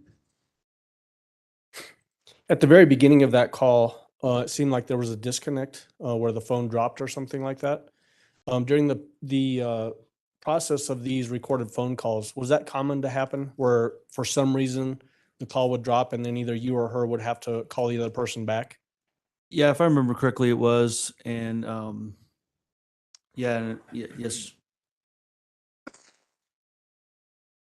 There were some references in there where you said you were feeling heat and that you went up to up on the north end to buy some, I think you said redneck clothes in that. What did you mean when you were saying that you were feeling heat and that you had to go buy some redneck clothes? So much of this call and many other calls, I was trying to, if you will, stay in character, just to keep, I call it keep her on the hook. So saying things that I knew that we had joked around or talked about in the past. I did, in fact, go to Bass Pro Shop and buy some additional clothes because at one point I didn't have all my stuff out of the house, and I needed some additional things just to get by. So it was kind of telling her actually what I did, but also using something from our past to keep her on the hook. So, and in that portion of the conversation, you said you hoped that you would run into her while you were up north. Right. For context purposes, had the defendant told you that she was staying with somebody up in the north part of El Paso County? She did. There was some story. I don't remember the specifics, but yes, she was up there, and that's why I referenced that. When I say she, I meant the defendant. Okay. And but you didn't have any independent knowledge whether she was up north in El Paso County or someplace else, even in the country? No, sir. I had no knowledge of her whereabouts, period. She mentioned in that phone call about Gannon stepped on something in the garage and cut his foot on the boards and got blood on the boards. Yes, I heard that in the phone call. Can you describe for the jury and what boards she would be talking about and where in the garage those boards might have been? So as you saw in a photo, the garage was pretty messy, but there was, depending on what project I had going on, I would stash boards on that. Looking into the garage on the left-hand side, I'd lay them down so she could drive over them. When she parked her car in the garage, I just ran out of room as I had projects stacking up and whatnot. And just so we're orienting ourselves correctly, when you say looking into the garage on the left-hand side, you're talking about from the street. From the street view, yes, sir. Yep. Was it common for Gannon to take out the trash, as was referenced in that phone call? Absolutely. That was one of his chores. Where was the trash? Where would he take it out to? So once again, from the street view, the gate that was referenced numerous times was to the left of the garage. And so he would typically go out the back door through the backyard and then around the house to the trash can, because the gate we kept locked typically. So let's talk a little bit about that backyard. Was it completely fenced in? Yes, it was fenced in all the way around. Yes, sir. What kind of fence did it have? I believe it was a wooden fence. I think. Yeah. Was it short fence, tall fence? It was like a maybe 6 or 8 foot privacy type fence all the way around. Okay. And joining, the neighbors had joining sides, so there wasn't 2 fences. It was just 1 fence on each side and the back that joined the neighbors. How many gates in the backyard? Just the one on the, as I referenced already, the left-hand side looking at the garage from the street. There was reference to a key in that phone call as well, a key to the gate. Yes, sir. Did you keep that gate locked, closed? Yeah, we kept it locked. The only time I really remember unlocking it on a regular basis was to cut the grass in the backyard. Where was that key normally kept? I had a little basket of just whatever, just doodads on top of my dresser or somewhere in the master bedroom, and the key would be in there. It was a couple keys on a keychain, and I kept it in that basket. Was the lock on the hopefully I'm going to describe this correctly when I'm asking this question. Was it a padlock, first of all? It was. Was that padlock on the outside of the gate, meaning closer to the street, or on the inside yard part of the gate? No. For instance, if Gannon were to unlock it, he would have had to go through the backyard and access it from the backyard side of the gate to unlock it. He could not reach over from the front yard side. Is that clear enough? Yeah. So just so we're clear, the lock that is locking the gate is on the inside of the yard. Yes. Yeah, on the backyard side. Yes, sir. How tall was Gannon? Oh, I don't remember right off the top of my head. Approaching 5 foot. I don't know if he had hit 5 foot yet. Is it in that range? I guess just to really drive home this point, maybe unnecessarily, but Was he tall enough or did he have long enough arms that he could reach over a 6-foot fence and unlock the gate? Yeah, let me reiterate. I just mentioned that a second ago. He could not open the gate from the front yard. I mean, if he was standing on a ladder or something, but standing on the ground, he could not. He was not tall enough to reach over and unlock it. He had to go from the back. Could you even? I think I could. Or pull myself up far enough to get it. I'm not sure, but I don't remember ever doing that because the lock was a little bit, it hung a little bit lower. It wasn't at the top. So okay. There was mention of Kobe. Who is Kobe referenced in there? Kobe Bryant. He died, as many of us know, he died on that Sunday, which I think would have been the 26th. And I think it was in the phone call I said she had sent me a text message about it right when I landed at the airport in Lawton, Oklahoma. That's what I found out. Okay. So just she had sent you a text message in reference to Kobe Bryant dying in that helicopter crash? Yes, sir. Okay. And that's what that references to? Yes, sir. There was reference of bath salts. Tell us about the bath salts. What was that reference in regard to? So, some years ago, bath salts became kind of a recreational drug or something. I don't know much about it. I don't think that's the same bath salts as you put in your bathtub. I'm not 100% sure, but something came up in a text message thread where I referenced earlier about a friend on the bus, this new friend that I'd never found to exist, but he said Gannon could come over and play if Gannon were to bring bath salts with him or some drugs or whatever. And that's where the bath salts were introduced into the conversation. The next thing I did was ask Tisha to get, or the defendant to get all, we had some, household bath salts. I said, get all those and put them up just in case. Put them up for what reason? In case that story was true. But put them up so that maybe Gannon couldn't get to them? Find them, or Gannon couldn't get them, or whatever. Okay. There was a reference by the defendant to, the way I wrote it down was the Douglas County thing, basically. Were you aware that there were searches happening up on the northern part of El Paso County, southern part of Douglas County line? Yeah, at some point, I don't remember the exact date, but I know the search moved into that area because we were, I and those around me were following the news pretty closely, and getting most of our information from there. So, to your knowledge, the fact that there was a search happening up in that part of the state was actually being broadcast on the news. I believe so. Yes, sir. That's where you learned it. Yeah, that's where I learned it. I think also in those pretext calls, that area was mentioned to me at one point. No specifics were given, just had you ever been through that area or whatever. So based on her reference, did that indicate to you that she also had learned that there was a search happening in that area as well? I don't know if in that moment I put it together and, immediately following that phone call. I think somewhere down the line, I put it together that, she must have put those together, seen the news as well and brought that up because of that. I'm not sure, Mr. Allen. And then the comment that she makes close in time to that comment about Douglas County is that y'all are barking up the wrong tree. Yes. In your mind, was that her trying to move the investigation away from that area? Objection calls for speculation. Stayed. Who was Uncle Matt? That's the first, I think I said that in the phone call. I've never heard of, I brought up the defendant's sister's ex-husband or ex-boyfriend or something. That's the only person I could think of the name Matt that could have been referred to as an uncle. No other person that I've ever heard of. So when she said Uncle Matt, that is not a name that you knew about? No, sir.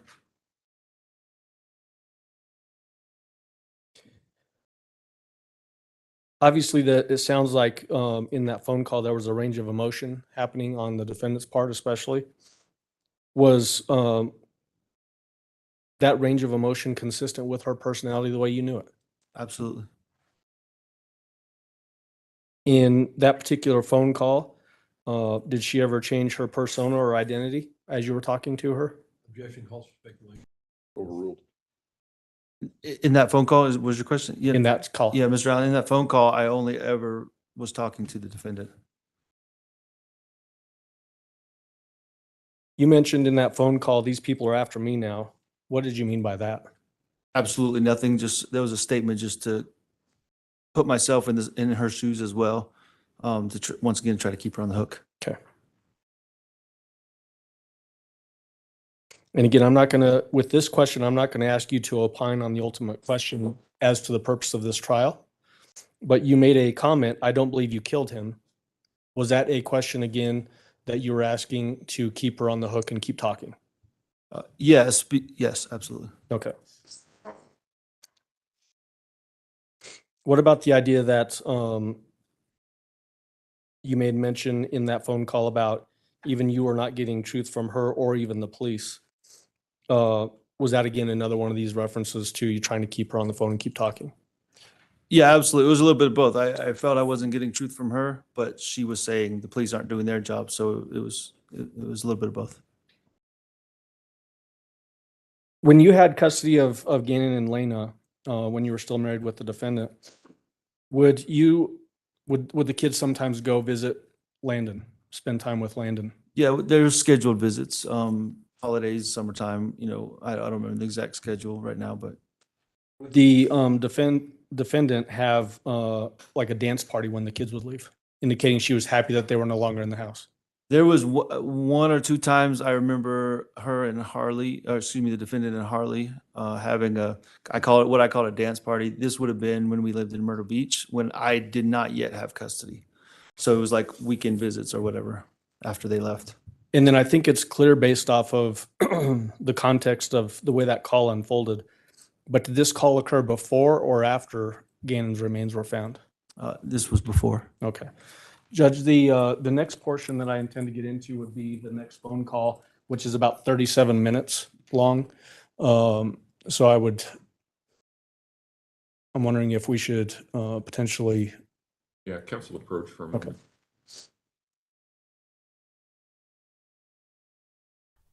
Okay. The timing was just perfect when he said that.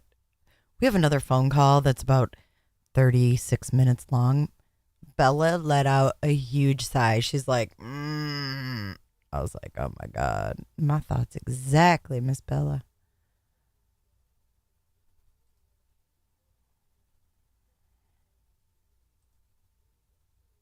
They're probably going to call it a day from here. I've just been sitting here playing on Canva. I made something I'm going to share with you guys.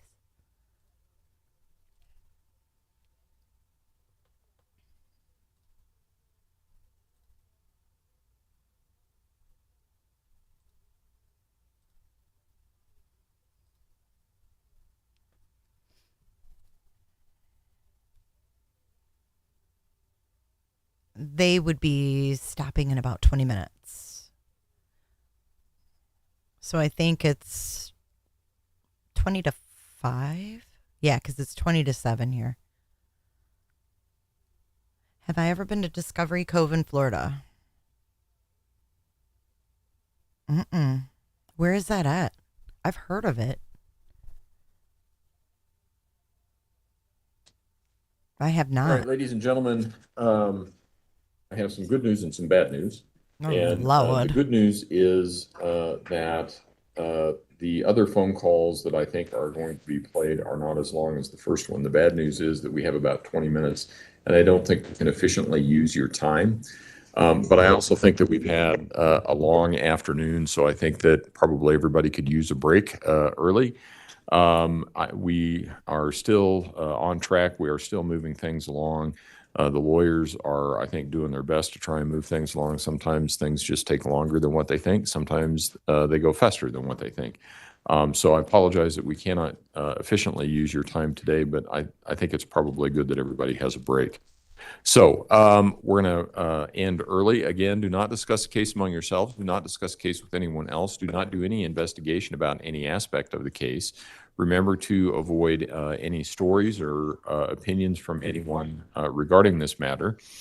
And if we can have everyone where they need to be so that they can meet Mr. Combs in the morning at the usual time, and then we should be able to start right at 9 o'clock and go from there. So with that, and the 520 snow, I don't think you're going to need it tonight, but we shall see. So if that's an issue, that's the best place to find out. But other than that, we'll see you in the morning. All rise for the jury, please.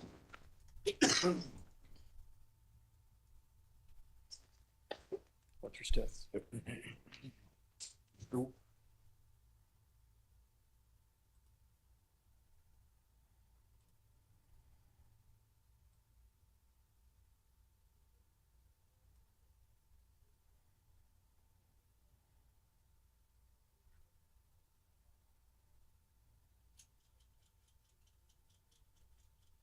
We'll see her get cuffed in a second.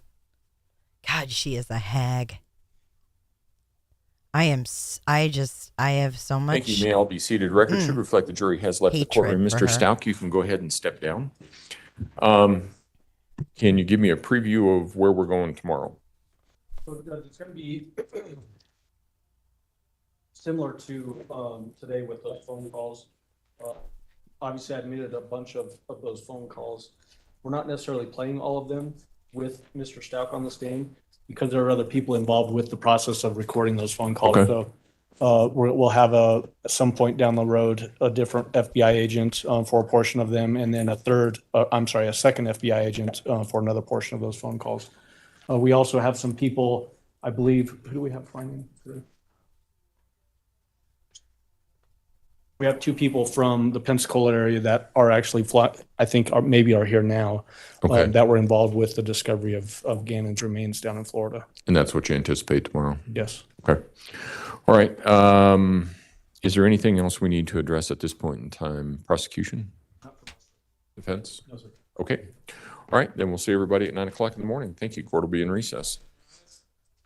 Court is in recess. Haggardly is going back to her jail cell.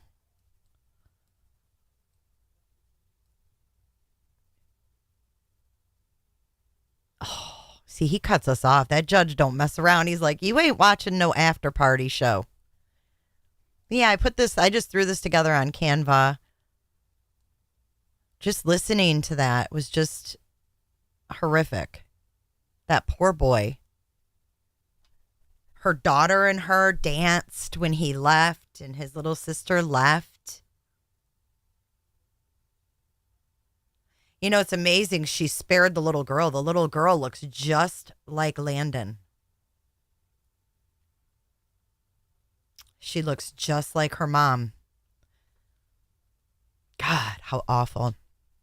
All right, we will be here tomorrow. It sounds like the 2 people in Florida, the witnesses that found Gannon's remains, are going to testify. And I don't know how far they went into when they found the remains. Like, I don't know if they opened the suitcase. I'm not entirely sure on that. But I do have something to lighten the mood before we go, because we can't leave on that note. It's too sad and it's too much of a downer. I just cannot do it. So I have a picture. And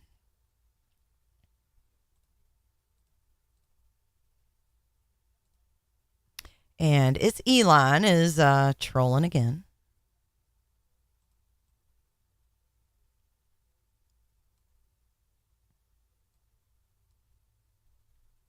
And where's HJ when you've got Elon news? She's not here.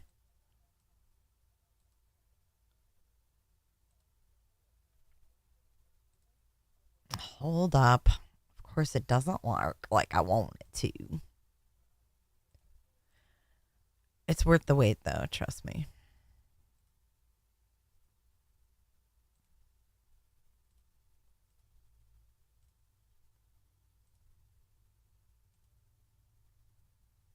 I had to open a whole new window for this. All right. Look at this. So it says that the new CEO of Twitter is amazing. And it's the dog coin or whatever. Dog. So if you go to Twitter while we were live today, the Twitter logo has changed. It is no longer the little tweet bird. It is the dog.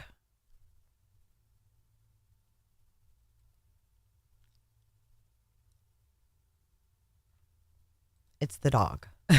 Look.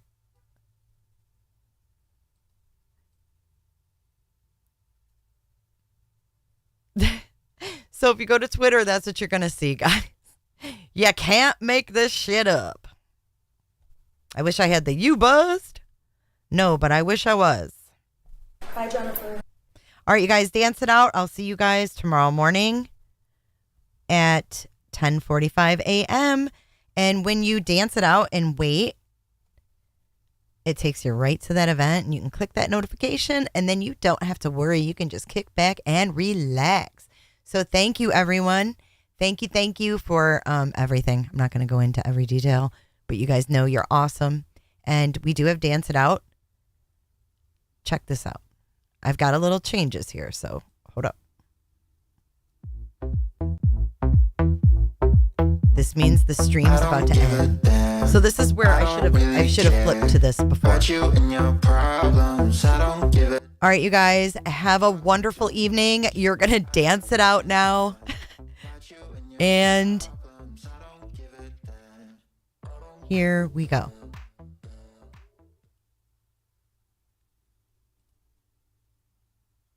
Wait. Is it playing my song? I don't give a I fucked it up. I don't really care about you. Oh my God, where is I don't give a damn?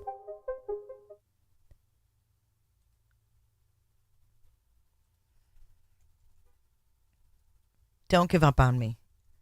You've been here this long. Don't leave me now. I don't give a damn. I don't really care about you and your problems. I don't give a damn. You talk way too much. I have heard enough about you and your problems. I don't give a damn. I don't give a damn. I don't give a damn. I don't give a damn. I don't give a damn. You wanna be with me. You wanna feel something real, but I'm feeling differently. You're making plans to get to friends, but don't wanna face the fact that I ain't got time, I ain't got time, I ain't got time for that. Staying up late, sleeping all day, dreaming about Cadillacs. Buying new shoes, hanging by the pool, sipping on Coke and Jack. Calling my phone when you feel alone, but I'll never call you back. We're okay. All right. Okay. So that's okay. I don't really care. Did I ask you what somebody I don't know I don't give a damn. You talk way too much. I have heard enough about you and your problems. I don't give a damn. I don't give a damn. I'm sorry. Whoops.